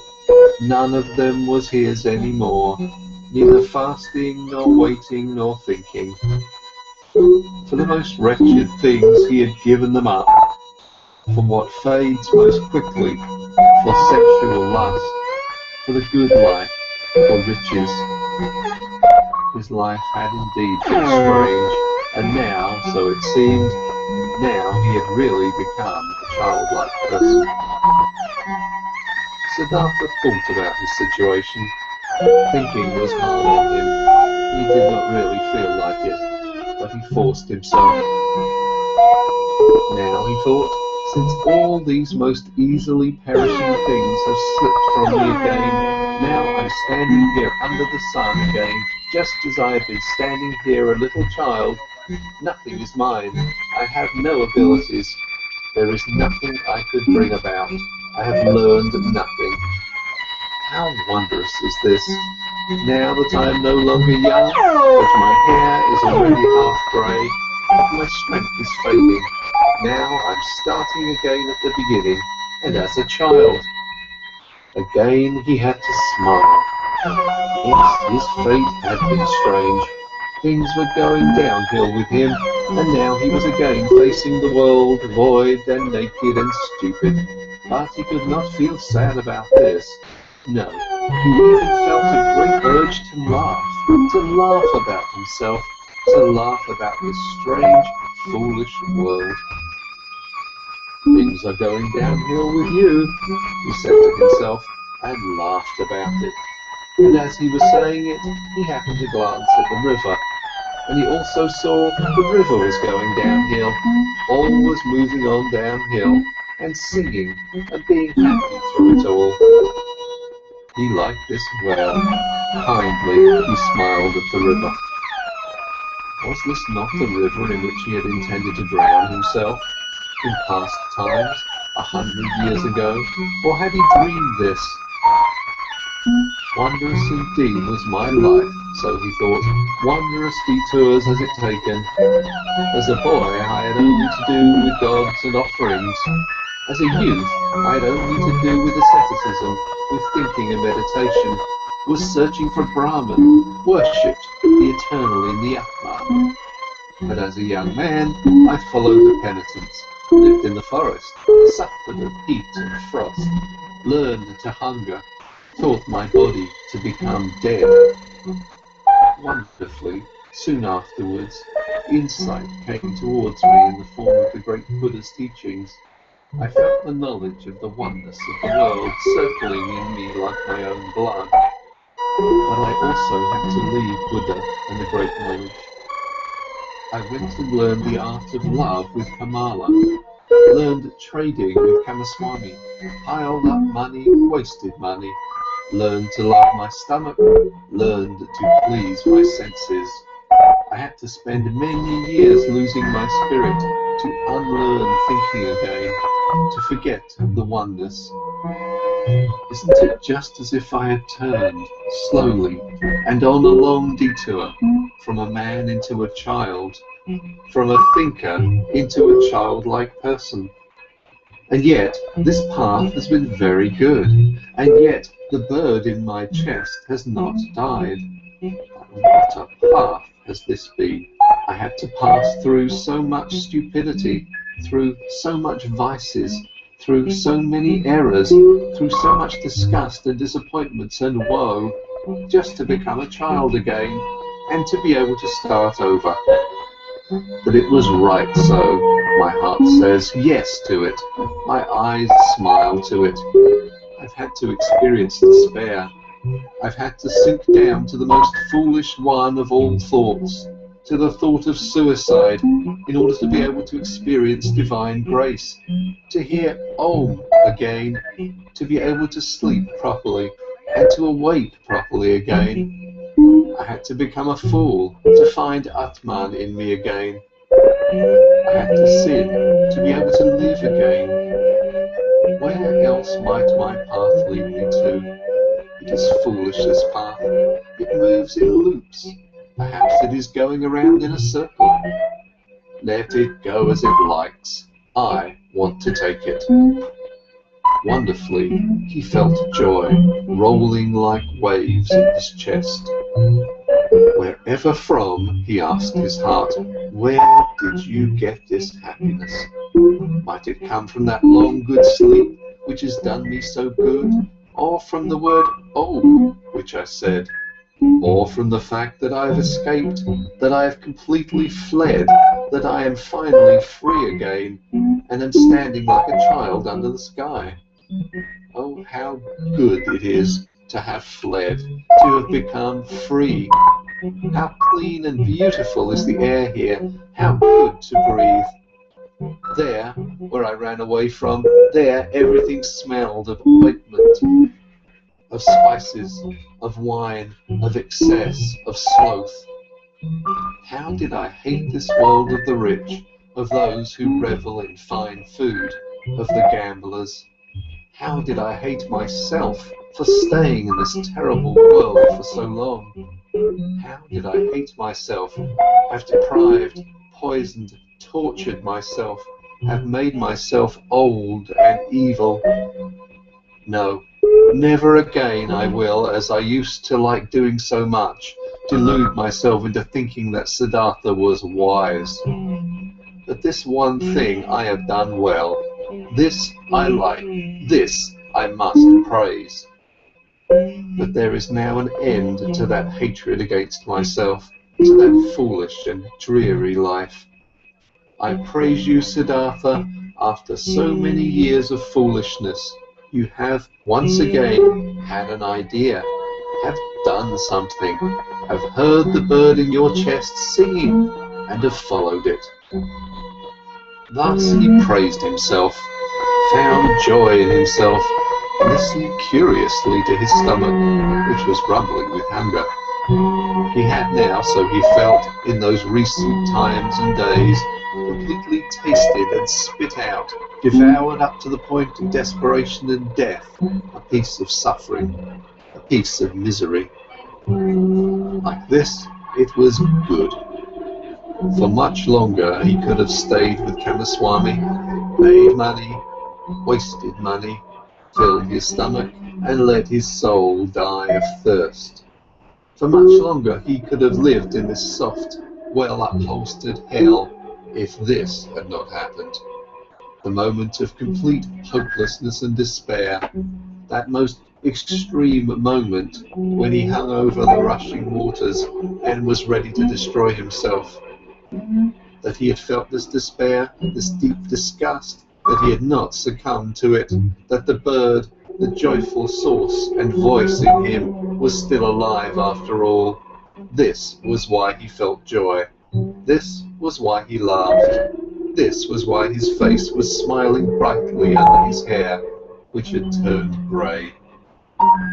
It is good, he thought, to get a taste of everything for oneself which one needs to know. That lust for the world and riches do not belong to the good things I have already learned as a child. I have known it for a long time, but I have experienced only now. And now I know it. Don't just know it in my memory, but in my eyes, in my heart, in my stomach. Good for me to know this. For a long time he pondered his transformation, listened to the bird as it sang for joy. Had not this bird died in him? Had he not felt his death? No, something else from within him had died, something which already for a long time had yearned to die. Was it not this what he intended to kill in his ardent years as a penitent? Was it not his self, his small, frightened and proud self he had wrestled with for so many years, which had defeated him again and again, which was back again after every killing, prohibited joy, felt fear? Was it not this which today had finally come to its death, here in the forest, by this lovely river? Was it not due to this death that he was now like a child, so full of trust, so without fear, so full of joy? Now Siddhartha also got some idea of why he had fought the self in vain as a Brahmin, as a penitent. Too much knowledge had held him back, too many holy verses, too many sacrificial rules, too much self-castigation, so much doing and striving for that goal. Full of arrogance he had been, always the smartest, always working the most, always one step ahead of all others, always the knowing and spiritual one, always the priest or wise one. Into being a priest, into this arrogance, into this spirituality, his self had retreated. There it sat firmly and grew, while he thought he would kill it by fasting and penance.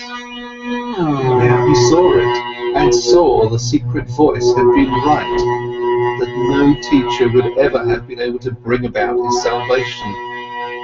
Therefore he had to go out into the world, lose himself to lust and power, to women and money, had to become a merchant, a dice gambler, a drinker, and a greedy person, until the priest and Samana in him was dead. Therefore he had to continue bearing these ugly years, bearing the disgust, the teachings, the pointlessness of a dreary and wasted life, up to the end, up to bitter despair, until Siddhartha the lustful, Siddhartha the greedy, could also die. He had died. A new Siddhartha had woken up from the sleep. He would also grow old. He would also eventually have to die. Mortal was Siddhartha. Mortal was every physical form. But today he was young, was a child, the new Siddhartha, and was full of joy. He thought these thoughts, listened with a smile to his stomach, listened gratefully to a buzzing bee. Cheerfully he looked into the rushing river. Never before he had liked the water so well as this one. Never before he had perceived the voice and the parable of the moving water thus strongly and beautifully. It seemed to him as if the river had something special to tell him, something he did not know yet. In this river, Siddhartha had intended to drown himself. In it, the old, tired, desperate Siddhartha had drowned today. But the new Siddhartha felt a deep love for this rushing water and decided for himself not to leave it very soon.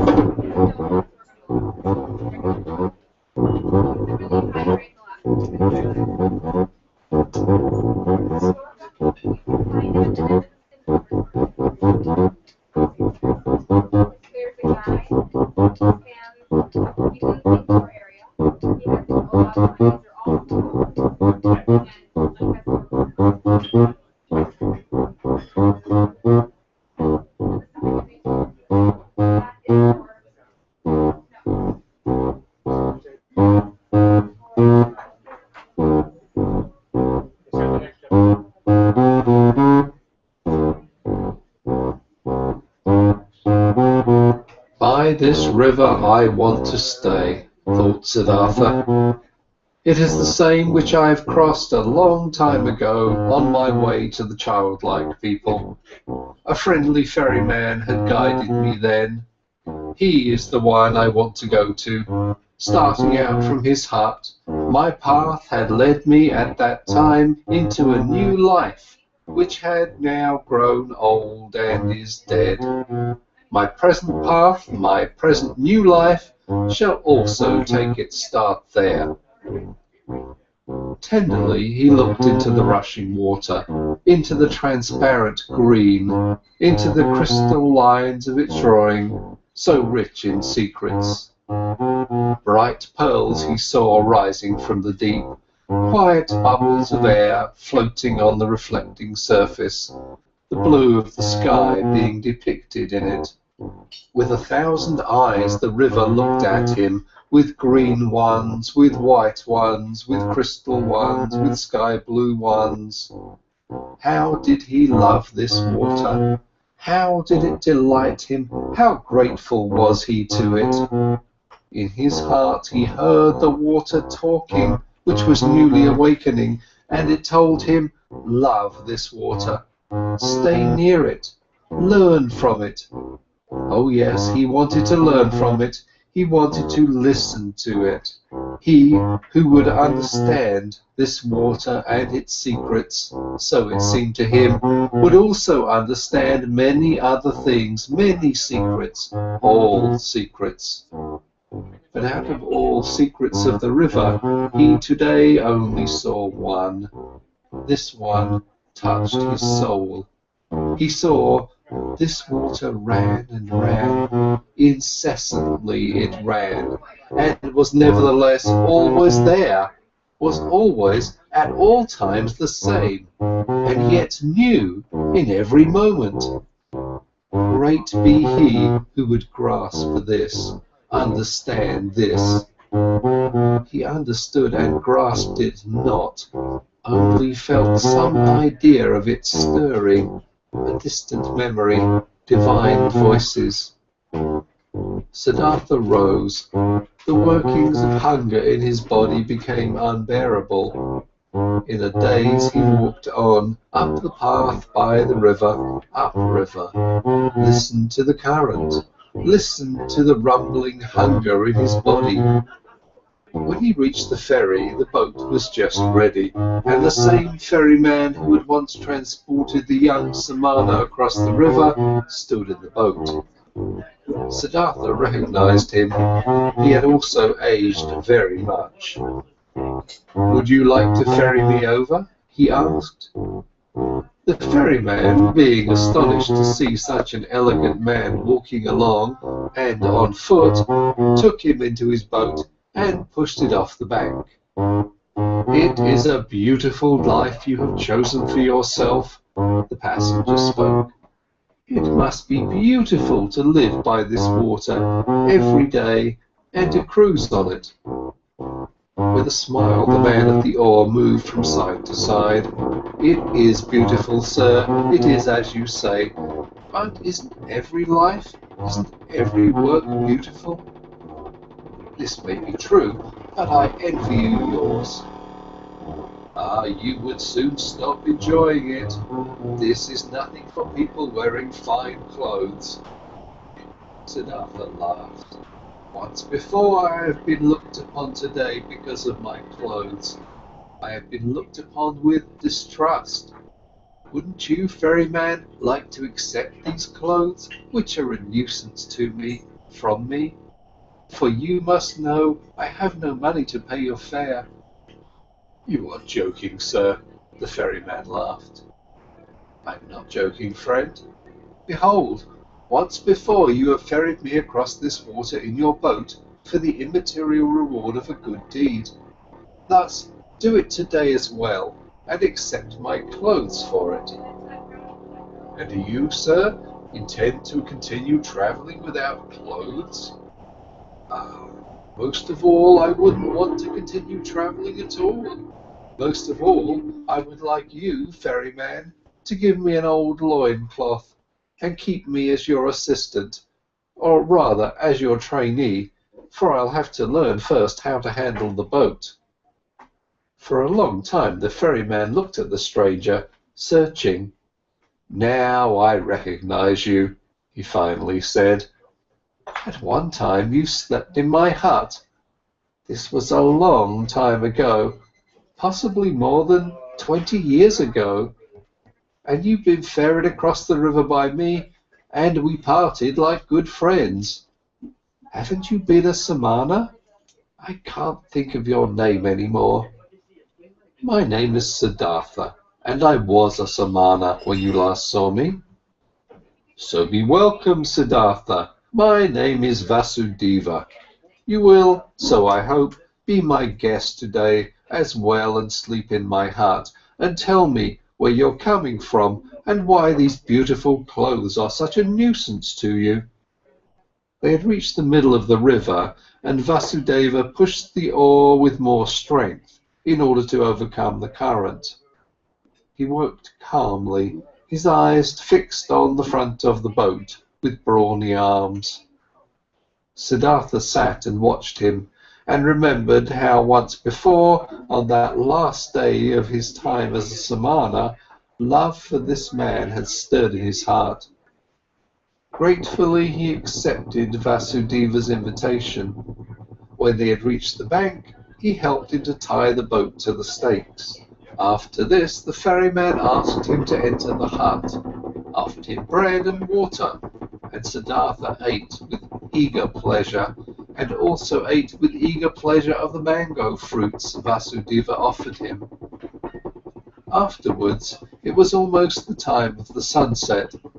They sat on a log by the bank, and Siddhartha told the ferryman about where he originally had come from and about his life as he had seen it before his eyes today in that hour of despair. Until late at night lasted his tale.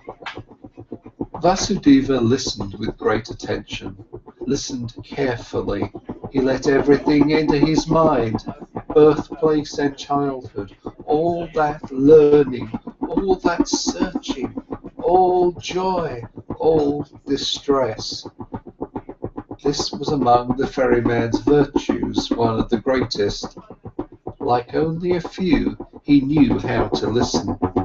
Without him having spoken a word, the speaker sensed how Vasudeva let his words enter his mind, quiet, open, waiting, how he did not lose a single word, or waited not a single one with impatience, did not add his phrase or rebuke, was just listening. Siddhartha felt what a happy fortune it is to confess to such a listener, to bury in his heart his own life, his own search, his own suffering. But in the end of Siddhartha's tale, when he spoke of the tree by the river, and of his deep fall, of the holy Om, and how he had felt such a love for the river after his slumber, the ferryman listened with twice the attention, entirely and completely absorbed by it, with his eyes closed. And when Siddhartha felt silent, and a long silence had occurred, then Vasudeva said, "It is as I thought. The river has spoken to you. It is your friend as well. It speaks to you as well. That is good. That is very good. Stay with me, Siddhartha, my friend. I used to have a wife. Her bed was next to mine, but she has died a long time ago. For a long time I have lived alone. Now you shall live with me. There is space and food for both." "I thank you," said Siddhartha. "I thank you and accept. And I also thank you for this, Vasudeva, for listening to me so well. These people are rare who know how to listen, and I did not meet a single one who knew it as well as you did. I will also learn in this respect from you." "You will learn it," spoke Vasudeva, "but not from me. The river has taught me to listen. From it you will learn it as well. It knows everything, the river. Everything can be learned from it. See, you've already learned this from the river too, that it is good to strive downwards, to seek depth. The rich and elegant Siddhartha is becoming an oarsman's servant. The learned Brahmin Siddhartha becomes a ferryman. This has also been told to you by the river. You'll learn that other thing from it as well." Quoth Siddhartha after a long pause, "What other thing, Vasudeva?" Vasudeva rose. "It is late," he said. "Let's go to sleep. I can't tell you that other thing, old friend. You'll learn it, or perhaps you already know it. See, I'm no learned man. I have no special skill in speaking. I also have no special skill in thinking. All I'm able to do is to listen and to be godly. I've learned nothing else. If I was able to say and to teach it, I might be a wise man. But like this, I am only a ferryman, and it is my task to ferry people across the river. I have transported many, thousands, and to all of them my river has been nothing but an obstacle on their travels. They travel to seek money and business, and for weddings and on pilgrimages, and the river was obstructing their path, and the ferryman's job was to get them quickly across that obstacle. But for some among the thousands, a few, 4 or 5, the river has stopped being an obstacle. They have heard its voice, they have listened to it, and the river has become sacred to them as it has become sacred to me. Let's rest now, Siddhartha." Siddhartha stayed with the ferryman and learned to operate the boat.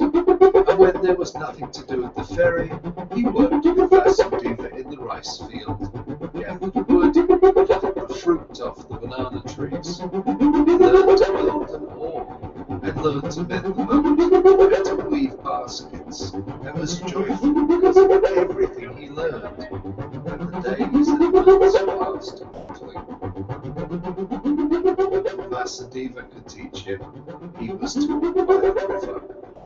Incessantly he learned from it. Most of all, he learned to listen, to pay close attention with a quiet heart, with a waiting, open soul, without passion, without wish, without judgment, without envy.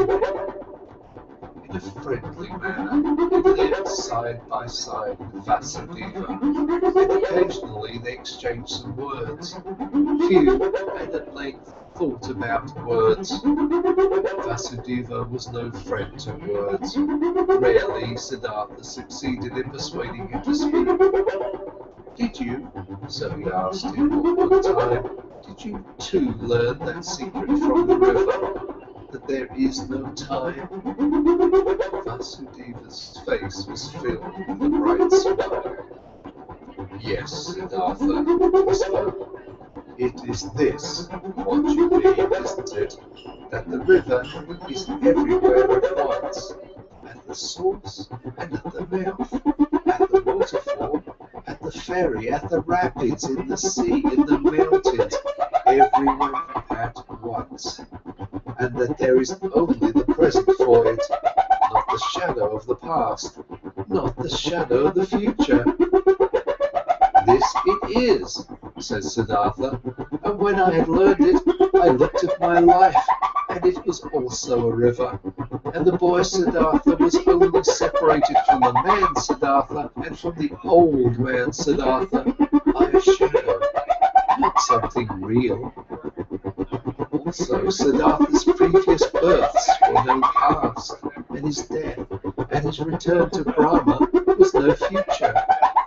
Nothing was, nothing will be, everything is.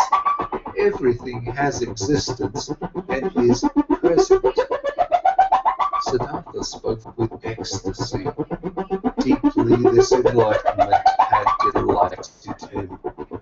Oh, was not all suffering time, were not all forms of tormenting oneself and being afraid time, was not everything hard, everything hostile in the world gone and overcome as soon as one had overcome time, as soon as time would have been put out of existence by one's thoughts? In ecstatic delight he had spoken, but Vasudeva smiled at him brightly and nodded in confirmation. Silently he nodded, brushed his hand over Siddhartha's shoulder, turned back to his work, and once again, when the river had just increased its flow in the rainy season and made a powerful noise, then said Siddhartha, isn't it so, O friend? The river has many voices, many voices. Hasn't it the voice of a king, and of a warrior, and of a bull, and of a bird of the night, and of a woman giving birth, and of a sighing man, and 1,000 other voices more? So it is, Vasudeva nodded. All voices of the creature are in its voice. And do you know, Siddhartha continued, what word it speaks when you succeed in hearing all of its 10,000 voices at once? Happily, Vasudeva's face was smiling. He bent over to Siddhartha and spoke the holy Om in his ear. And this had been the very thing which Siddhartha had also been hearing. And time after time, his smile became more similar to the ferryman's, became almost just as bright, almost just as thoughtfully glowing with bliss, just as shining out of 1,000 small wrinkles, just as alike to a child's, just as alike to an old man's. Many travellers, seeing the two ferrymen, thought they were brothers. Often they sat in the evening together by the bank on the log, said nothing, and both listened to the water, which was no water to them, but the voice of life, the voice of what exists, of what is eternally taking shape.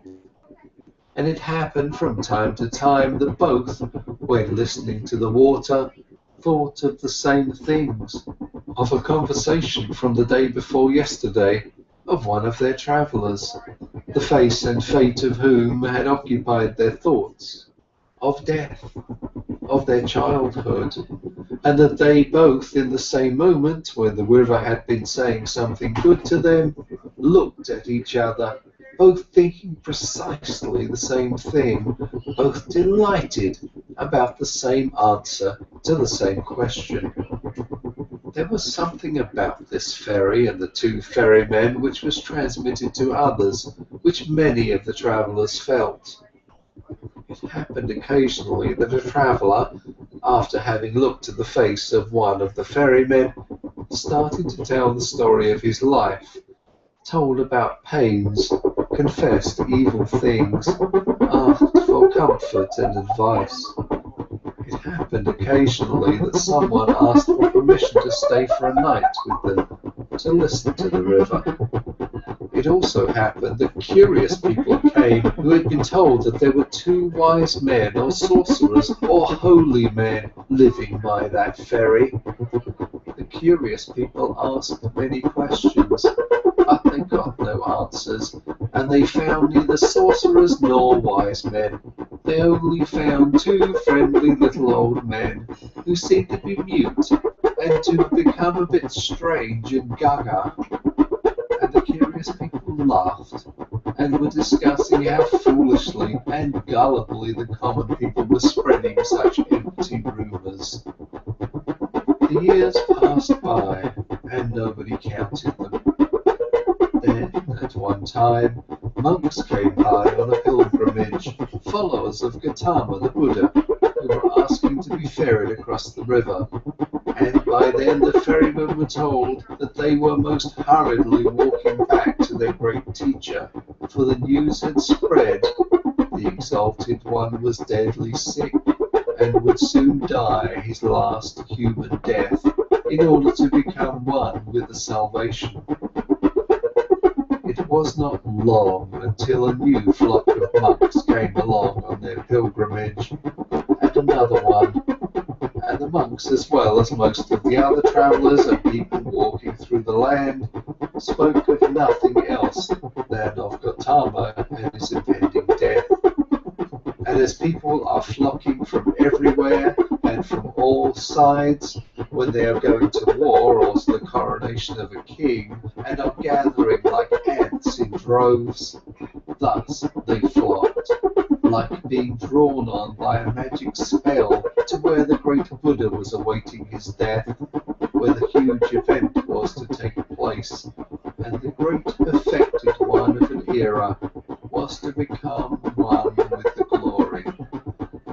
Often Siddhartha thought in those days of the dying wise man, the great teacher, whose voice had admonished nations and had awoken hundreds of thousands, whose voice he had also once heard, whose holy face he had also once seen with respect. Kindly he thought of him, saw his path to perfection before his eyes, and remembered with a smile those words which he had once as a young man said to him, the exalted one. They had been, so it seemed to him, proud and precocious words. With a smile he remembered them.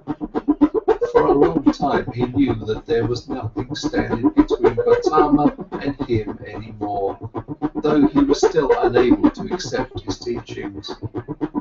No, there was no teaching a truly searching person, someone who truly wanted to find, could accept. But he who had found, he could approve of any teachings, every path, every goal. There was nothing standing between him and all the other 1,000 any more, who lived in that what is eternal, who breathed what is divine. On one of these days, when so many went on a pilgrimage to the dying Buddha, Kamala also went to him, who used to be one of the most beautiful of the courtesans. A long time ago she had retired from her previous life, had given her garden to the monks of Gotama as a gift, had taken her refuge in the teachings, was among the friends and benefactors of the pilgrims. Together with Siddhartha the boy, her son, she had gone on her way due to the news of the near death of Gotama, in simple clothes, on foot. With her little son she was travelling by the river, but the boy had soon grown tired, desired to go back home, desired to rest, desired to eat, became disobedient, and started whining. Kamala often had to take a rest with him. He was accustomed to having his way against her. She had to feed him, had to comfort him, had to scold him. He did not comprehend why he had to go on this exhausting and sad pilgrimage with his mother to an unknown place, to a stranger who was holy and about to die. So what if he died? How did this concern the boy? The pilgrims were getting close to Vasudeva's ferry when little Siddhartha once again forced his mother to rest. She, Kamala herself, had also become tired, and while the boy was chewing a banana, she crouched down on the ground, closed her eyes a bit, and rested. But suddenly she uttered a wailing scream.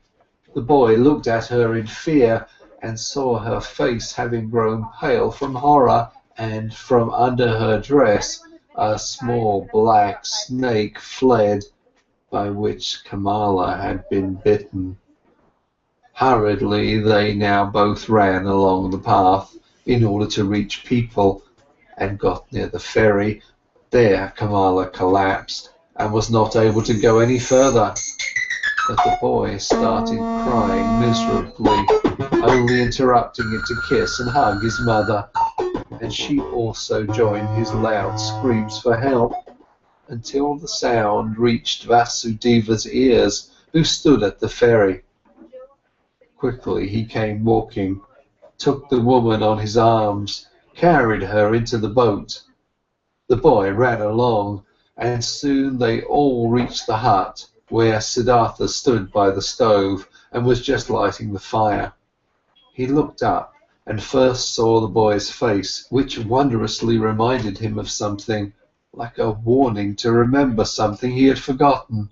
Then he saw Kamala, whom he instantly recognized, though she lay unconscious in the ferryman's arms, and now he knew that it was his own son whose face had been such a warning reminder to him, and the heart stirred in his chest.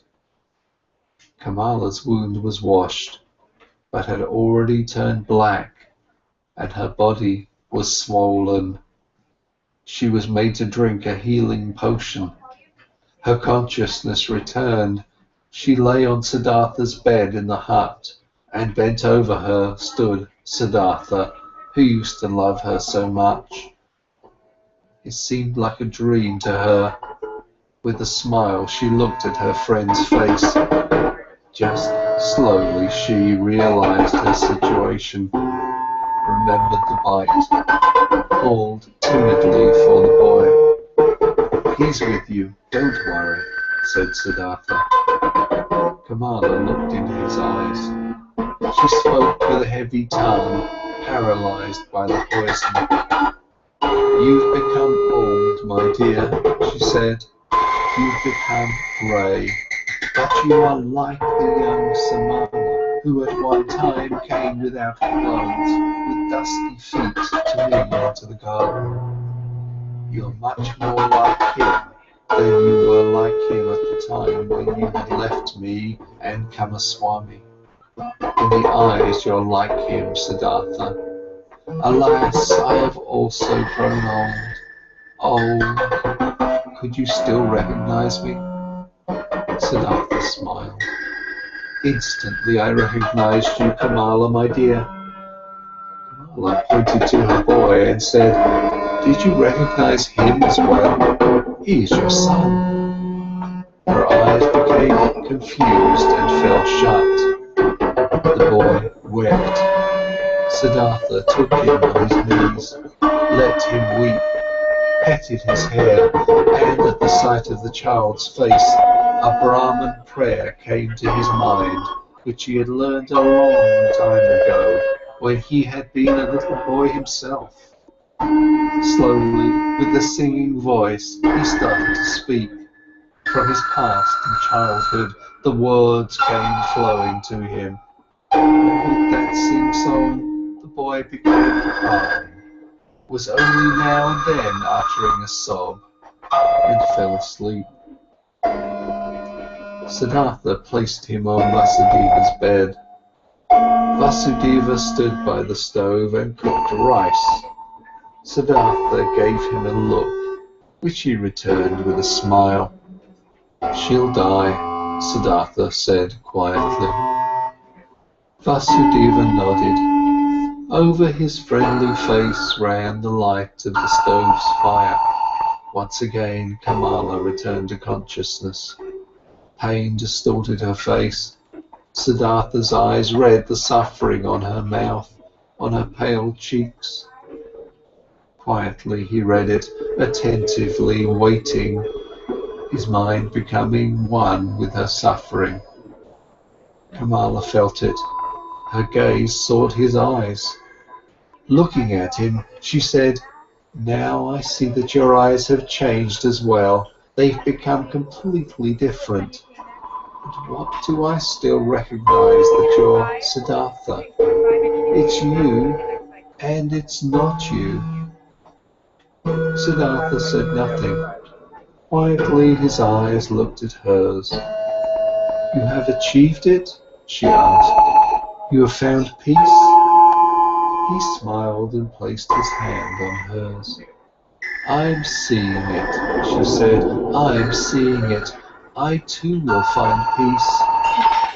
"You have found it," Siddhartha spoke in a whisper. Kamala never stopped looking into his eyes. She thought about her pilgrimage to Gotama, which wanted to take in order to see the face of the perfected one, to breathe his peace. She thought that she had now found him in his place, and that it was good, just as good as if she had seen the other one. She wanted to tell this to him, but time no longer away from her.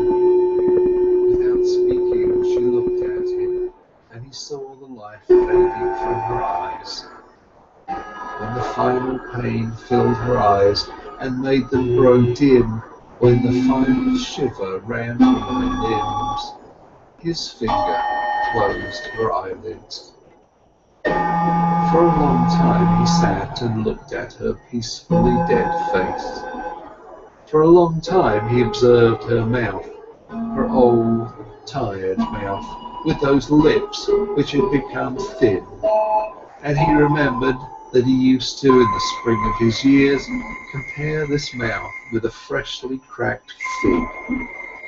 For a long time he sat, read in the pale face, in the tired wrinkles, filled himself with this sight, saw his own face lying in the same manner, just as white, just as quenched out, and saw at the same time his face and hers being young, with red lips, with fiery eyes, and the feeling of this both being present and at the time real, the feeling of eternity completely filled every aspect of his being. Deeply he felt, more deeply than ever before in this hour, the indestructibility of every life, the eternity of every moment. When he rose, Vasudeva had prepared rice for him, but Siddhartha did not eat. In the stable where their goats stood, two old men prepared beds of straw for themselves, and Vasudeva lay himself down to sleep. But Siddhartha went outside and sat this night before the hut, listening to the river, surrounded by the past, touched and encircled by all times of his life at the same time. But occasionally he rose, stepped to the door of the hut, and listened whether the boy was sleeping. Early in the morning, even before the sun could be seen, Vasudeva came out of the stable and walked over to his friend. "You haven't slept?" he said. "No, Vasudeva, I sat here. I was listening to the river. A lot it has told me. Deeply it has filled me with the healing thought, with the thought of oneness. You've experienced suffering, Siddhartha, but I see no sadness has entered your heart. No, my dear, how should I be sad? I, who have been rich and happy, have become even richer and happier now. My son has been given to me. Your son shall be welcome to me as well. But now, Siddhartha, let's get to work. There is much to be done.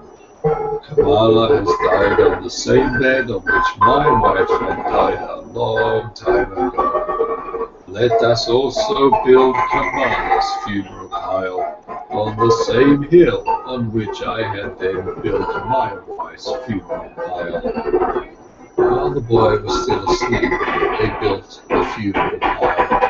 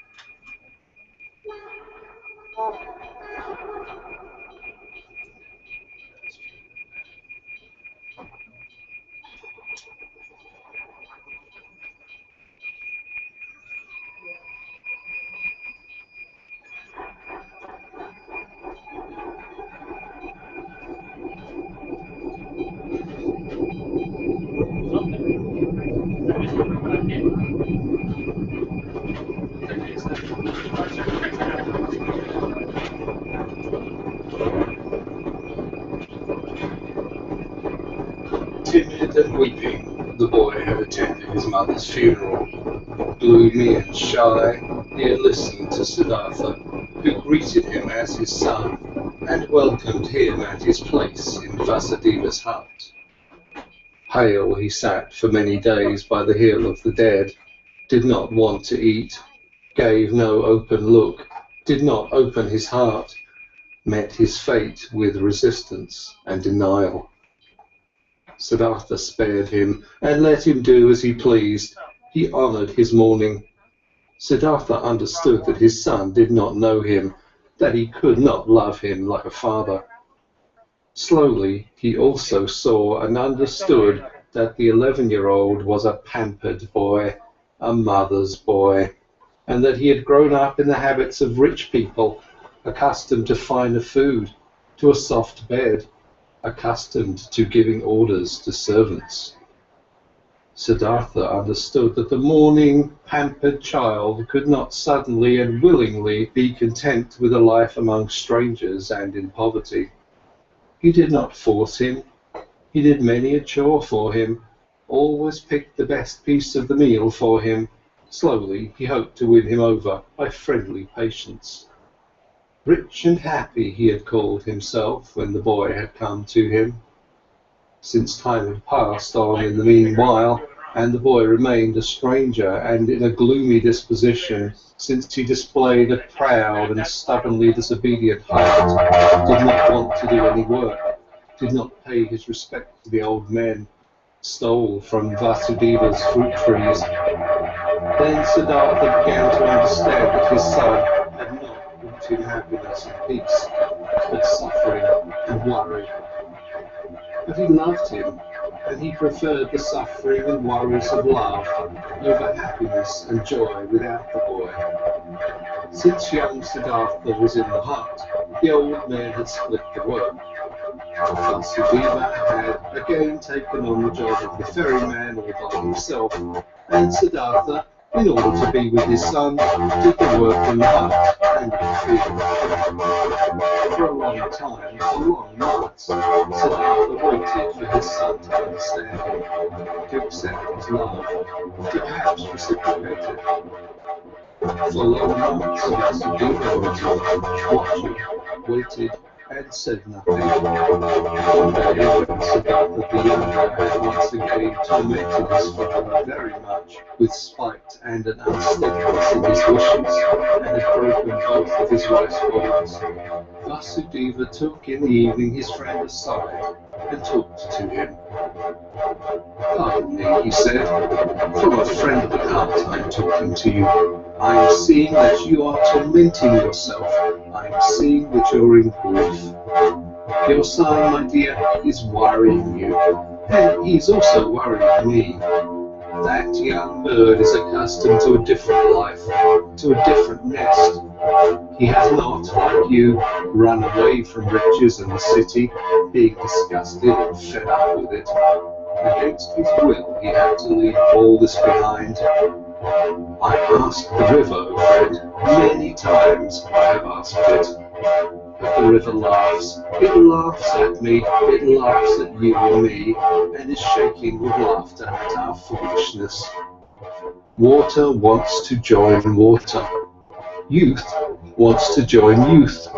Your son is not in the place where he can prosper. You too should ask the river. You too should listen to it." Siddhartha looked into his friendly face, in the many wrinkles of which there was an incessant cheerfulness. "How could I part with him?" he said quietly, ashamed. "Give me some more time, my dear. See, I'm fighting for him. I'm seeking to win his heart with love and with friendly patience. I intend to capture it. One day the river shall also talk to him. He also is called upon."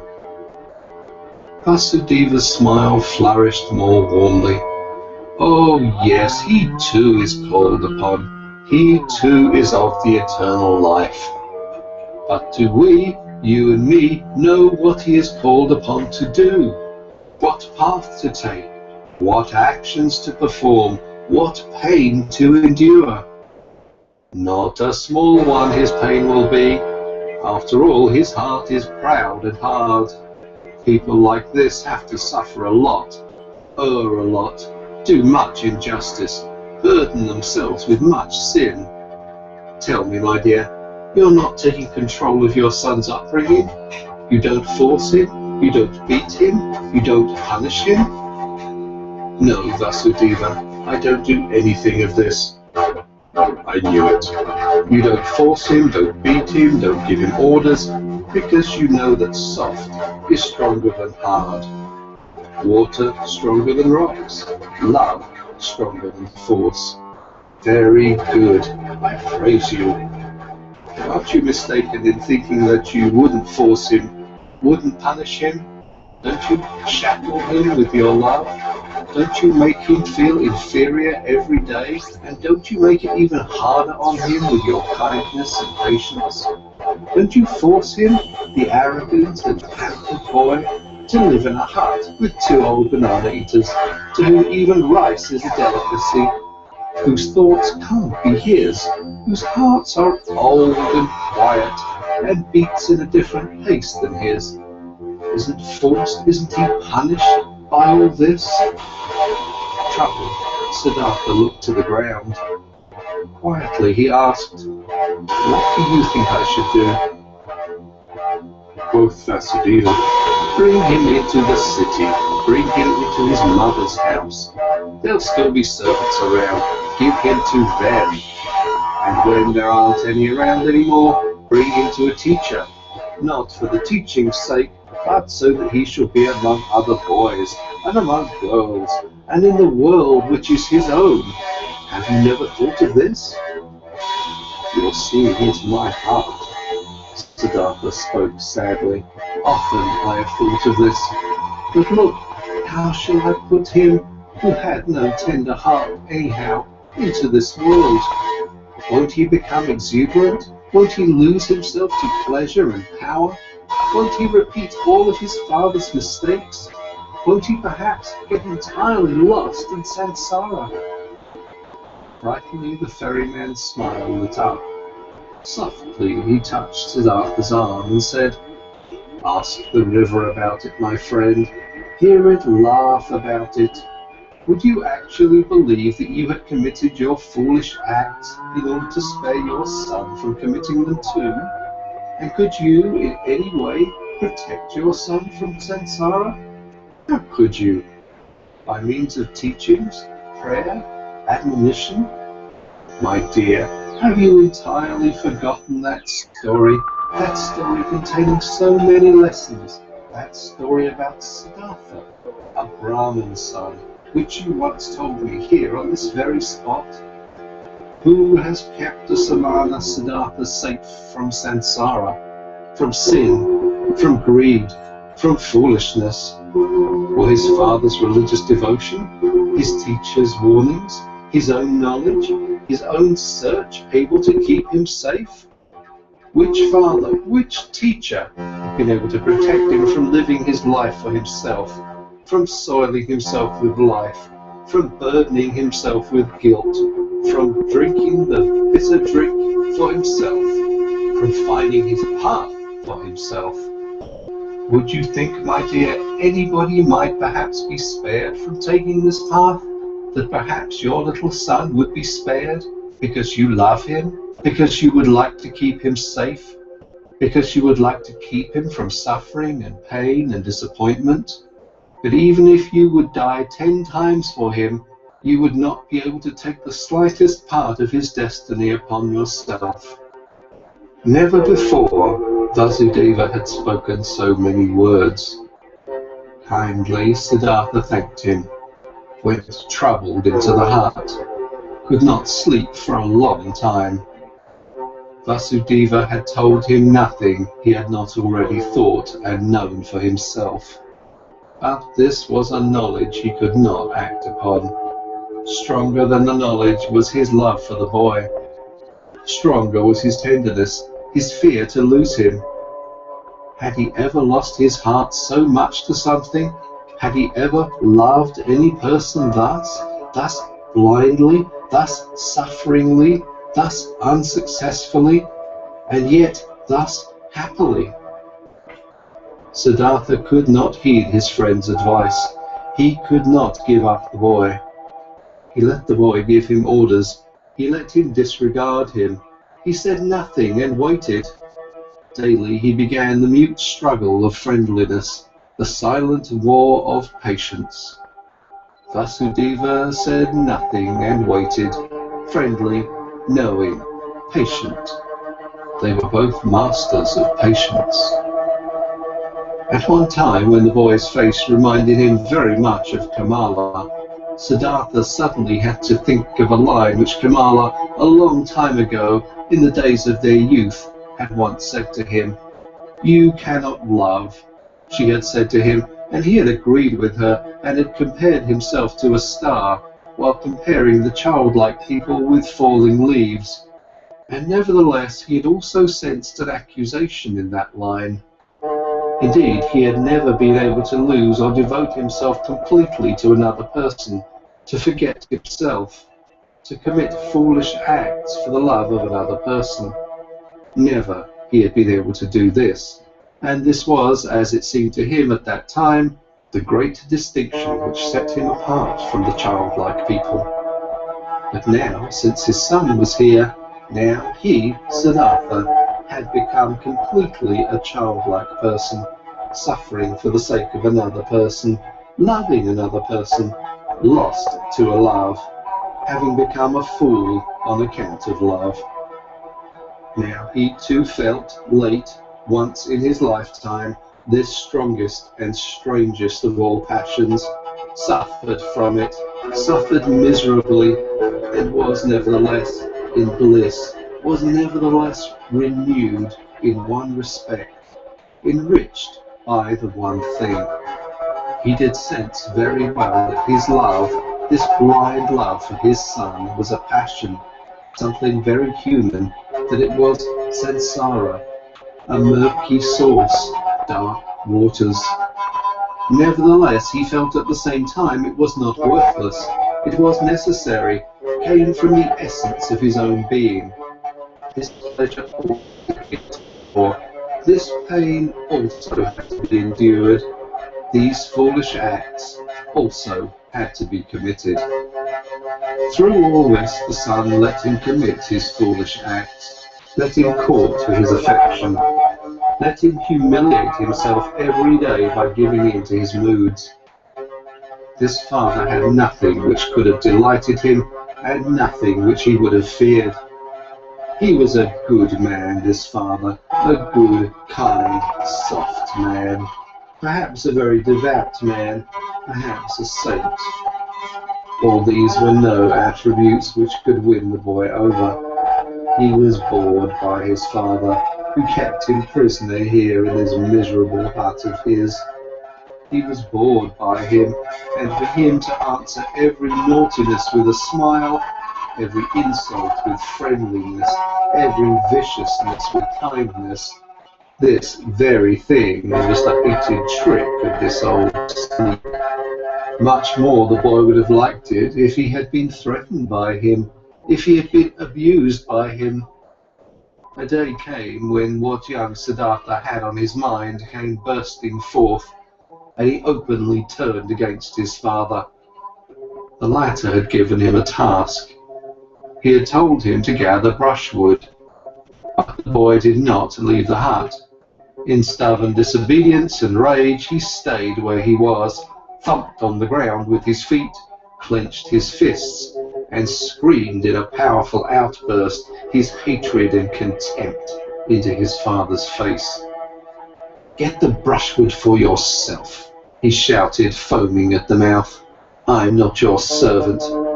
I do know that you won't hit me, you don't dare. I do know that you constantly want to punish me and put me down with your religious devotion and your indulgence. You want me to become like you, just as devout, just as soft, just as wise. But I, listener, just to make you suffer, I rather want to become a highway robber and a murderer and to go to hell than to become like you.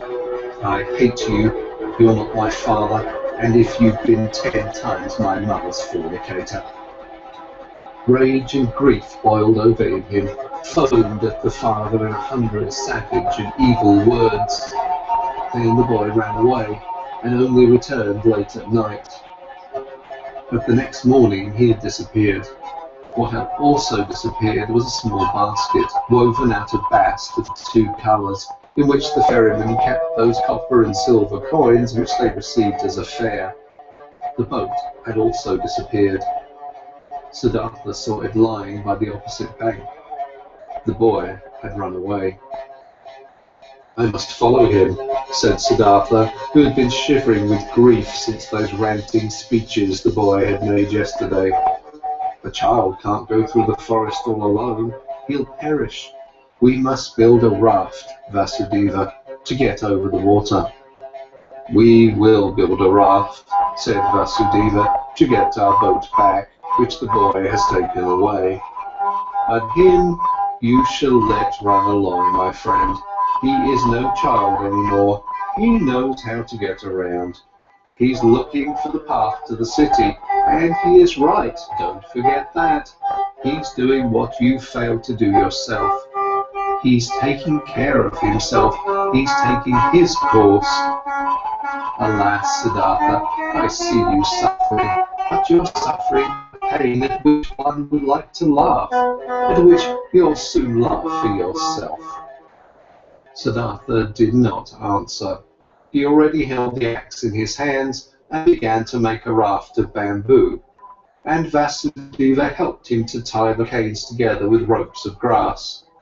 Then they crossed over, drifted far off their course, pulled the raft upriver on the opposite bank.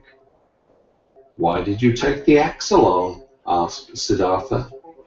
Vasudeva said, "It might have been possible that the oar of our boat got lost." But Siddhartha knew what his friend was thinking. He thought the boy would have thrown away or broken the oar in order to get even, and in order to keep them from following him. And in fact, there was no oar left in the boat.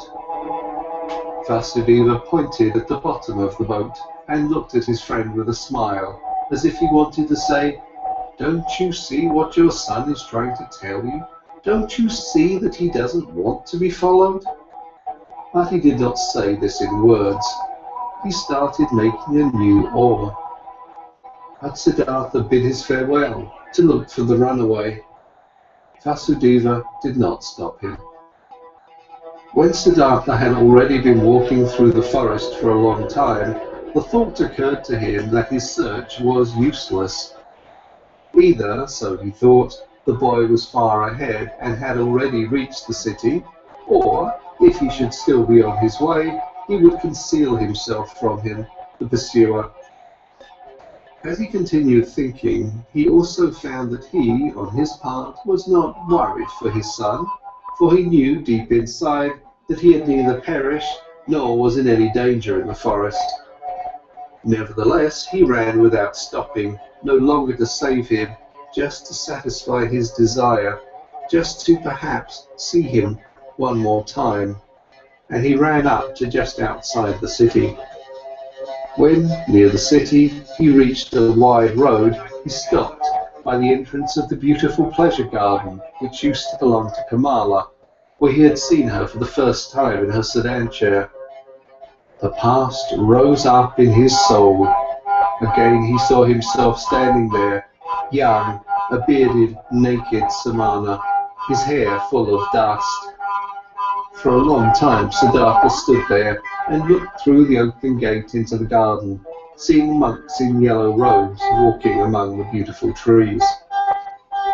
For a long time he stood there, pondering, seeing images, listening to the story of his life. For a long time he stood there, looked at the monks, saw young Siddhartha in their place, saw young Kamala walking among the high trees. Clearly he saw himself being served food and drink by Kamala, receiving his first kiss from her, looking proudly and disdainfully back on his Brahmanism, beginning proudly and full of desire his worldly life. He saw Kamaswami, saw the servants, the orgies, the gamblers with the dice, the musicians, saw Kamala's songbird in the cage, lived through all this once again, breathed samsara, was once again old and tired, felt once again disgust, felt once again the wish to annihilate himself, was once again healed by the holy Om. After having been standing at the gate of the garden for a long time, Siddhartha realized that his desire was foolish, which had made him go up to this place, that he could not help his son, that he was not allowed to cling him. Deeply he felt the love for the runaway in his heart, like a wound, and he felt at the same time that this wound had not been given to him in order to turn the knife in it, that it had to become a blossom and had to shine. That this wound did not blossom yet, did not shine yet at this hour, made him sad. Instead of the desired goal which had drawn him here following the runaway son, there was now emptiness. Sadly he sat down, felt something dying in his heart, experienced emptiness, saw no joy anymore, no goal. He sat lost in thought and waited. This he had learned by the river, this one thing, waiting, having patience, listening attentively. And he sat and listened. In the dust of the road, listened to his heart, beating tiredly and sadly, waited for a voice. Many an hour he crouched, listening, saw no images anymore, fell into emptiness, let himself fall without seeing a path. And when he felt the wound burning, he silently spoke the Om, filled himself with Om. The monks in the garden saw him, and since he crouched there for many hours, and dust was gathering on his grey hair, one of them came to him and placed 2 bananas in front of him. The old man did not see him. From from this petrified state, he was awoken by a hand touching his shoulder. Instantly he recognized this touch, this tender, bashful touch, and regained his senses. He rose and greeted Vasudeva, who had followed him, and when he looked into Vasudeva's friendly face, into the small wrinkles which were as if they were filled with nothing but his smile, into the happy eyes, then he smiled too. Now he saw the bananas lying in front of him, picked them up, gave one to the ferryman, ate the other one himself. After this, he silently went back into the forest with Vasudeva, returned home to the ferry. Neither one talked about what had happened today. Neither one mentioned the boy's name. Neither one spoke about him running away. Neither one spoke about the wound.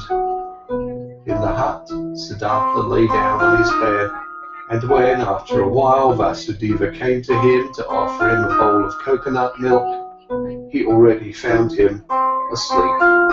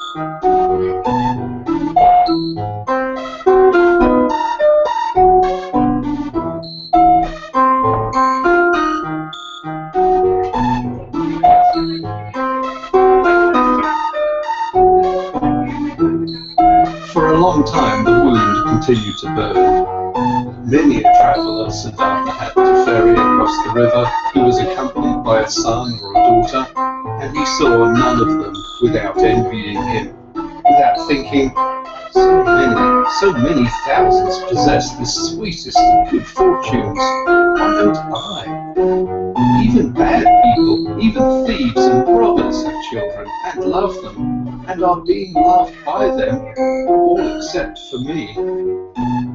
Thus simply, thus without reason, he now thought, thus similar to the childlike people he had become. Differently than before, he now looked upon people, less smart, less proud, but instead warmer, more curious, more involved. Many ferried travellers of the ordinary kind, childlike people, businessmen, warriors, women, these people did not seem alien to him as they used to. He understood them. He understood and shared their life, which was not guided by thoughts and insight, but solely by urges and wishes. He felt like them. Though he was near perfection and was bearing his final wound, it seemed to him as if those childlike people were his brothers. Their vanities, desires for possession, and ridiculous aspects were no longer ridiculous to him, became understandable, became lovable, and even became worthy of veneration to him. The blind love of a mother for her child, the stupid, blind pride of a conceited father for his only son, the blind, wild desire of a young, vain woman for jewellery and admiring glances from men, all of these urges, all of this childish stuff, all of these simple, foolish, but immensely strongly living, strongly prevailing urges and desires were now no childish notions for Siddhartha anymore. He saw people living for their sake, saw them achieving infinitely much for their sake, travelling, conducting wars, suffering infinitely much, bearing infinitely much, and he could love them for it. He saw life, that what is alive, the indestructible, the Brahman, each of their passions, each of their acts. Worthy of love and admiration were these people in their blind loyalty, their blind strength and tenacity. They lacked nothing. There was nothing the knowledgeable one, the thinker, had put himself above them except for one thing. A single, tiny, small thing. The consciousness, the conscious thought of the oneness of all life. And Siddhartha even doubted in many an hour whether this knowledge, this thought, was to be valued thus highly, whether it might also perhaps be a childish idea of the thinking people, of the thinking and childlike people. In all other respects, the worldly people were of equal rank to the wise men, were often far superior to them, just as animals too can, after in some moments, seem to be superior to humans in their tough, unrelenting performance of what is necessary.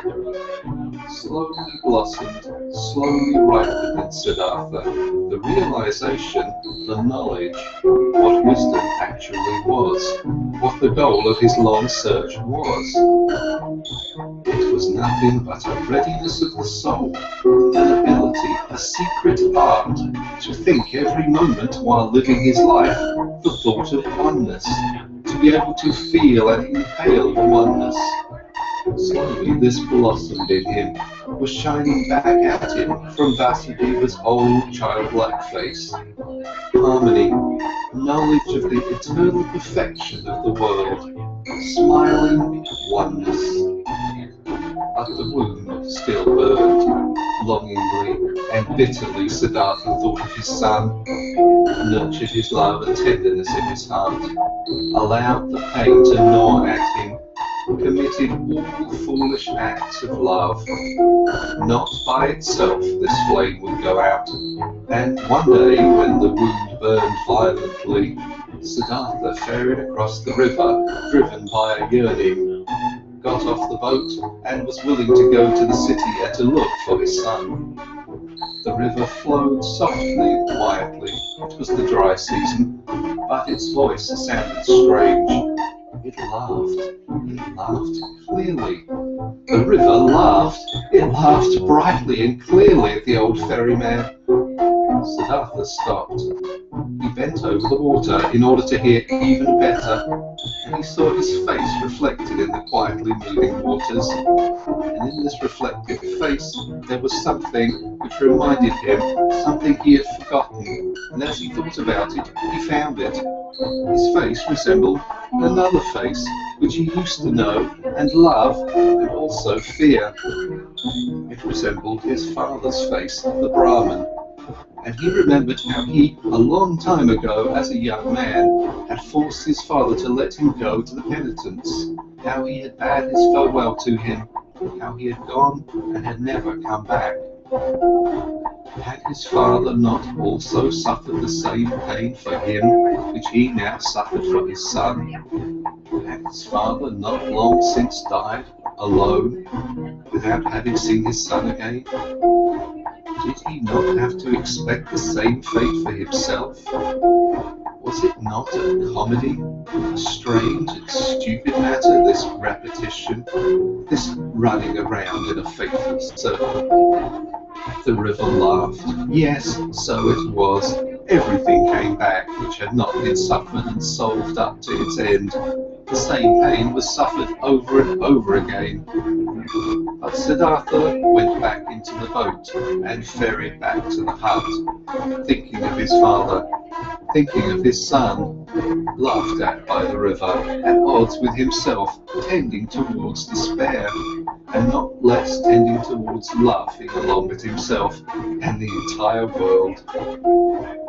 Alas, the wound was not blossoming again. His heart was still fighting his fate. Cheerfulness and victory were not yet shining from his suffering.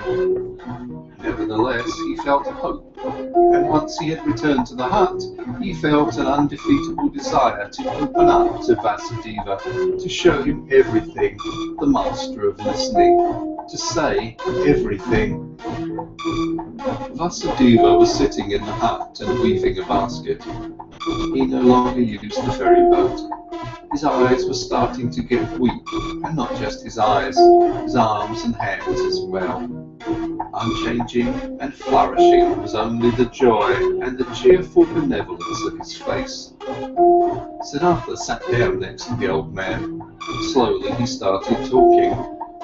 What they had never talked about, he now told him of his walk to the city at that time, of the burning wound, of his envy at the sight of happy fathers, of his knowledge of the foolishness of such wishes, of his futile fight against them. He reported everything. He was able to say everything, even the most embarrassing parts. Everything could be said, everything showed, everything he could tell. He presented his wound, also told how he fled today, how he ferried across the water, a childlike runaway, willing to walk to the city, how the river had laughed. While he spoke for a long time, while Vasudeva was listening with a quiet face. Vasudeva's listening gave Siddhartha a stronger sensation than ever before. He sensed how his pain, his fears flowed over to him, how his secret hope flowed over, came back at him from his counterpart. To show his wound to this listener was the same as bathing it in the river until it had cooled and become one with the river. While he was still speaking, still admitting and confessing, Siddhartha felt more and more that this was no longer Vasudeva, no longer a human being who was listening to him, that this motionless listener was absorbing his confession into himself like a tree the rain, that this motionless man was the river itself, that he was God himself, that he was the eternal itself, While Siddhartha stopped thinking of himself and his wound, this realization of Vasudeva's changed character took possession of him, and the more he felt it and entered into it, the less wondrous it became. The more he realized that everything was in order and natural, that Vasudeva had already been like this for a long time, almost forever, that only he had not quite recognized it. Yes, that he himself had almost reached the same state. He felt that he was now seeing old Vasudeva as the people see the gods, and that this could not last. In his heart, he started bidding his farewell to Vasudeva. Through all this, he talked incessantly. When he had finished talking, Vasudeva turned his friendly eyes, which had grown slightly weak, at him, said nothing, let his silent love and cheerfulness, understanding and knowledge shine at him. He took Siddhartha's hand, led him to the seat of the bank, sat down with him, smiled at the river. You've heard it laugh, he said, but you haven't heard everything. Let's listen, you'll hear more. They listened. Softly sounded the river, singing in many voices. Siddhartha looked into the river, and images appeared to him in the moving water. His father appeared, lonely, mourning for his son. He himself appeared, lonely, he also being tied with the bondage of yearning to his distant son. His son appeared, lonely as well, the boy greedily rushing along the burning course of his young wishes. Each one heading for his goal, each one obsessed by the goal, each one suffering. The river sang with a voice of suffering. Longingly it sang, longingly it flowed towards its goal, lamentingly its voice sang. Do you hear? Vasudeva's mute gaze asked. Siddhartha nodded. Listen better, Vasudeva whispered. Siddhartha made an effort to listen better. The image of his father, his own image, the image of his son, merged. Kamala's image also appeared and was dispersed, and the image of Govinda and other images, and they merged with each other, turned all into the river, headed all, being the river, for the goal, longing, desiring, suffering, and the river's voice sounded full of yearning, full of burning woe, full of unsatisfiable desire. For the goal the river was heading. Siddhartha saw it hurrying the river, which consisted of him and his loved ones, and of all people he had ever seen. All of these waves and waters were hurrying, suffering towards goals, many goals, the waterfall, the lake, the rapids, the sea, and all goals were reached, and every goal was followed by a new one, and the water turned into vapor and rose to the sky, turned into rain and poured down from the sky, turned into a source, a stream, a river, headed forward once again, flowed on once again. But the longing voice had changed. It still resounded, full of suffering, searching. But other voices joined in, voices of joy and of suffering, good and bad voices, laughing and sad ones, 100 voices, 1,000 voices. Siddhartha listened. He was now nothing but a listener, completely concentrated on listening, completely empty. He felt that he had now finished learning to listen. Often before he had heard all these many voices in the river. Today it sounded new. Already he could no longer tell the many voices apart, not the happy ones from the weeping ones, not the ones of children from those of men. They all belonged together, the lamentation of yearning, and the laughter of the knowledgeable one, the scream of rage and the moaning of the dying ones.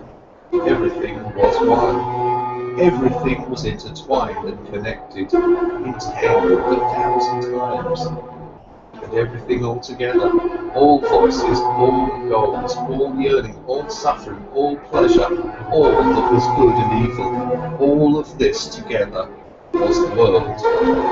All of it together was the flow of events, was the music of life. And when Siddhartha was listening attentively to this river, this song of 1,000 voices, when he neither listened to the suffering nor the laughter, when he did not tie his soul to any particular voice and submerged himself into it, but when he heard them all and perceived the whole, the oneness, and the great song of 1,000 voices consisted of a single word, which was Om, the perfection. Do you hear? Vasudeva's gaze asked again. Brightly, Vasudeva's smile was shining, floating radiantly over all the wrinkles of his old face, as the Om was floating in the air above all the voices of the river. Brightly his smile was shining when he looked at his friend, and brightly the same smile was now starting to shine on Siddhartha's face as well. His wound blossomed, his suffering was shining, his self had flown into the oneness. In this hour, Siddhartha stopped fighting his fate, stopped suffering. On his face flourished the cheerfulness of a knowledge which is no longer opposed by any will, which knows perfection, which is in agreement with the flow of events, with the current of life, full of sympathy for the pain of others, full of sympathy for the pleasure of others, devoted to the flow, belonging to the oneness. When Vasudeva rose from the seat by the bank, when he looked into Siddhartha's eyes and saw the cheerfulness of the knowledge shining in them, he softly touched his shoulder with his hand in his careful and tender manner and said, "I've been waiting for this hour, my dear, and now that it has come, let me leave. For a long time I've been waiting for this hour. For a long time I've been Vasudeva the ferryman.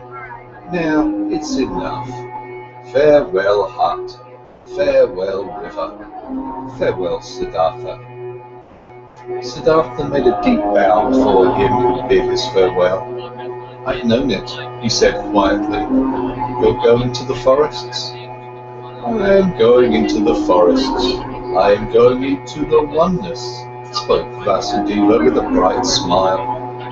With a bright smile, he left. Siddhartha watched him leaving. With deep joy, with great solemnity, he watched him leave.